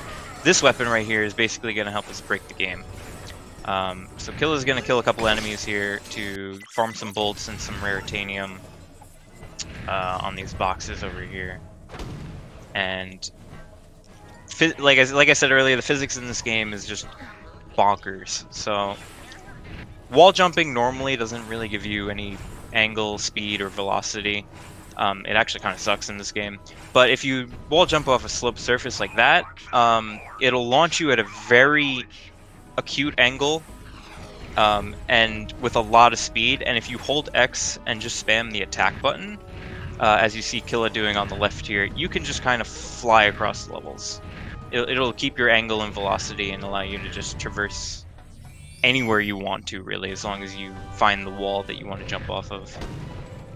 And this is going to allow him to basically get the first gold bolt on this level here. And then you're going to see him shortly afterwards do it again. This one's very hard. I remember trying to do this when I was learning. Oh, first try. Yeah, that one's like, if you die, well, if you mess it up once, you die, and then you have to do, like, I want to say what you do 90%? Yeah. So, right it's here, very unforgiving. Yeah, it's bad. Like, I remember I was trying to learn it, and I just gave up after a bit. So right here, he's gonna slam his wrench in order to build up a lot of speed on. Oh, it didn't work. He was trying to build up a lot of speed on the sliding platform there, because that is ground, but it's also not. So Ratchet just slides across it, and by slamming, you build up a lot of speed. And then he was hoping to get launched out towards the gold bolt. It didn't happen, but it really only saves a couple seconds if you do it. And that is now the second gold bolt of this level. So right here. Also, yes, you can see Ratchet's thick eyebrows on the Japanese version is amazing. And his green pants. And his green pants. It is amazing. But just a bit of a fighting section here. As you can see, Torp on the right is starting to get to the gel factory. There's still a lot of time to make up here, so hopefully Megacorp can come back. You know, I'm rooting for my boys. But let's see here. Oh, he tried to skip the cutscene too quick, so he paused. I do that all the time. All the time, because it's like a black screen and then the cutscene. So like if you pause during the black screen, it's still thinking it's in game. It's very funny. So right here is Fastoon. Oh, you could go. I was gonna say, Killer, he's on Fastoon right now. We have to get like 6 components for the ship. But he also has to worry about his bolt count. You need about, what, like 25,000, 24, give or take, to get like the Shred Reaper in the next area, which is just like a shotgun. Yeah. So, I was gonna say, like, the only like crazy skip in this area is gonna be in the Clank section, which I'm not sure if he should be going over that now or when he gets to it. I could try to explain it, because honestly I still don't understand it years later, in terms of like what's actually happening. But in this game, the Clank sections, to kind of spice it up, they gave him time slowing abilities, and again, the physics in this game just do not work as intended sometimes, and you could abuse the time slow effect with the momentum you gain sliding up certain sloped surfaces, and then you could keep the momentum, and then the next time you slow down time along a wall, it'll allow you to glide up the wall. You'll see it here in a second from Killa. It's coming like in 20 seconds or so, not even. But right now he's just gathering all the components for the ship. Normally you would talk to the ship and it would tell you to go get them, but you know, since we're speedrunning, we already know what we have to do. So I think the Clank section is coming right here. And you'll see he's like, yeah, he's gonna like glide into the rock and he'll like jitter, and then once he jitters, he'll like know he got the trick. Yeah, here it comes. Yeah. It's very tough. This is like a really tough trick to learn first start in the run, and I think Killa got it. Yeah, as long as he. Sometimes you could still fall, even though like I've had that happen to me where I went all the way up, and then I let go because you have to hold up left, I believe, like the entire time. Yeah, it's like 11 o'clock to then like just straight noon. Like, yeah, on the control and stick. If you like neutral it or whatever too soon, you could just fall back down. But yeah, like I said, you keep the momentum and you just slide up the wall. It's very funny. Yeah, it's used in the other Clank section, but there's a different setup, and it's, I want to say, a little bit easier, kind of. It's probably easier. Not, but... It's easier to at least do, but like I'm sure Killa's gonna go for the harder method of like landing up top with it. Yeah. Yeah. It's definitely not. I do find that one way harder than the second one, though. That's for sure. So you see, Killa's kind of setting up his health here to Death Abuse back to the start of the level here. He's gonna just no, and that's gonna take us right back to our ship, Aphelion. Oh, almost. And then I do believe this is now the first infamous auto-scroller of Todd, which is one of the unfortunate parts of the run. 3 times. Yeah. This is like the shorter one out of the bunch, but... Yeah. So it's basically... like I said, it's an auto-scroller. You're just kind of flying around in a circle like he is right now. You got a little skill point just for swag. But the difference is, in this category, you do have to kind of pay attention, even though it's still rather easy. Because since they're gathering all the gold bolts, if you see that little rainbow thing that he just shot out right there, bonus target, get 5 of them and you get a gold bolt. So, you know, if you want all the gold bolts, you have to do it. So, you do it anyway, because I think the text in most categories is faster than not, like, right? The text for getting them is faster than the text for it saying you failed to get them. Yeah, you save about like 5 seconds if you get all of them. Yeah, so no matter what, you're always getting them, even in NG Plus where you're maxed out files, because the text, because otherwise at the end of this section it would say like, oh, bonus objective failed, blah blah blah, and then it like loads out the mission. Whereas if you get it during the mission, it'll say like, oh, bonus gold bolt attained, and then at the end it won't say anything. So it actually saves time. But you see Torp on the right here. He's starting the fast tune. I hope he gets the glide first try. Like that trick is so tough. Yeah, it's a real pain after a while. Yeah. It's I always said runs don't really start until after like fast tune, because that's like the first hurdle in the run. But yeah, both of them you get through. Yeah. I was gonna say that, then Riken 5. Yeah, for sure. Killer's gonna be on easy mode, on pilot mode. He is in this category. I'm more of a New Game Plus runner, so I always forget this. But in this category, you actually do have to kind of get bolts here and make sure that you're killing enough enemies. And Raritanium, the little pyramids that you see him shooting at time to time, because he is going to use that to buy stuff on not the next level, but the level after, I believe. No, Mukau is the next stage, so it would. Oh, be... Mukau is the next stage, yeah. So then it is the next level. I thought it was Nundak. No, it's Mukau then Nundak, I think. Ah, right. See here.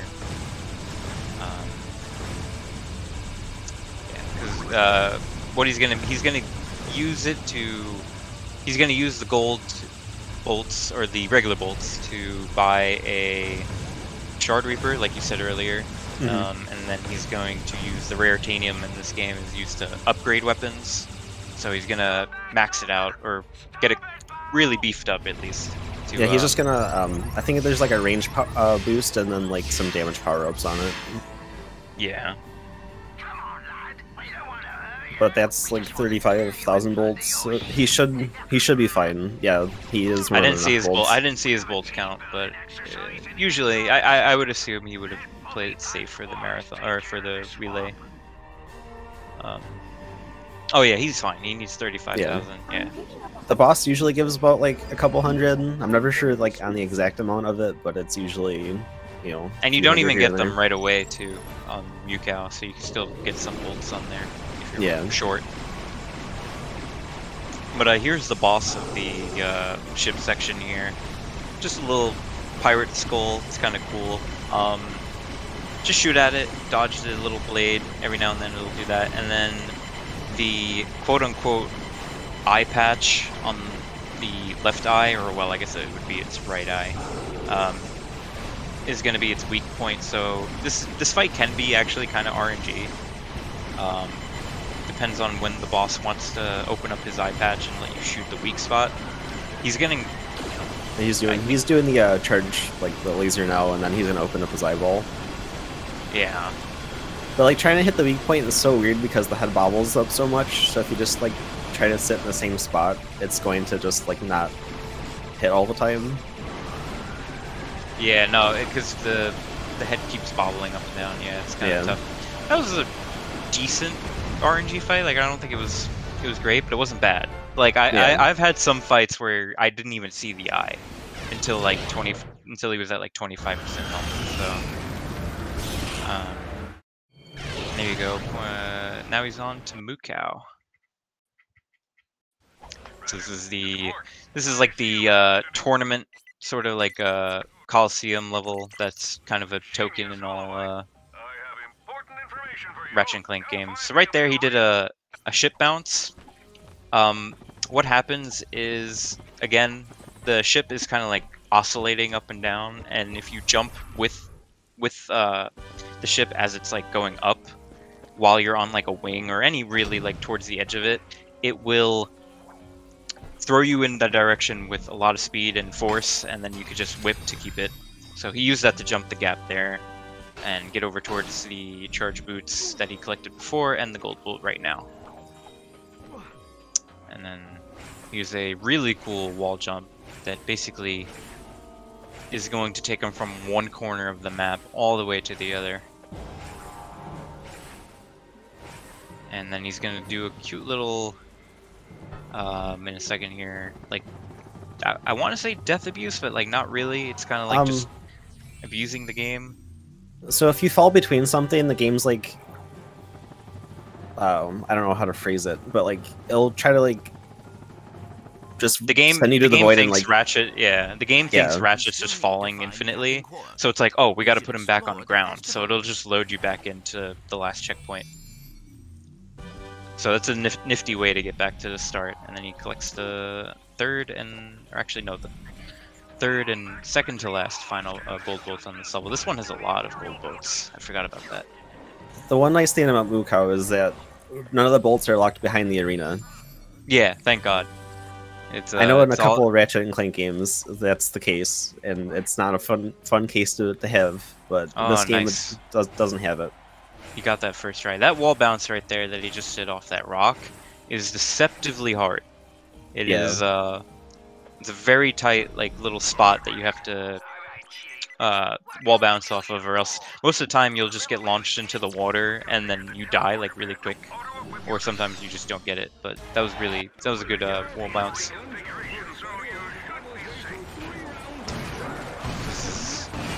This is the arena.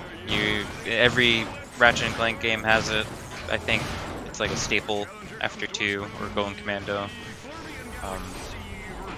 In this category, do they kind of use the camera trick to like force the spawns, or is that mostly like a New Game Plus thing? I have no idea. I know in New Game Plus you stand in a certain spot and you have to only look towards one half of the arena, and all the enemies will always spawn on that half. So I'm not sure if that's like as big of a thing in this category. It just looks like. I was gonna say it just looks like Hill is just kind of running around as everything spawns, so I'm not. Yeah, everything dies fast enough that it's probably fine enough, and he's just gonna swag on us with the little lava walk.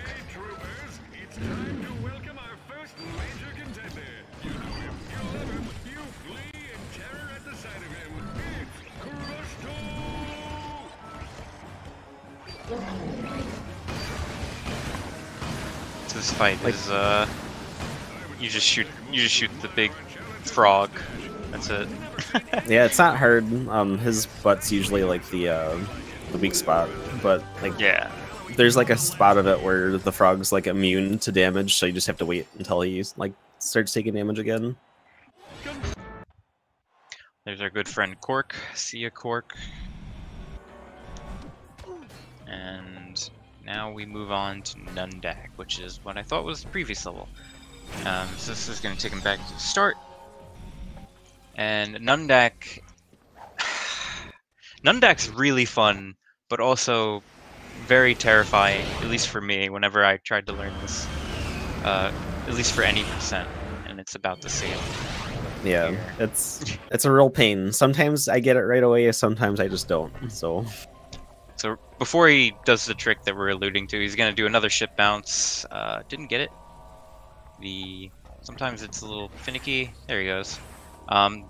This level is just a bunch of little asteroids around like a map that you're supposed to like jump in between using catapults, but they're slow. So he's just going to he's going to jump right to it and. Yeah, it looks like he animation canceled that with the swing shot. Oh, I didn't even know that was a thing. Me neither. I learned something new. I learned something new every day. There you go. So here's the trick we were alluding to. Yeah, this is very tough. There's like a slight spot on this rock you can wall jump on, or a slope jump, and it'll once he gets it, he will go pretty much to the top of the map with the Shock Ravager, which is like the whip. It is very precise. This one, it's like, there he goes. He just got it. Yeah. You know you got it whenever you like get launched up very high. So that was still relatively quick. Like honestly, it's a lot harder than he made it look. Yeah. Runs can die there for sure. So now he's just gonna do a lot of whips here to carry his momentum and angle, so that he can then float down onto this little turret shield thingy. I think he did enough, right? Yeah. Yeah. So normally you would have to go around the asteroids and like kind of link the satellites or whatever, like little machines on them, and then it opens up a doorway into this sort of base in the middle right here. But instead we're just gonna go out of bounds. Water section here. yeah, because that tube on his left there would be filled with water and you would swim through it. But they made it extend through the tube, so we're going to abuse that to swim right underneath everything. So he's still out of bounds. And, oh, he went for the fast setup. Nice. There he goes. And right to the end. So normally you would have to go through the base, fight everything, do puzzles. It's a very long level casually, and we're able to do it in under like 2 minutes because of that, which is still really fast. And now he's on Ardolus. So in Rift Apart, that was like a shooting gallery or whatever, like a carnival kind of, I guess, or like an amusement park. But we're not that far yet, so Ardolus is not an amusement park. I don't have a PS5, feels bad, so I have no idea what you're talking about. Trying to stay spoiler free on Rift Apart. Well, I'll keep it that way. My bad. Well, Ardolus is in the no, other it's game. okay. But as you can see, he's doing another wall bounce here to skip right to the end of the level. That's going to be a common theme, and then with another weapon, he's going to get later on in the run. We're just gonna be able to fly through levels. Yeah, we're he's just gonna run through the level as like we would at any percent, but he'll come back later for the bolts. Yeah, it's actually faster to come back later and get them with the weapon I was just mentioning. To get more movement tech with that. Another auto scroller here Clank, hop on that turret. for kill a second of 3. It's always pirates, dude. They're the ones always trying to kill you in these. I think one of the dialogues was if you give him grog, he won't carry or whatever, just as long as you give him grog. But obviously Ratchet doesn't do that, so. Yeah, we always have to take the hard way out.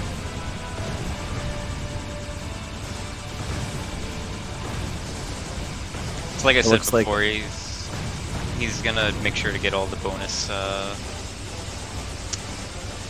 bonus targets and stuff, because again, it's important actually in this category.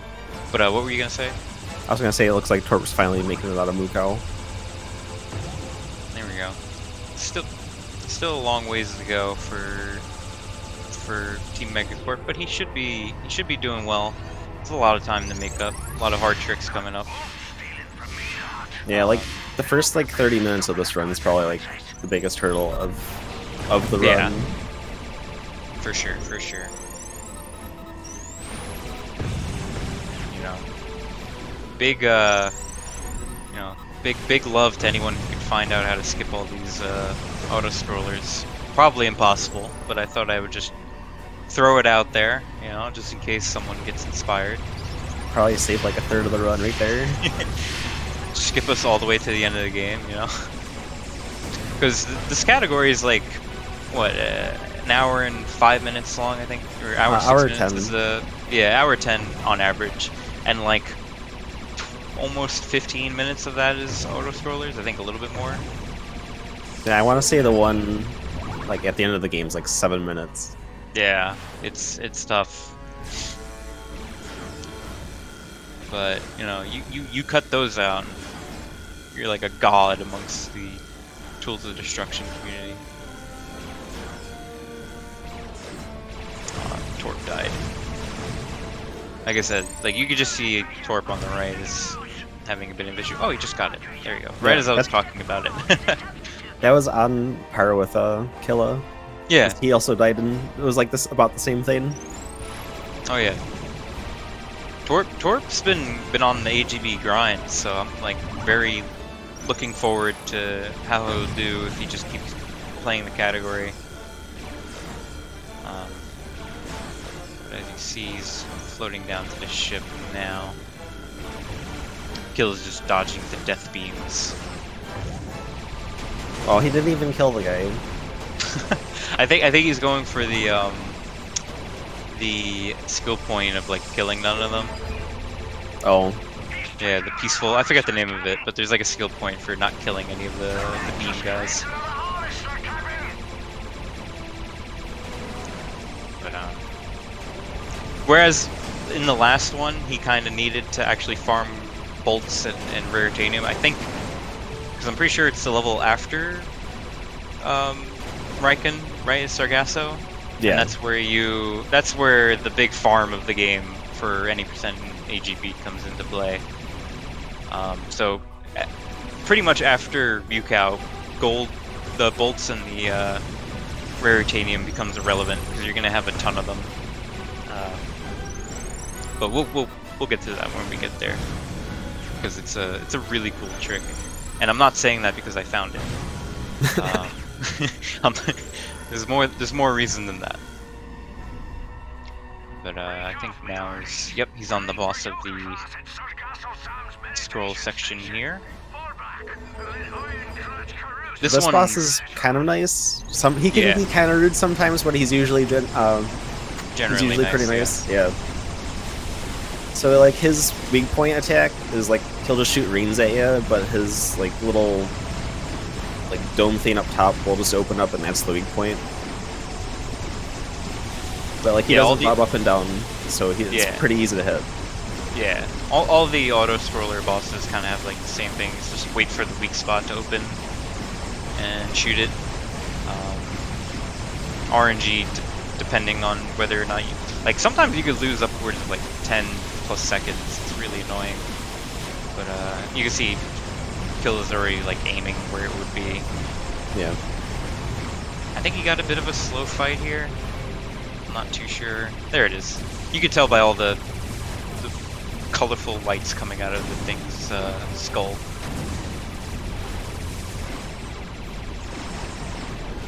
Okay, that was a good fight. Yeah, that was pretty good. And on the right here, Torp is just starting the section. Alright, so there's a missile skip in Riken 5, but it'll definitely look different than the one in Portog. Yeah. So I said earlier, when you spawn into a level, it actually, like, you see the black screen here, but you could hear Ratchet and move around. So Kill is doing a very precise set of movements here. Yep, he got it. To skip the cutscene that way, because it's not as easy on the last level. Last level, you just move back and you're out of the trigger. That one, you have to do what he kind of did on Mukau, where he puts himself in a falling animation, I think. Or, well, actually, he's doing, like, the lava, right, animation or something. Something like that. There's, like, 2 variations of the trick. Yeah. Either way, it messes up the game. And the game's like, well, we can't put him in this section if he's falling right now. So we're just going to put him in the default spawn area, which is, like, way up high in the map. And it's so much faster than going through the fall section here. Dangerous bit of trick there. He made it look easy, and it's not that hard, but it's very intimidating starting out. If Killa were to die right now, I think his game would soft lock.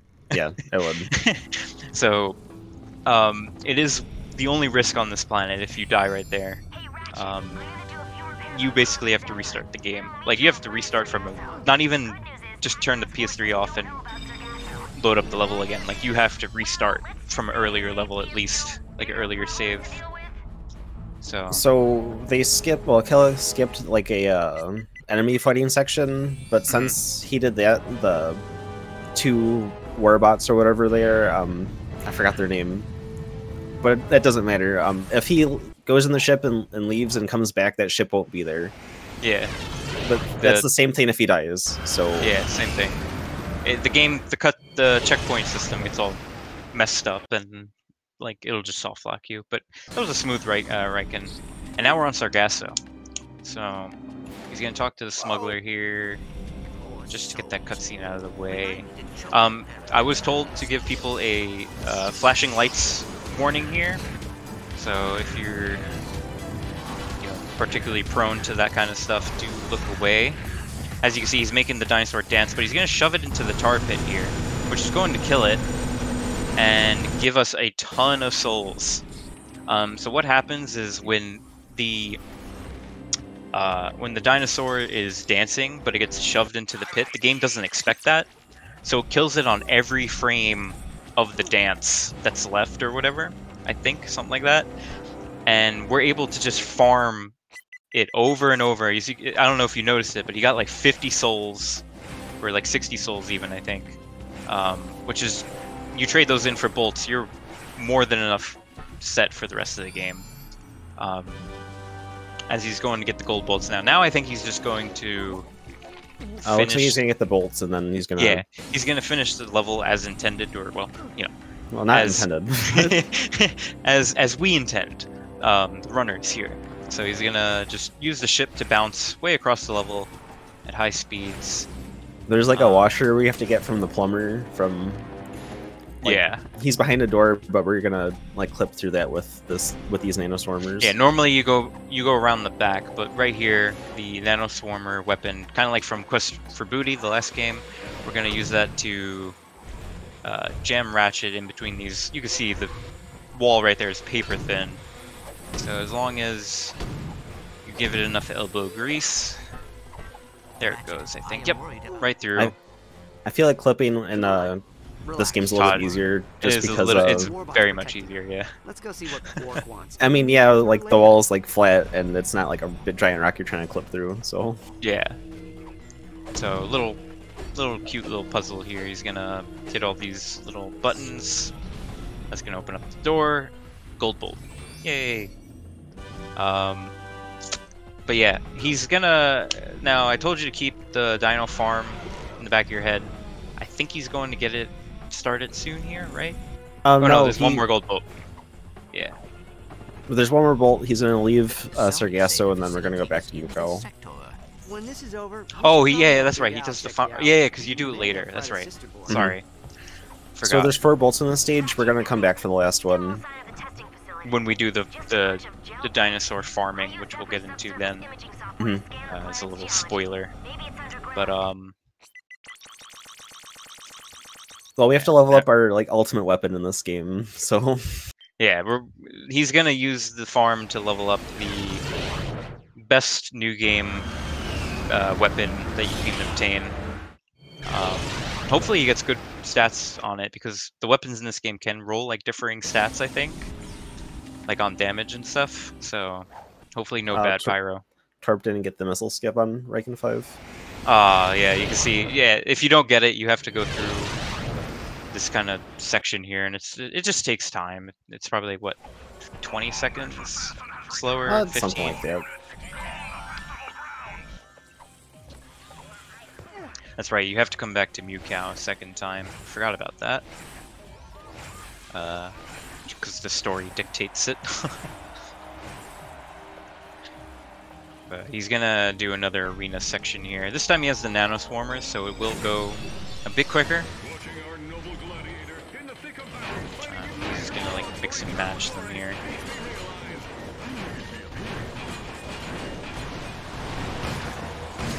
Okay, just hope Torp doesn't miss this jump here. That would be disastrous.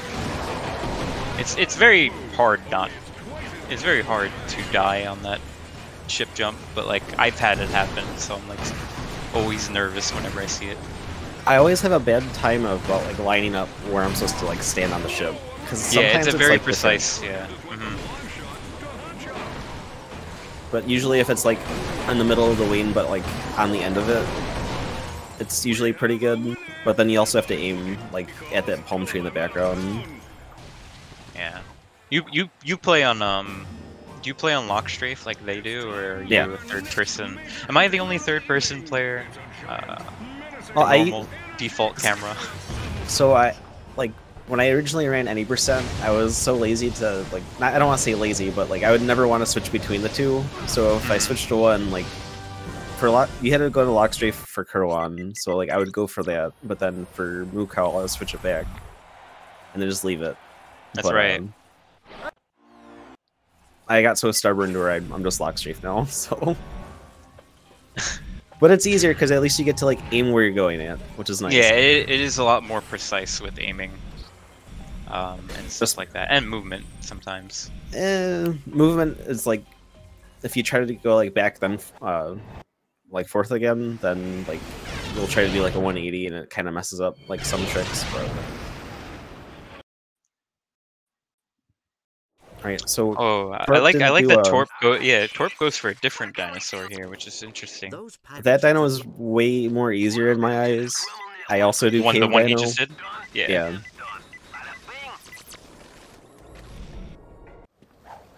So Killa went to Creely, which is where we're supposed to go in the story, but then he's gonna go back to Sargasso to get the final bolt and then level up the Pyroblaster to max. Right, so now he's gonna do the Dino Farm. And so as you can imagine, killing those dinosaurs gives a lot of each one counts as a kill. Every frame is like an individual kill of that monster. So obviously, you know, I don't think anyone ever realized this, but why not use that to use leveling up our weapons? And funny story of how I kind of brought that up to people when I found it was I was practicing just dino pushing them into the tar, like in general, and I got so mad because I was kind of bad and I couldn't get it, that I whipped the dino as I did it. I was like, yeah, screw you, and I whipped him. And in one attack, my Razor Whip went from a V2 to a V5. And I was like, oh. I brought it up, I was like, did you guys know we could farm weapon XP off this? And I guess no one ever, like, even though we knew how it worked, no one ever just kind of put 2 and 2 together there. So quickly went and found out how to use this here. So you can see he has the flamethrower Pyrocitor, and he's going to, here's the warning I gave earlier, by the way, a lot of lights, but you can see the weapons just flying through the levels. It's already V5. In this category, I think that's the only weapon you really need to level up. Yep. In 100%, like, you know, I felt so good when he told me this. In 100%, it cut off like hours off of the run, because they could just go ahead and farm up every weapon to the max using this. But he needs that weapon at V5 because, like I said, it's the strongest weapon in the game, in any percent at least, and gold and all gold bolts. So yeah, that was very important to do, and that was a very quick dino grind, so that was good. He's flying over the level here, Creely, the little ice planet. He's keeping the camera down because you can lag, and that can mess up the Razor Whipping a bit sometimes. I think it just slows it down a tad, yeah. And it just slows the game down, so you lose time. But yeah, this game does not handle being high up in the air sometimes too well. Okay, good, he got that skip. And cute little out of bounds here coming up. And he's gonna use the Raritanium he just got to farm the Pyrocitor up to like max stats. He's gonna go above this little pirate hut here and slip into a little out of bounds. And this is a very risky part right here. You have to land on a very thin pipe and then jump to this little mini boss. And as you can see, it just shredded through him. Like, it's that weapon is so broken in any percent. Damaged by space pirates. Perhaps I can repair its CPU. And then here's the second Clank section where he's gonna do the you're gonna see him do the gliding glitch again. I forget what is it called? Glitch glide state? Yeah. I think that was the name of the community gave it.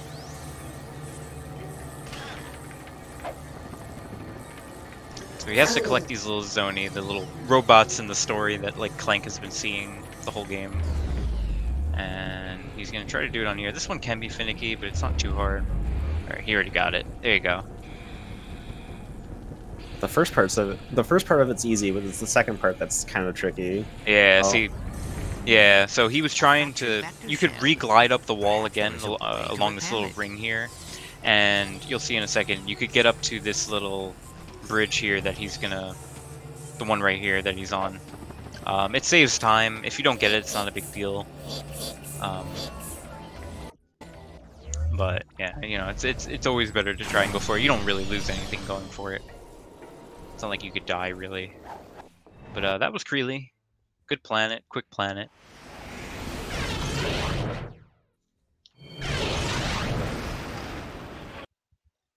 Now it's the prison level. Yep. So we're gonna go to Zordum, and there's some strats here. Right, I've actually never seen this level on AGB. Or at least I don't remember it too much, but there's a little ship bounce right there, which is kind of cool. Oh. Yeah, you're gonna use ship bounces for all the gold bolts in this stage just because of where they're like located on the map. I think he wanted to alert that guy on purpose, correct? Or was that a mistake? I want to say it's a mistake, but I don't know. Because I think there is a death abuse to get back to the start, but I think that might be later. Yeah, it's like right here. Yeah, so he's gonna grab this. Yeah. He's gonna launch up and then whip, and then he'll get the bolt from underneath like the platform, and then he'll just die from the enemies from right there. Right. So that brings him back to start. Oh, I don't think he meant to go in that. Yeah, he's still missing 2 bolts, so I'm not sure where he went. Oh, did the game crash? I have no idea. Oh. Well, all right. Well, as you can see, at least on the right, Torp is going for his own dino farm here. I think, right? Like he's about to start it. He just went to. Give me a second. I was watching Killa's stream too much, but since. Okay, so he's just gonna do. Yeah, he's gonna level up the Pyro Blaster to the Incinerator, and then he's gonna go to Creely, and then also do the Clank section.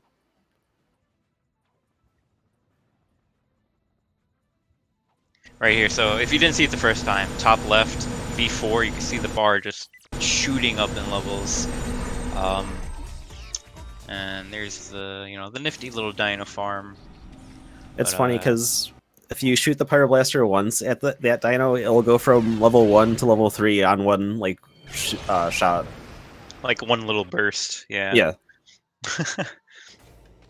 So you do have to like if you actually shoot the pyro too much, I think you could kill the dinosaur. Yeah, you kill him and then you don't get enough experience for it. Yeah. You being the one to kill the dinosaur actually is bad. Like so you only want to like tap the flamethrower and like do little bits of damage so that it gets the XP. Because as long as the tar is the one killing it, it's fine. Alright, so Killa should be... Does he have to redo that first section? I don't think he does, right? He should have had the bolt. He usually autosaves once he gets them. Yeah, okay. So right here, he's doing another ship bounce here. All the way right to the end. So he's gonna fall through the void here. Developers never intended someone. He's gonna use the Trespasser and then do like this little marble mini game.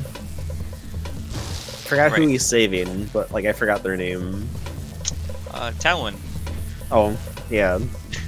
So he's saving her, but then like you can see before he went to the minigame, he turned into the little robot pirate costume, and he'll be using that to death abuse and not like exit the area as intended. What it does is it lets you delay like having to hit triangle on the little pad. So he was able to walk close to the edge, then hit triangle, and you'll see here in a second when this thing ends, he's gonna death abuse. You can see him standing right there. He's going to death abuse off that angle, or off the edge, I mean, before the game can even autosave the progress. And because of that, it's just gonna send him back to start while it's still autosaving. So he still gets the progress, but it doesn't save the checkpoint. And now it's time for the last gold bolt of this level. Oh, nice. I didn't even know that was a thing. He used the teleporter to skip the collection animation. Yeah. That's kind of cool. I didn't know that. Usually I think you do the pirate there. Yeah. It's usually the pirate. I guess, like, not I guess, but like, the pirate doesn't have like an animation for the bolt, so it doesn't, he would pick up the bolt with the pirate since it doesn't have one. Yeah. It I mean, it goes without saying, whenever you collect the gold bolt, like Ratchet does like a little collection animation, but as the pirate, or if you get caught up in like a teleport or whatever, the game just skips it, which is kind of cool. So it saves a little time. Check out that black hole. And now he's on the third and final auto scroller, which is the longest one, unfortunately. Yeah, the worst one. So it's Yeah. like, oh, you're so ahead and like you're on PB pace, but then you have to like sit through this like 7-ish minute auto scroller. And like I said, you could always lose time just based on the boss's RNG, so it's double annoying because of that. This boss usually spits out his like weak spot, but It's very hard to hit it sometimes because you have to yeah, go through depending on like the pattern. Yeah. Because sometimes it'll shoot like a whole bunch of lasers at you, and you have to like dodge them as you're trying to hit the weak spot. Track the fleet's point of origin to a remote ice moon. Slag must be setting up an outpost there. I always Hold hated on. this one. I want to leave these guys with a little this auto scroller because like we could literally just leave right now through the black hole, but Ratchet decides to take like a 3-minute detour. And He's so stubborn. He's gonna take a 3-minute detour and just blow up their home world. Or, well, it's a moon, but same thing. I mean, it already looks like destroyed as is, so Yeah. I guess he's doing them a favor. And it looks like Torp messed up the movement to the 1 bolt, which is a bummer. Oh, the first gold bolt? Yeah.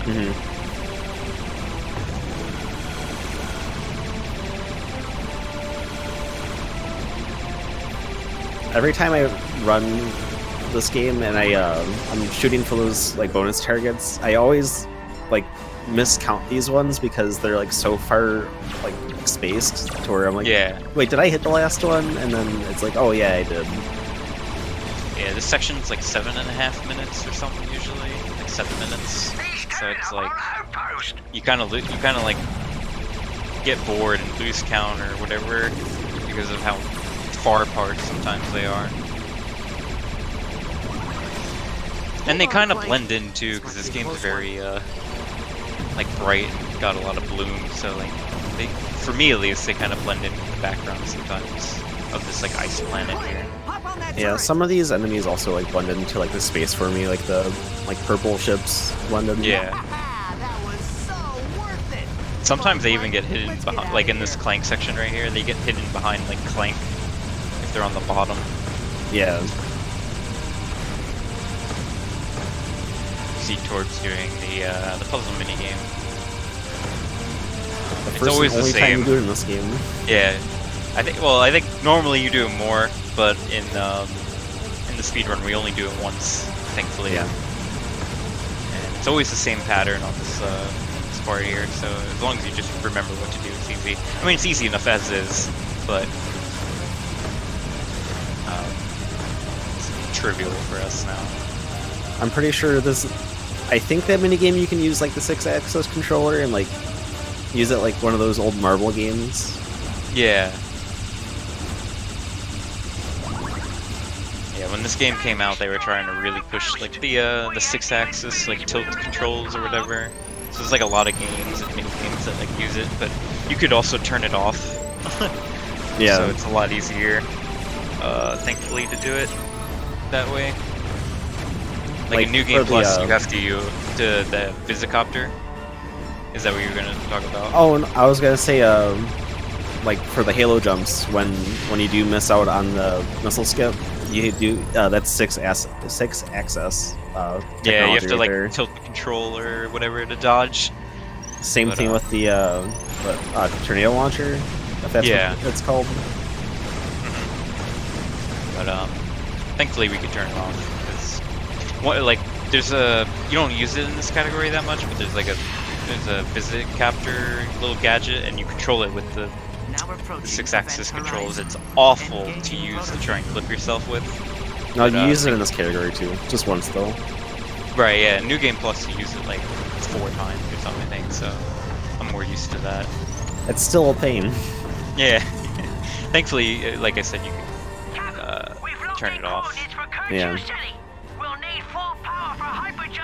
So I think he's going... Yeah, this is the boss fight coming up here in a second. As you delve into a black hole, which basically acts like a wormhole in this universe, I guess. Treasure awaits lots. Set course for Kerchief City.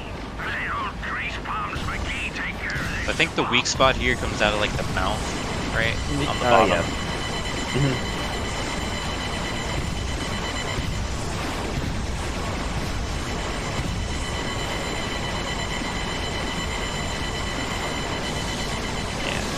This bit right here is actually kind of tough to dodge if you're not paying attention.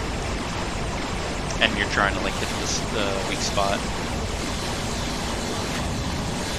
Yeah, it all depends on like what happens when the weak spot like comes out. Is he shooting missiles at me? Is he, you know, stuff like that. Okay, that was actually a good weak spot. Also, it doesn't glow as much when you hit it as like the last two bosses did, so it's kind of hard to tell if you're actually hitting it. Oh yeah.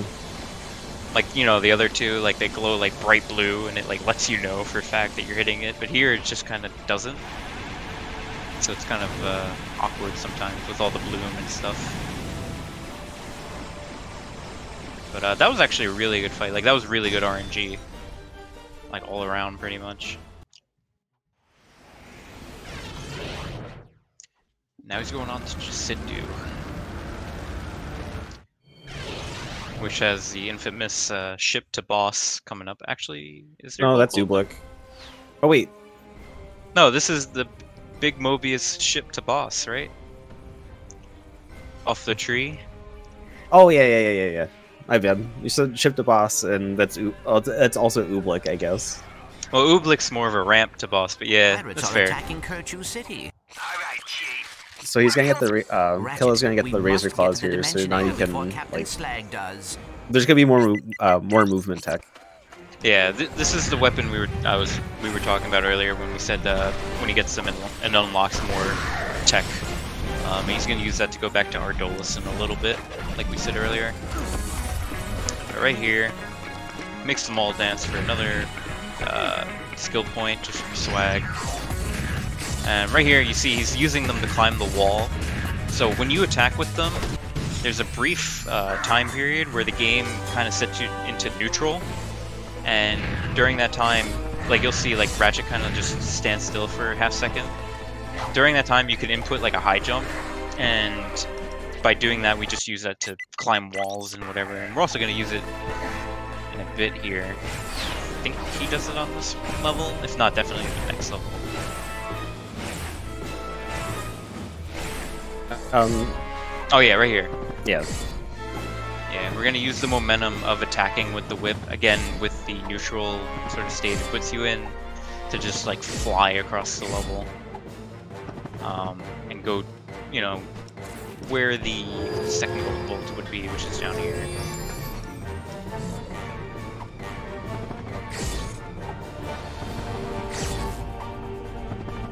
That's why I like NG Plus, because you get both of these weapons, the whip and the claws, like right away, and it just breaks the game wide open. Like you could skip every level in the game with them. So here's the ship to boss that I was talking about, which isn't directly to the boss, but it's like that's just the name it's given, so it's kind of what we call it. But now it's gonna go to the boss. Yeah, so he's gonna use the claws here to kind of glide out of bounds and through the mountains. And this skips like a huge fighting portion of the level, and it takes him right to the boss for a little grind section here.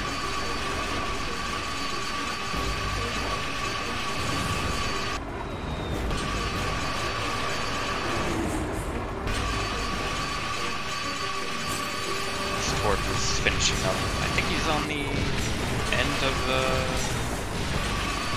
his auto-scroller. Yeah, he's getting there. He might be like another minute, yeah. Oh yeah, he still is the boss.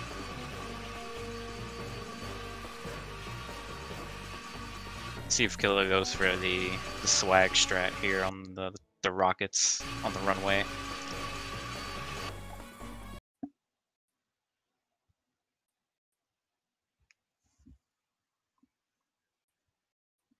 Oh.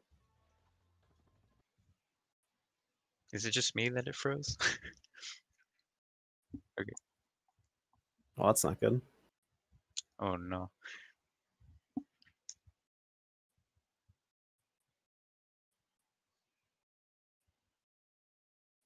Oh hey, Ratchet too.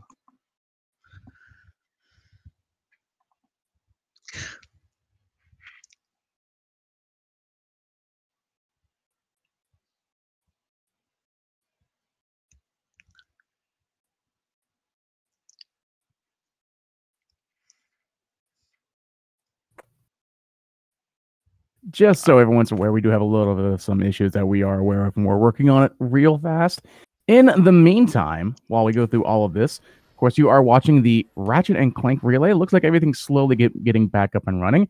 If you're watching this on YouTube, feel free to join us over at twitch.tv/GamesDoneQuick. Check out our live shows starting most nights at 7 p.m. Eastern. If you've missed out on any of the Flame Fatale runs, check out our archive of the past runs and shows, of course, YouTube/GameZoneQuick.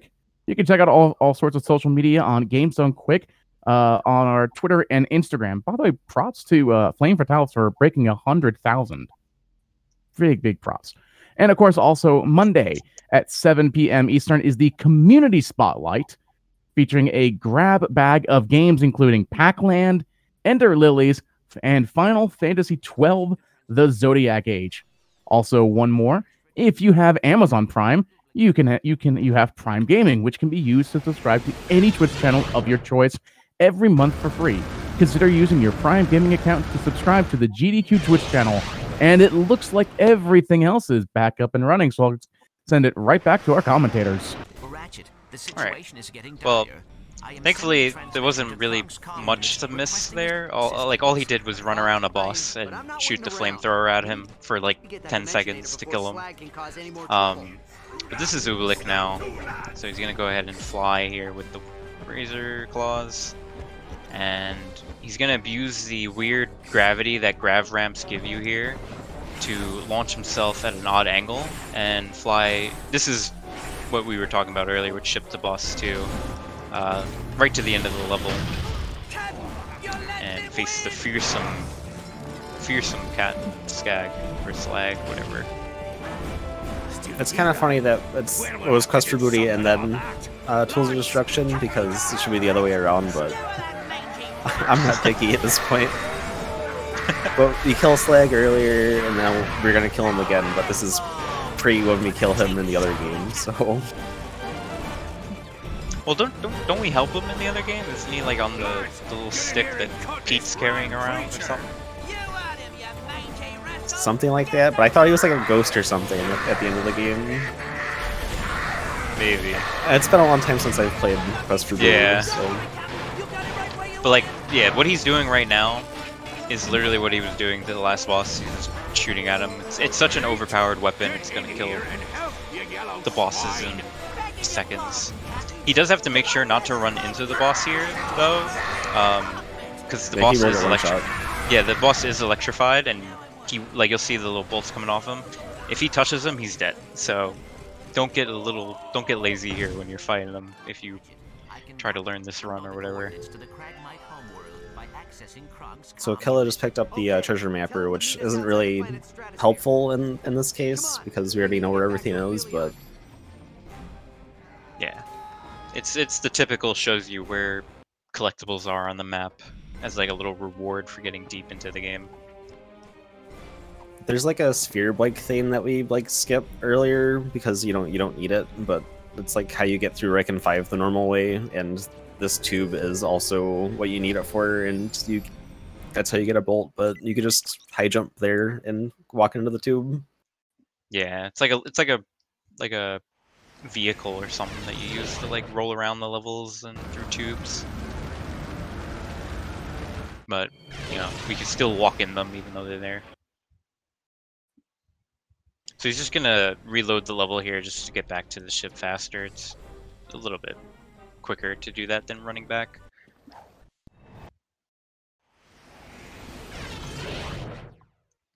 Now, is it Repour? I think it is, right? Yeah, it's Repour. Okay, so hopefully there's another missile skip here. This one's the hardest one to do. Yeah, well, it's not the hardest one to do. It's the stuff after the skip that's the harder part to do. He didn't get it. It's still like a really tough one though. So yeah, if he got the missile skip, the missiles would still be coming for him, and if he gets hit by them, he has to redo the whole area. Yeah, that's the thing. If you get the skip, but then you die, it brings you back to before the skip, but it won't give you a chance to do it again. So you just have to, like, it loses a lot of time because you have to redo the falling section as intended. He reloaded the save and just did it. Okay, again. he was just like no you to the game. Yeah, see, like there he kind of I think the missiles are still falling here, right? And yeah, they could hit him if he's not careful. So he used it again to just kind of jump right to the end of the level, and in this section right here, you just have to like survive for like a couple of waves of enemies, and then it'll give you the checkpoint for the end of the level, and it'll mark it as like completed or whatever, so you can move on to the next one. Right here. Oh, I didn't even know this was a thing. He's gonna use this to. Oh, yeah, this one's kind of tough. He's gonna do another wall bounce here when he gets it. There he goes.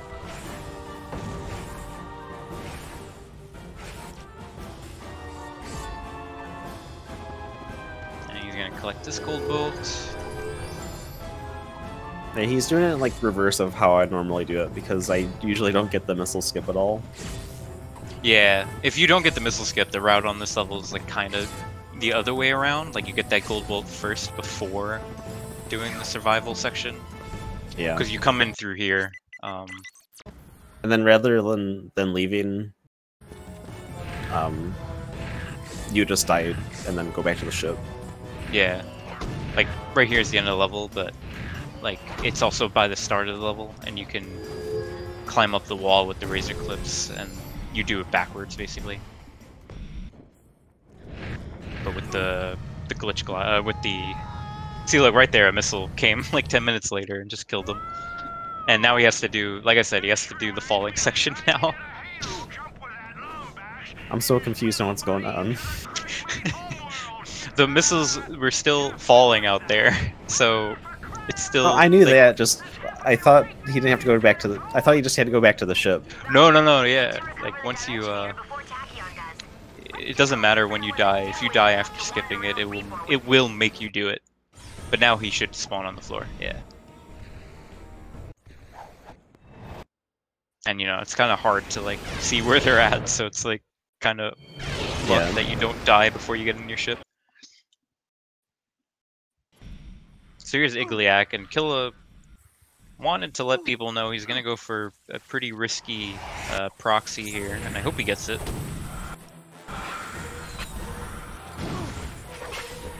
I don't know when exactly it is. Incoming distress call from somewhere in the city. It sounds like Captain Claude. No, he's having trouble climbing.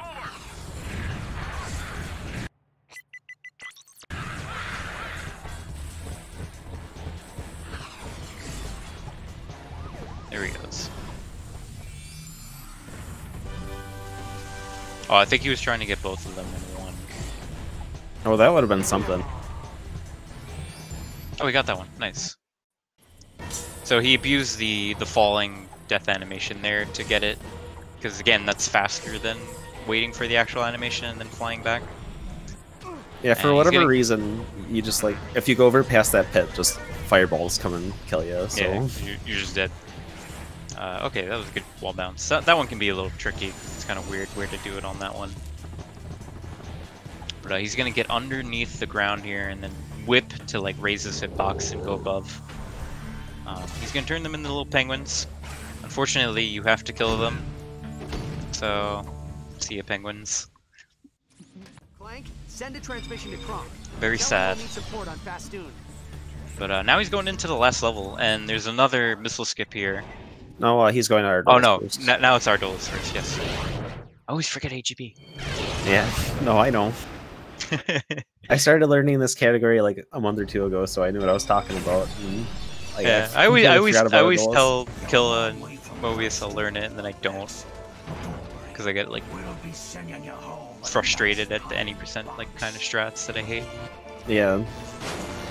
So here's what I was talking about with the Visicopter, the little gadget. He's gonna use it to push himself into that box and through like an invisible wall.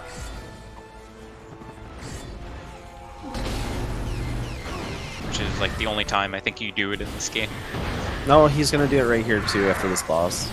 To get the bolt. Ah. Okay. That's. And then he talks with the pirate door there, and you're normally supposed to talk to them like as a little robot, if I remember correctly. Mhm. And then you do It's like a little a dancing password. section. Yeah. But he talked to it from the inside to then make it port him outside, which is actually kind of cool. I always loved that trick. So right here is a pretty cool wall bounce, and it's going to go. There's one more gold bolt, right, or two? Two more. Yeah, one was right here. So he's gonna get stuck inside this wall, or like this little slope, I guess. And then, like, as he voids out, he's gonna throw a Visicopter out, and he'll be, like, invincible. Because if you... What he did there was kind of like the trick on the Mew Cow Gold Bolt room, where he infinitely falls, and the game's like, oh, he's falling, let's get him back to ground. If you throw out a Visicopter while you're falling, your hitbox is in that Visicopter instead of Ratchet. It's to protect Ratchet while you're using it. But he got ported while he was still using it, so the game's like, oh, Ratchet just doesn't have a hitbox. So now he's, I don't know if you'll get to see it, but he's basically invincible. Like, can't take any damage. Enemies don't even see him. Like, they're blind to him. I mean, you'll kind of see it in the Tachyon fight. Yeah, you'll see what I mean in the Tachyon fight, which is the final boss of the game. Oh, is he setting it up again because he didn't get it? I guess that's the case. I didn't even know that was a spot to set it up at. That's really cool. Okay, I think he should have it now. So you'll tell here. Yeah, see, look, they didn't even react to him. Like, the enemies just do not see Ratchet right now. So it makes the last boss like a cakewalk.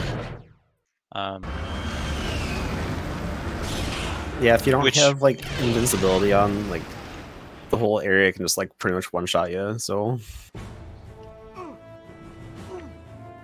So you could hear Ratchet grunting. Again, black screens, you could actually move around, and let's see if he got it. He got it. Did he get a good angle? Yeah, he got a really good angle. Wow. I don't know if that's still an issue, but I remember when I was learning the game, it was always a problem getting a good angle. I think if you have, like, a bad skew, you can just, like, get on top of a building and then switch to the pirate costume and it'll, like, fix it for you. So what he did there was, in the black screen, he, like, ran forward from where the game spawns you, and there's a swing shot, and the swing shot, again, is, like, another... If Ratchet is in this state, the game gets confused. But what I was talking about with bad angle there is, if he's on the swing shot and, like, you know how you swing back and forth, if he's, like, on it while he's, like, all the way at the apex of the swing, it'll give him a really bad angle. So you have to get it, like, perfect, and you can't see, so it's kind of almost luck dependent. There are some ways to get it consistent, though. So as you can see, the boss doesn't even see him right now. Yeah, he's just literally floating in one spot now. Yeah. But Tachyon will say one thing, and then, like, the next, like, the second audio thing, and, like, the screen will fade to black, and, like, the game will end. The end of the game is, like, in 2 seconds from now. When it fades to black.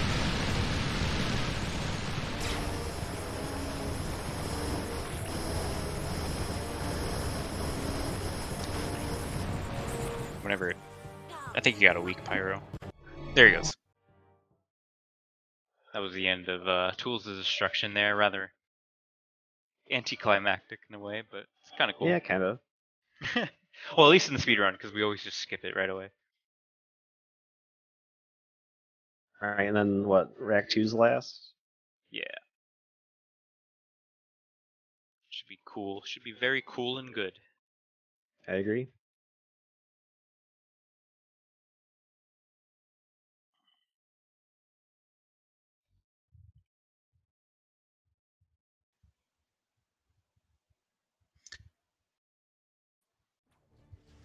GG's, Killa.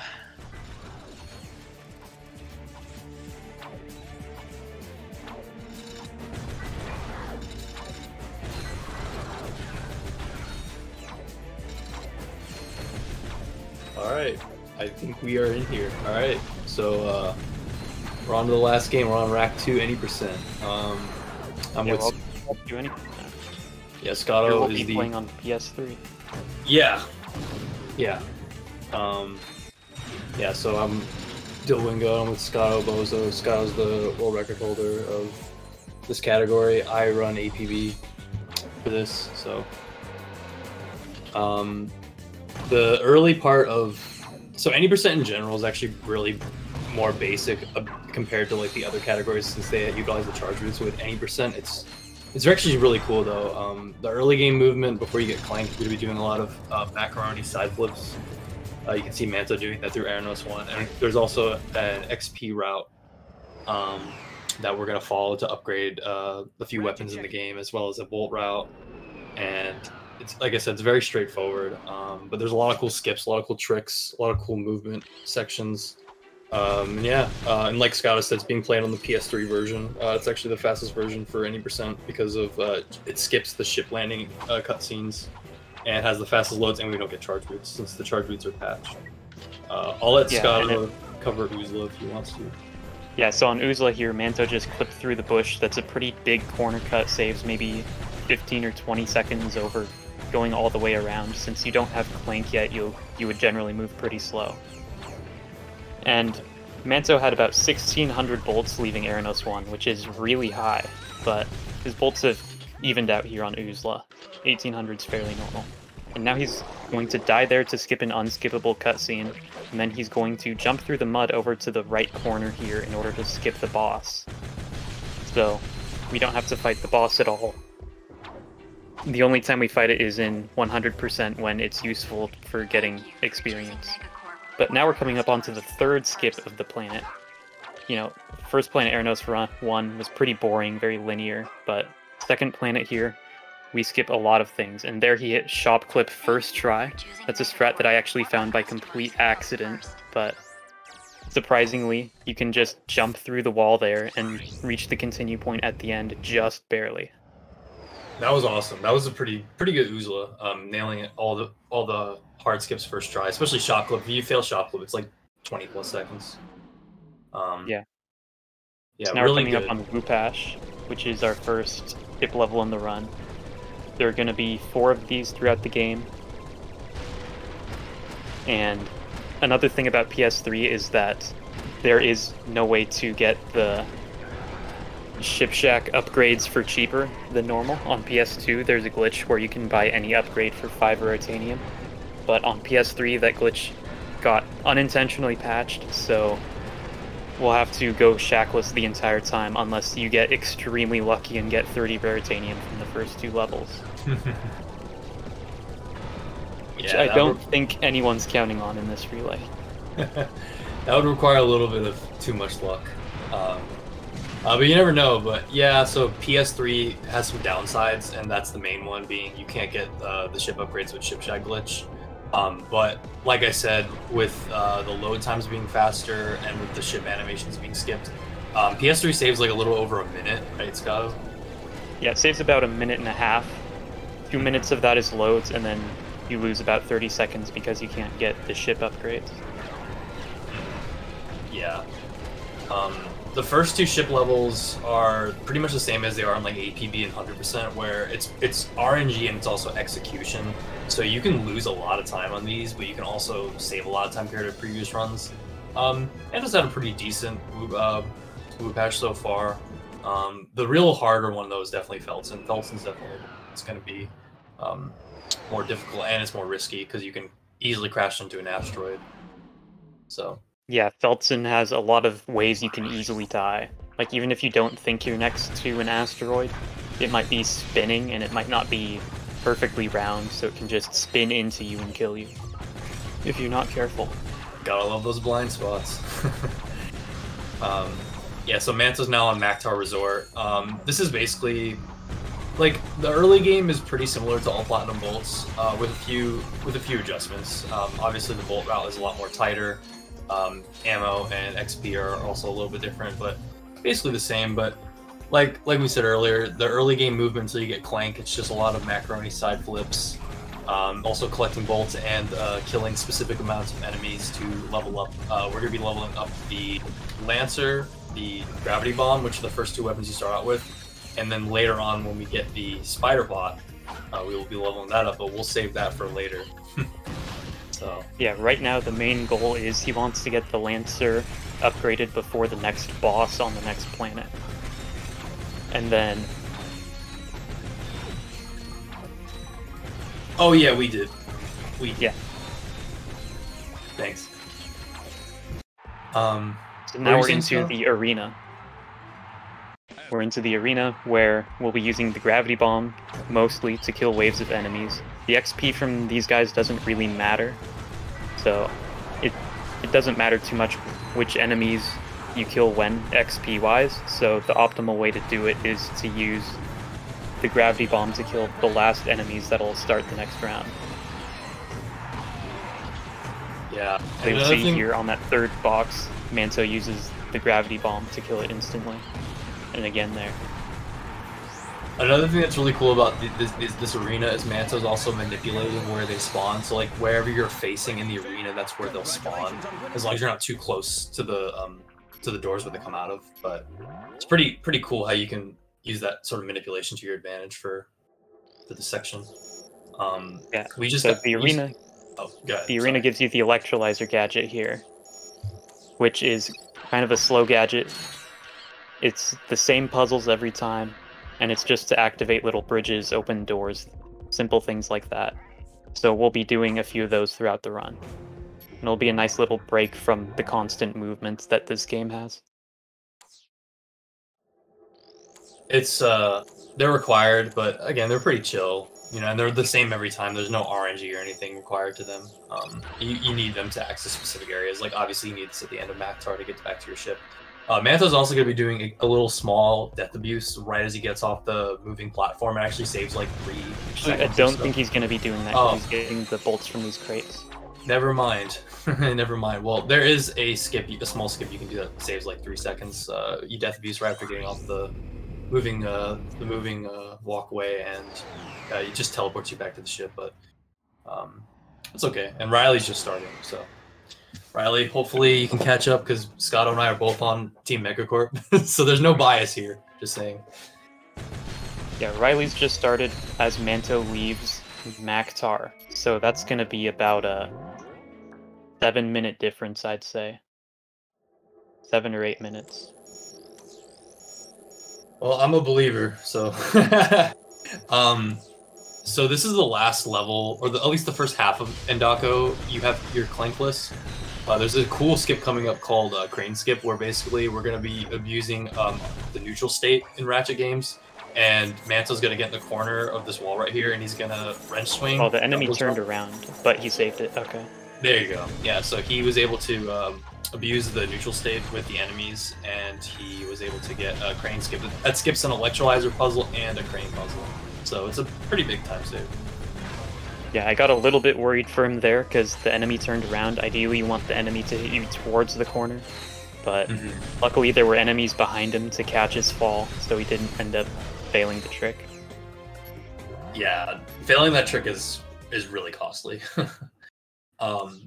This is a crane puzzle we don't skip because there is no skip for this, at least for now. In any percent, though, it's very quick. You have to unlock the blast door that blocks you from proceeding, and then you just have to move the other crate to get you enough height to get past this area. It's really simple. In APB, you actually, there's a bolt in this section, so it's a little bit longer in APB, but obviously this is any %, so we're not concerned about that. Yeah, so he's just going to move the red box to blow up the door, move the gray box to make a platform, and he's off to the races here. Yep. About to get Clank. Yeah, so Clank, once Clank is unlocked, there's technically 3 Clank sections, with Eranos 2 being split into 2 parts. There's 3 Clank sections in this run. The first one's on Indako. Indako's Clank section is pretty straightforward. Hopefully Manto will be going for the Scotto Bozo bridge bot strat that I still never implemented. Yeah, we'll see if he goes for the optimal strats here. There's also a little bit of tech in the Clank sections. You can see him jump against the wall there, and that gives you a little bit of a speed boost if you do it correctly. So he'll do it on whatever walls are convenient. So he'll do it against this giant wall here. He's only going to get 2 of these gadget bots because the door at the end only requires 2 of them. So there's no need to waste your time getting any more.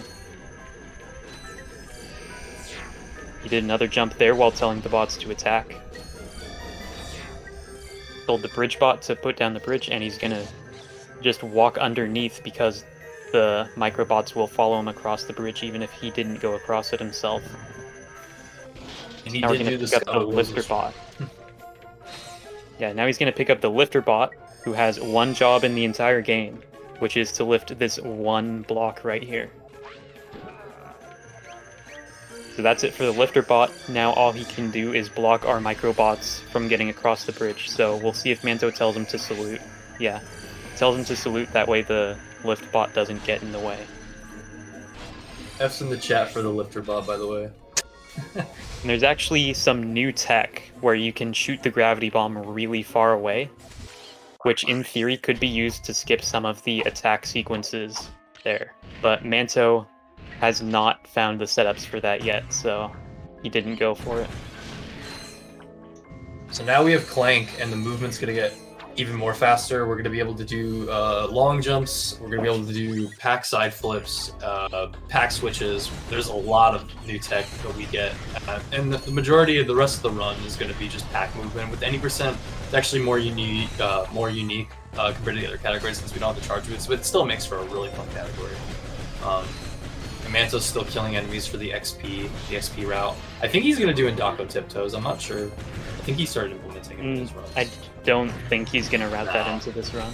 Never mind. Yeah. It's routed into 100%, but he's not routed it into this because it just doesn't have enough Lancer XP to do it right now. Yeah, that's fair. I'm a little bit worried for him. He has 2 gravity bomb ammo right now, as you can see, which normally you'd want to have more. He skipped buying it in the vendor, even though he only had like 3 or 4 going into it. And there's going to do an animation skip. So normally when you upgrade the weapon, there's going to be an upgrade animation that plays. But he skipped it by jumping in the air and pulling out the wrench before he landed. Yeah, hopefully he'll be doing that on the gravity bomb and the spider bot later on, because it saves a good amount of time, 2 seconds. Manto's also riding on 1 health right now. Yep, 1 health, 1 hit, and he'll be dead, but he's a pro at this. He's going to kill Steel with the gravity bomb here.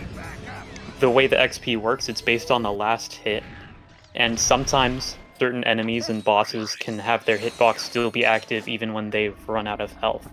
So that's what that boss does. So he can shoot the gravity bomb after depleting the health bar in order to steal the experience with a different weapon. Fortunately, no swing shot swag, but Manto's also, he just did another movement tech there called mid-air long jumps, which those are actually present in Rack 1. They're a little bit harder to do in this game. They're still possible. In Rack 3, they're not possible at all, unless you're in a test setting.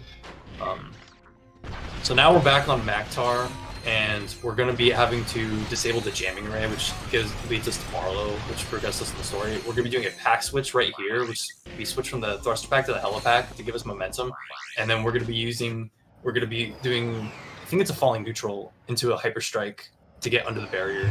Manto did it first try, so Yeah, you just carry the speed, let go of the ledge, glide, hyper strike, and you will be able to get through the barrier. It's a very interesting trick. It's very interesting that it works, and it's actually slightly different between PS2 and PS3. It's a lot easier on PS3, so that's nice for this category. Oh, is it actually? I didn't know that. Yeah, now we're on Jamming Raid. This is where the low gravity bomb ammo is gonna be a little bit of a thorn in his side. Ideally, you'd use gravity bomb to clear out the enemies on like all of the bolt cranks, but he's out of ammo now, so he can't do it for the last 3 bolt cranks here. Oh, but he found some ammo somewhere, so he can do it here, and he can do it on the last one. You don't really need it for the second to last bolt crank. Yeah, I think it should be fine. Riley's just getting done with Maktar right now, so. Yeah, Jamming Raid is kind of cool because these little sphere sections got added in this game, and they're also present in Rack 3, and the gravity and the physics work way differently on these parts of the game compared to like the rest of the game. It's pretty interesting. Yeah, so if you side flip, Ratchet will just come to a complete halt, but you'll still have the momentum stored. But just because it stops you for the moment, we've decided not to do any side flips for this section. Manto got the pack switch first try, and he disabled the last tower on the Jamming Ray. So Manto's actually having a pretty decent run so far. Nothing really to complain about. And then now he's going to do a space double jump to get on the other side to exit this part, because the bridge won't deploy because we skipped the puzzle with the tractor beam. But yeah, he got that first try as well. Picking up more bolts. 10,000 bolts here, which is pretty good. It's really good for this run, actually. Ooh, that chain. Did a nice chain up there to get to the vendor because he needs more ammo. So good awareness by Manto there, knowing that he has to pick up some more ammo before moving on. That was probably the best vendor to take between here and Notak. That chain was also really sick. I was like, damn. Yeah, I think he did. I think he actually got a frame perfect midair long jump on the slope. All right, here's now here Riley's coming up to crane skip. Let's see if he gets it. Nice second hit. Hell yeah. Let's go. And Manto just skipped the entirety of Barlow with 1 high jump. This is a trick you can try at home, no matter your skill level. It's very easy. Yeah, you literally just have the helipack lean up against the rocks, and then move to the right as you at your peak height, and then you ledge grab, and then you skip all of Barlow. Yep, and Manto just bought the decoy glove over at the Gadgetron vendor there. You know, he has to buy one of the weapons for his team. He got the decoy glove, which is probably the most broken thing you can get in this game. It allows you to clip through walls. And there are some places in the game where you can just place a decoy and then the enemies will be completely tunnel visioned on that, but they will never be able to hit it. So he'll be abusing that a couple times later on when the enemies are strong enough to one-shot you. And then in the charge boot categories, we actually use the decoy glove for a lot of the charge boot tech. So it is indeed probably the most broken weapon by far. We're on to the hover bike races now for Manto. This is just needed to progress the game. There's only one of these. In APB you get a plat ball in here too, but this is literally only used to progress the story. But if you want to explain a little bit, because there's some tech here that Scott can explain what he's doing with the boosts and stuff. Yeah, basically, if you were a kid, you might have like mashed R1, or you might have held it down to, you know, get all of to use the next boost immediately. But it's actually better not to do that. It's better to wait until the bar goes all the way down, because then you get longer boost, and if it's gone all the way down and then you use it, you'll also get a little extra boost. So you'll see when Manto uses each boost, the field of view will go up a little bit because he got a little bit of an extra speed boost for using it later. Manto also accidentally picked up the Platinum Bolt. I think he's still thinking he's doing 100% right now. That's why I laughed like a minute ago. He got the Bolt. Yeah, I don't know what he's doing. That's a 50-second lap. He lost about 6.5 seconds doing that. It's fine. He probably just wanted to do it for the swag. Wait, okay. He's doing now it he's again. Now he's. All right. Anyway, just All right, that's another 3 seconds gone for Manto. I guess he just wants to swag out here. He's trying to let Riley catch up a little bit, just a little bit. Oh, Riley just fell through the bridge. That's unfortunate. He'll have to climb back up and tell the lift bot to salute again. Dang it. Well, Riley gained some time, and then he lost it all, unfortunately. So, yeah, Manto's finishing up the hover bike race, and then he's going to go on to Felton, which is I'd say definitely it's the hardest early game ship mission in 80%. Yeah, that's a 2:23 race for Manto. Definitely not what you want to see. The record is at 2:12. Yeah. The fabled 2:12.4, the fastest time anyone's gotten on 60 Hz. On 50 Hz, the boosts last a little bit longer, but it's slower for the full game runs, so we don't use it. Yep. All right, on to Felton. So Felton, again, it's basically the same as Whoopash, which it's RNG and execution. And you also want to be very, very conscious of how many missiles you're using. You don't want to use all your missiles up, because when you don't have any more missiles, you won't have the auto target feature when you're close to enemies and with your reticle. So you want to be very conscious about how many missiles you're using. You mainly want to use the missiles for the blue ships, because the green ships they go down pretty quickly. It's like a few shots, like 1 or 2 shots. I think the stream crashed a bit. Okay, no worries. Yeah, we can see Manto has about 9 Raritanium here, which is definitely not on pace to get the lasers. It's we're pretty short, unfortunately. Riley's on the Indako boss now. He is about to finish Indako in a load. Maybe Riley will get the swing shot swag, because swing shot swag is my favorite trick in the whole run, to be honest. Yeah, and another little difference between PS2 and PS3 that's evident on Riley's screen right now is that the Lancer actually shoots slightly slower on PS3.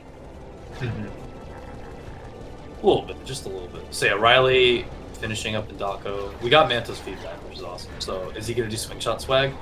He's doing swing shot swag without pack switching. That was pretty sick. All right. Yeah, you got a pretty good thruster only chain there. Yep. He's going to do the double jump over to the ship, pick up a little bit of extra bolts to be safe. Good marathon safe strats. Yeah. Manto's just finishing up Felton, so he has 1 more ship left and he's done. So now on to Notak. Notak's a pretty sick planet with actually there's a lot of newer strats that were found in like the last year that Scott can explain. Yeah, so if he's doing the most optimal route here, he's going to be going off to the right a little bit and then doing a midair over the gap. Okay, he's not going to do that. He's just going to take the checkpoint, which is fine. It's safe. So what he's going to do here is he's probably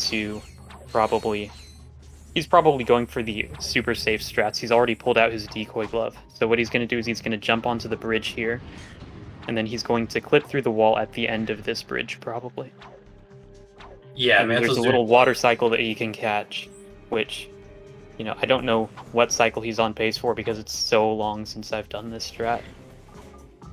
But he's going to catch a cycle. He's going to take the water right at the end because he just clipped through. He's going to take the water, do a little water proxy up by the coordinates to Siberius for 6,000, and then take the taxi back to the ship. He's going to do a taxi clip right here. So he's going to jump out of the taxi, but he's still going to have the momentum from the taxi, so he can fly all the way over to his ship like that. Not a bad Notak from Manto. Yeah, the route he did was a little bit more marathon friendly, because the tiptoe death abuse route is, if you mess it up, you lose a lot of time. So I respect it. Yeah. So now he's on Siberius. He's going to pick up a little bit of extra bolts so that he can buy ammo. He only had 1 gravity bomb ammo left, which he wants to use the gravity bomb to get some experience here. He wants to level it up before the end of the boss fight. So there it is. It's upgraded to the mini nuke. And now he's free to just run through Siberius as quickly as he can. And he also got the animation cancel, so we're two for two right now with anime cancels. Yep, he's going to be picking up some boxes here. He needs about 10,000 bolts for planet Dabo, which is only 2 planets away right now. And so he's already at 4,000, which is really good. But now we're in the train sequence. This is where the boss comes up, the Thief, which will later be revealed to be Angela. He's going to get a nanotech blast here, so he doesn't have to shoot his Lancer so much. And then he's going to go for a little skip here. He's going to go onto the top of this train by abusing the momentum of the train. So that lets him skip a little enemy fighting section at the bottom, saving about 7 or 8 seconds. Scott also spoiling one of the plot points for this game. That's awesome. I'm just kidding. If you haven't played this game by now, it's pretty old. So yeah, about 18 years old almost at this point. Jeez, that's crazy. Came out November 2003, if you could believe it. I remember when I first played this game when I was a kid. Yeah, so Manto's doing the is there a name for the strat now? He's doing sneak scopes, but without going into L1, which is really interesting. So basically he's just canceling the gravity bomb like weapon shot cooldown. Normally if you just try to mash circle, it won't work. You can only fire it every few seconds. But he pulls out the wrench so that skips the cooldown there. And so he can actually shoot it like every quarter second if he's really fast. Actually a pretty good boss fight also, so. Yeah, he's only at 6,000 bolts here, which is not ideal, but he can always pick up some extras on Dabo. Mm-hmm. A few thousand you can get on Dabo. Yeah, Manto is in Tabora. This first part of the section is pretty straightforward. You just gotta literally just get out of the cave with the pack movement. Small little skips like getting on top of these crates, doing a space double jump, skips a little portion right there. Then we're actually going to be in the desert. We have to, so this is part of the story, we have to collect 10 crystals to have the guru guy repair our ship. It's pretty cool route for how you get these crystals. We want to have as much a mini nuke ammo as possible, because the mini nuke actually wipes out the crystals in one shot. There's 10 crystals total, and hopefully he'll be able to get some extra ammo from the crates in the desert.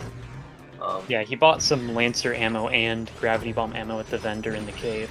So all of these boxes should give him gravity bomb ammo.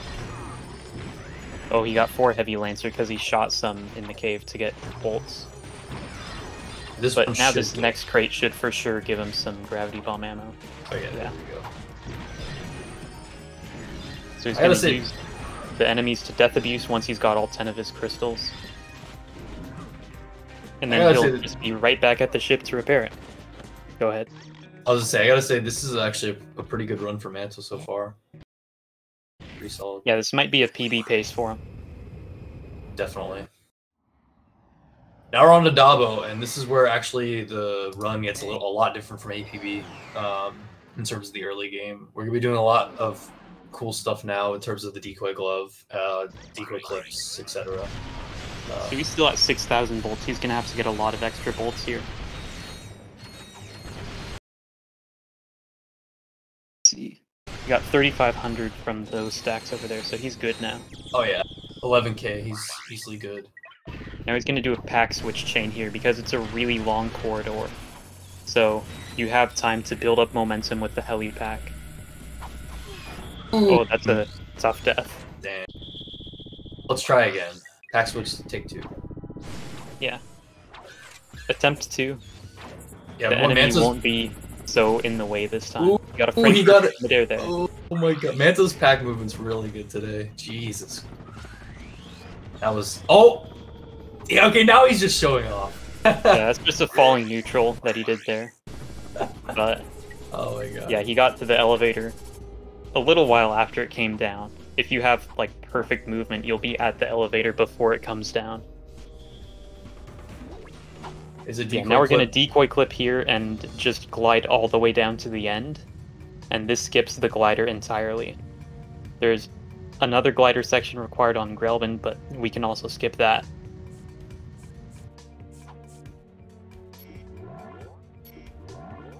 Yeah, here's our, I think it's the second to last electrolyzer in the run, unless any of these runners decide to take the Todando electrolyzer. Mm-hmm. I don't think we'll see that, though. Most likely. I mean, it's only like 4 seconds slower at most. Oh, so wow. It's a marathon safe strat, but... Manto looks like he's in the mood to show off right now. Oh, he's showing off a strat to get the nanotech. Oh my god, let's go. Manto's taking advantage of his He's passive just going to being glide quiet. all the way back to the platform, and he missed it, and he doesn't have the dynamo, so he's going to have to die on the tank here. Okay. So that's going to be a third death for Manto on Dabo here. Manto just showing off, but hey, you know, it's all good.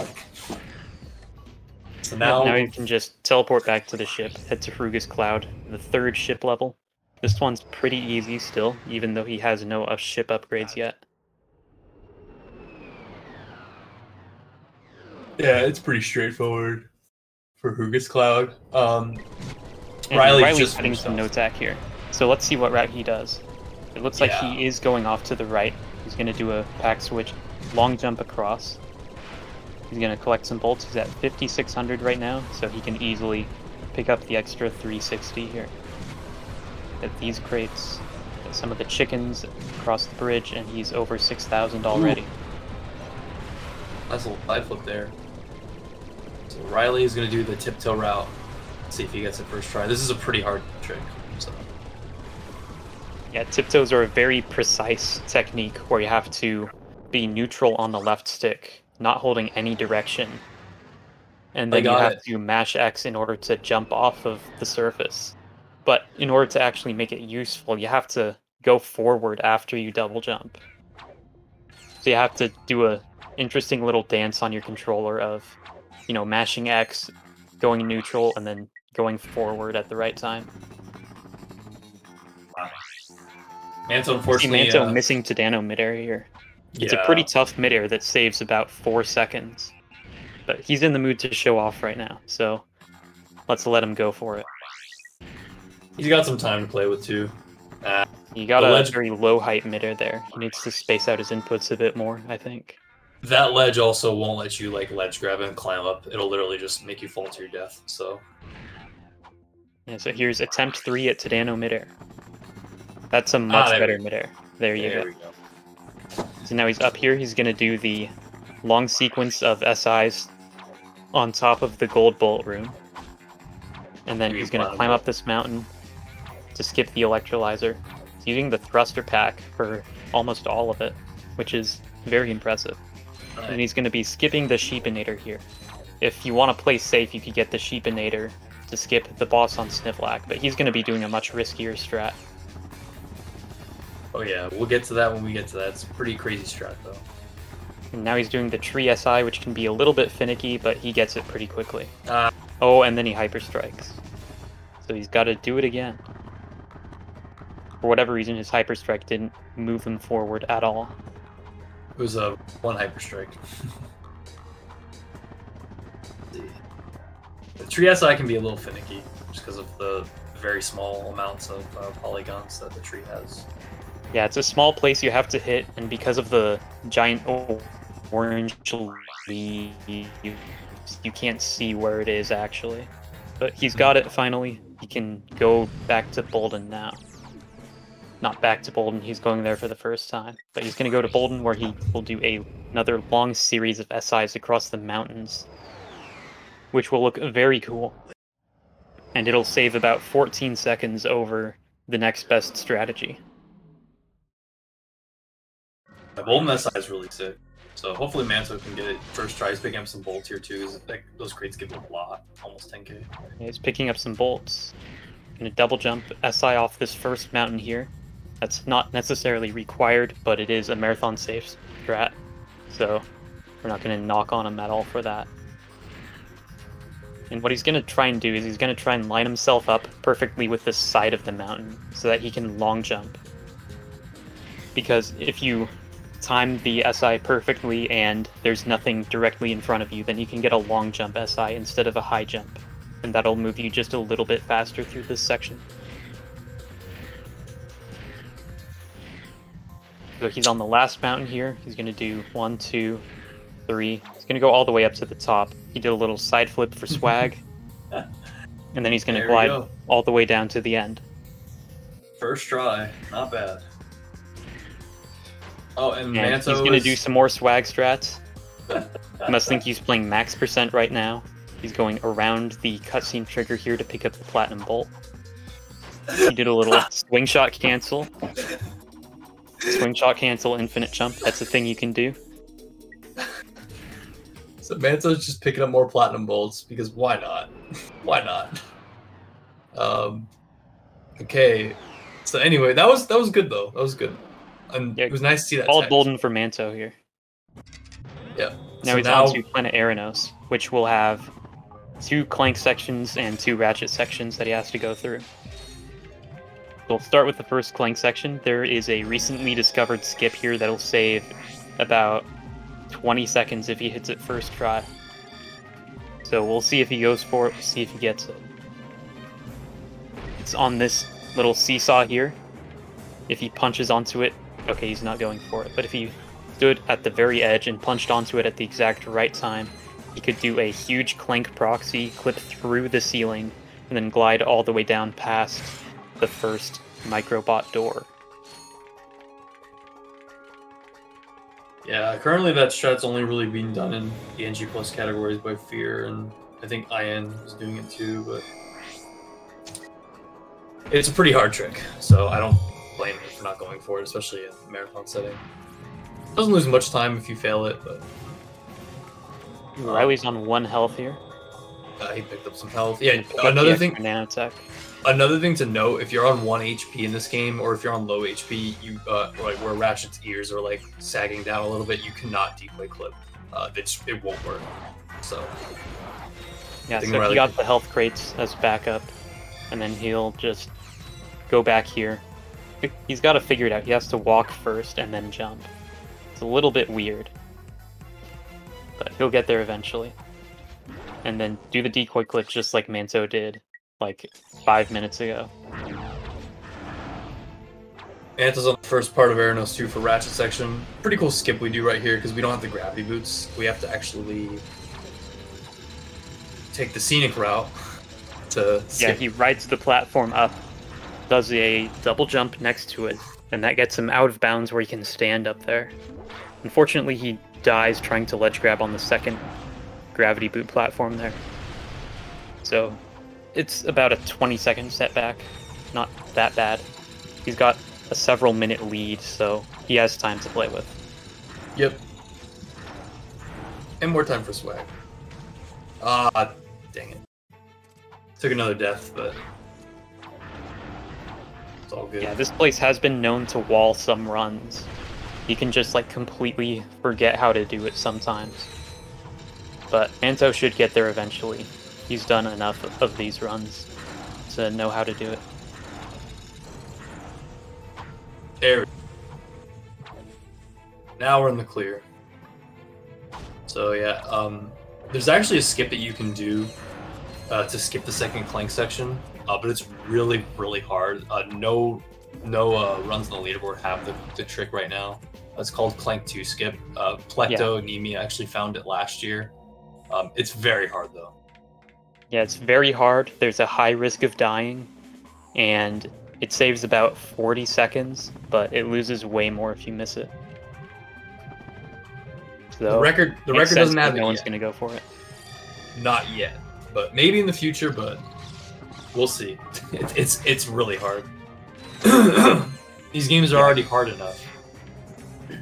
Grinding runs with that scape would just be like, you know, just rename Aranos 2 Split to the Graveyard, pretty much. Riley's doing an alternative to Nano route, it looks like. Went for a pack switch long jump there that didn't quite work out. He's trying to cut the corner across the left side instead of the right side, which is an interesting route, but it hasn't really been proven to be any faster.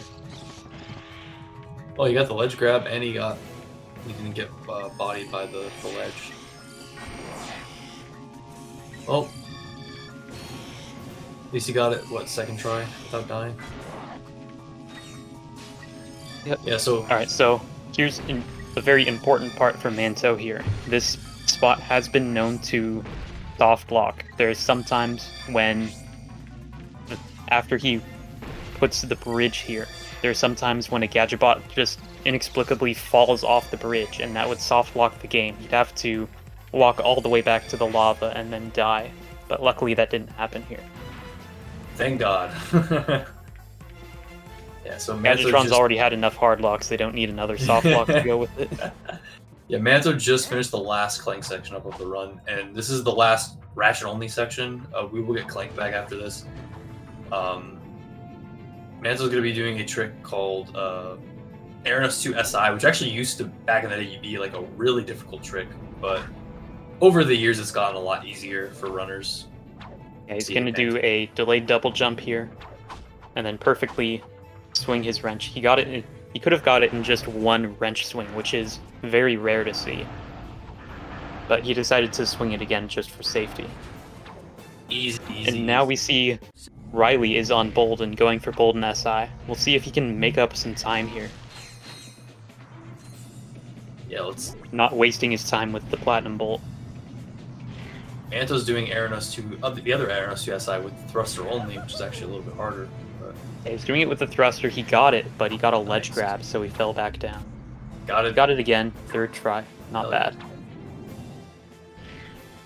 Manto's moving on to Gorn. Let's see what Riley can do with Bolt and SI. Riley looks like he's gonna be in good shape. Oh yeah. Yeah, he got the long jump on the last mountain, so that'll save some time. Threw a decoy just for fun. And we'll see Manto on Gorn here, which is very difficult without the Ship Shack glitch. Yeah. So here on Gorn, there's 4 ships to shoot at, and they all have a lot of health. You know, if you play it in NG+, it doesn't seem like they have that much health, but if you have a completely unupgraded ship, it feels like a lot.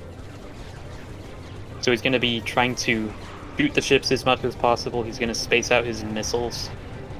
You know, only use them when he thinks he needs to.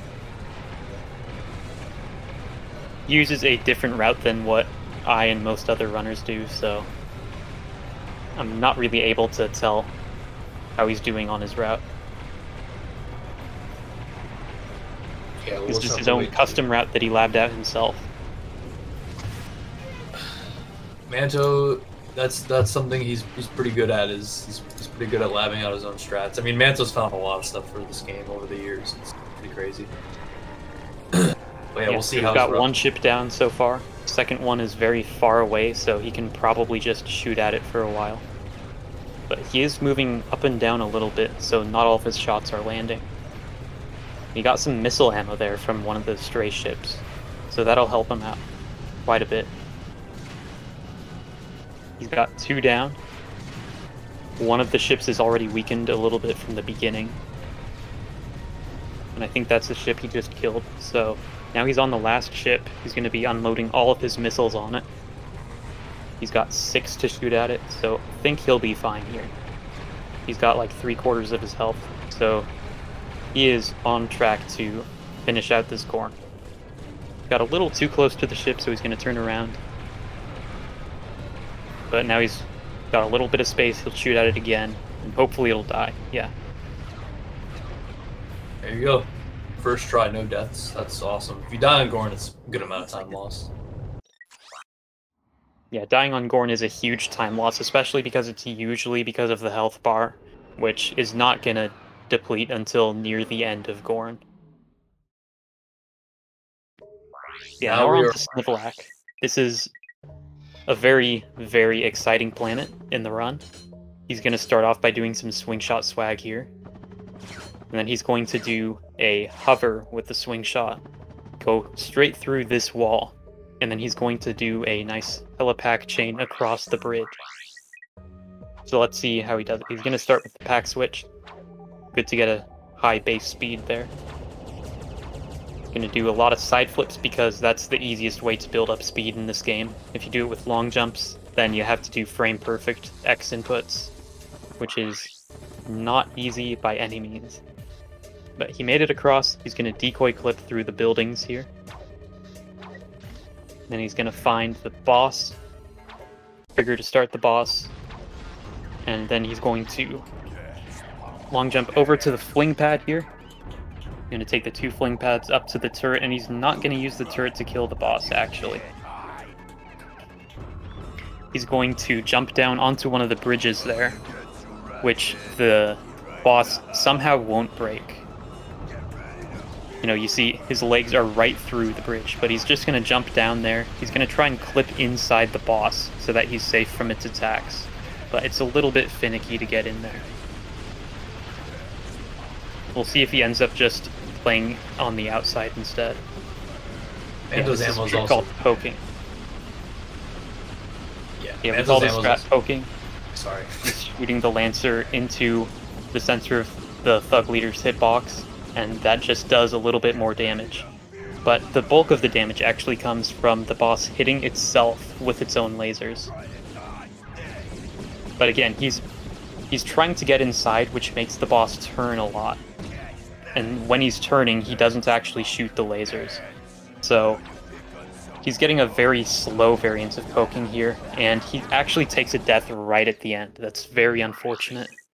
And now he's going to pack switch all the way back to the vendor because he's out of Lancer ammo. So a very huge time loss for Manto here, giving Riley some time to catch up. He's right at the end of Eranos 2, so there's about a 3-minute buffer now between the runners.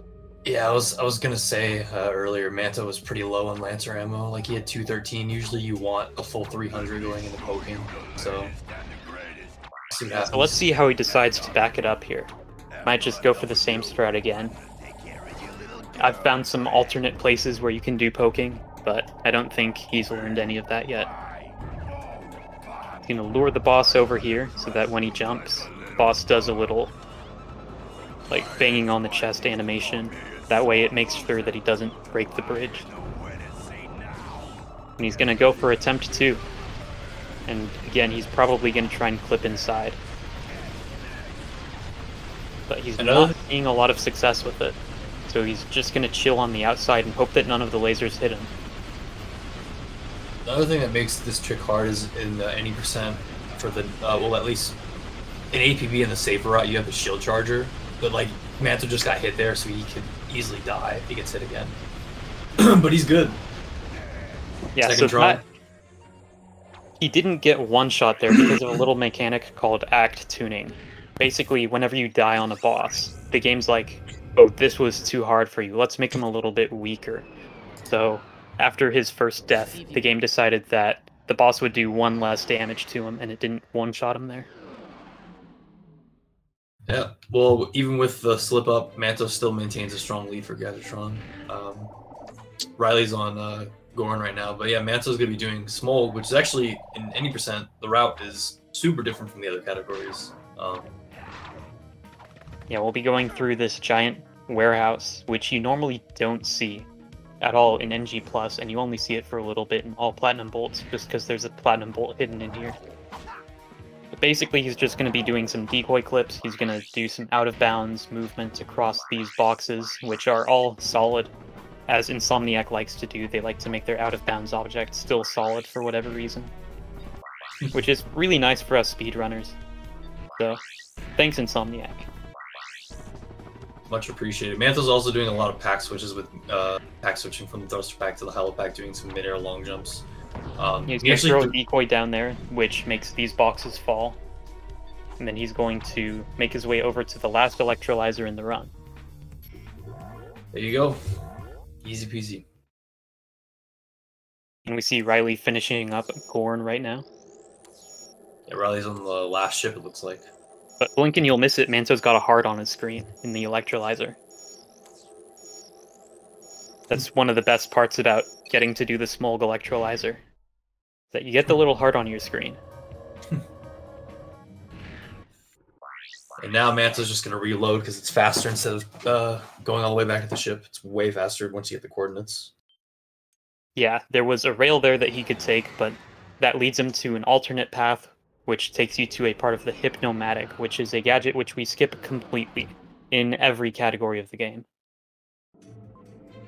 Because it's just so easy to skip, and you'll see why pretty soon.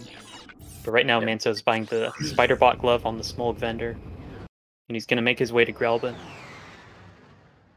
We're in for a treat coming up soon with the Spider-Bot. So the Spider-Bot, we're going to be leveling that up. We're going to be doing a technique called protopet farming. So the protopets on this level, they'll give way more experience when you reload after getting the coordinates for Yeatle.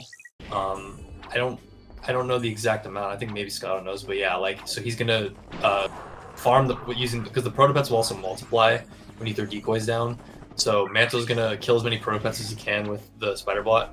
He's gonna get the coordinates for Yeatle, reload, and come back here, and he's gonna get even more experience from the protopets, and he'll be able to level up the Spider-Bot to the tank bot, which we do this in any percent, APB, and 100%. And max percent, I think, too. So we do it in most categories. Yeah, we do it in pretty much every category where you're doing a new game run, a run from a new game. You don't do it in NG Plus because you don't need any experience in NG Plus, obviously. Fun fact, though, and Riley clipped in the Snivlack boss, and he just got poking first try, so that's really awesome. Yeah, Riley got a very clean poking there. He's done with Snivlack, and looks like it's still about a 3-minute difference here. Fun fact, Manto actually thought of the Spider-Bot strat here in his sleep. He actually had a dream about it, so it's just really funny. Yeah, it came to him in a dream where he just played Grelban, reloaded, and got more XP, and that's just how it works. Pretty funny. But yeah, Riley's going to be doing Smolg. Manto is on his second round of protopet farming, which it's going to give an insane amount of XP. Like, it's really just crazy how broken this is. We actually utilize these protopets also in the 100% category with farming the weapon XP, which is really cool. It saves so much time compared to like the older routes. So and then Manto hopefully will also get the animation cancel at the end of the Spider-Bot leveling up. What I usually do, and this is what Plecto taught us a while ago, is I just mash square, and most of the time it works. So, because if you mash square, you'll pull the wrench out at the right time, and then you'll skip the animation. If he misses it, though, it's not a big deal. It's like 4 or 5 seconds. Yeah, he's using quite a few Spider-Bots here. It's not the fastest, but it is going to work out for him. And he's going to take a death on these protopets. Unfortunately, not taking the Raritanium car back. We always love to see the Raritanium car since you very rarely see it in any category. Manto's moving on to the final planet, Yeatle. That was pretty good farming XP. Didn't have any mess ups. Didn't get screwed over by the nanotech blast because that can happen as well. Yep, and he's gonna take the safe Yeatle exterior here, jumping on the boxes to get out of bounds, and then he'll be doing some mountain climbing over here. More hiking. Gotta love to see it. Riley's just about to head over to Grelban, it looks like, also, by the way, so... Looks like he's lost the spot where he can SI up here. Found it now. There you go. He's doing wrench SIs, which you rarely see in this category, but they're pretty useful here on Yeatle if you're doing the mountain climbing strategy. He's just going to jump across these mountains in very specific ways.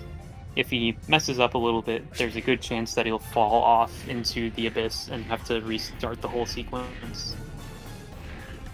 Coming up also for the now final he's on boss. the roof of the building. He's pretty much home free to get into the interior.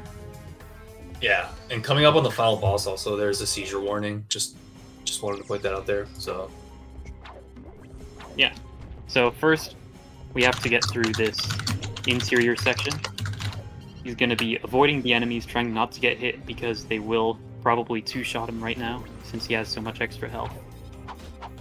Yeah, he's going to clip out and he's going to do Hyper Strike SIs. Basically, this wall here is a very strange wall where if you hyper strike against it with a little bit of forward momentum, you can wrench swing without losing height, and then just keep climbing up.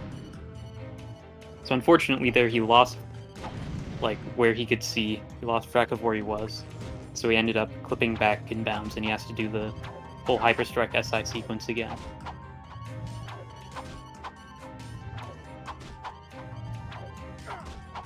Pretty quick recovery though, at least.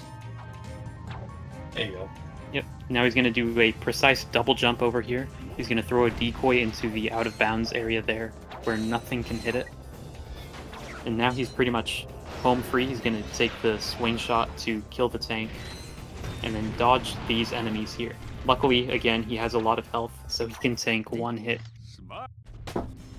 Now he's entering the final boss as Riley is about to go to Beetle. So this final boss, he's going to lure it into a corner, break the ammo box, and that'll make it spit out a lot of protopets.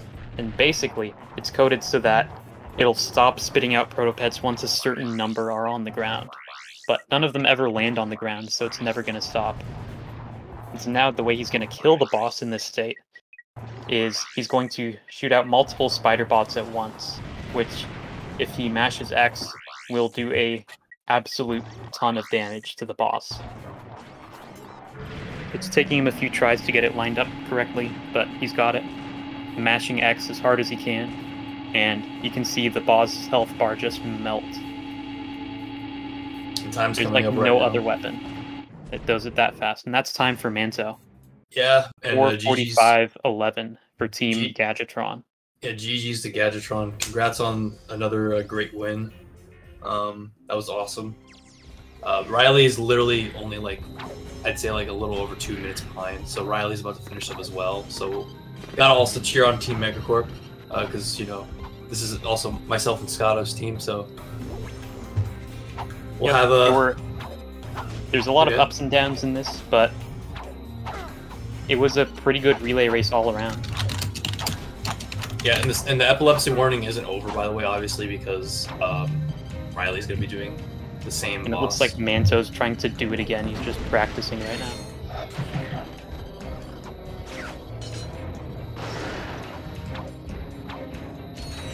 Yeah, there you go. Riley's coming through here. Made it past the enemies, not a scratch. He's about to do the final boss. And Manto's just doing it again because why not?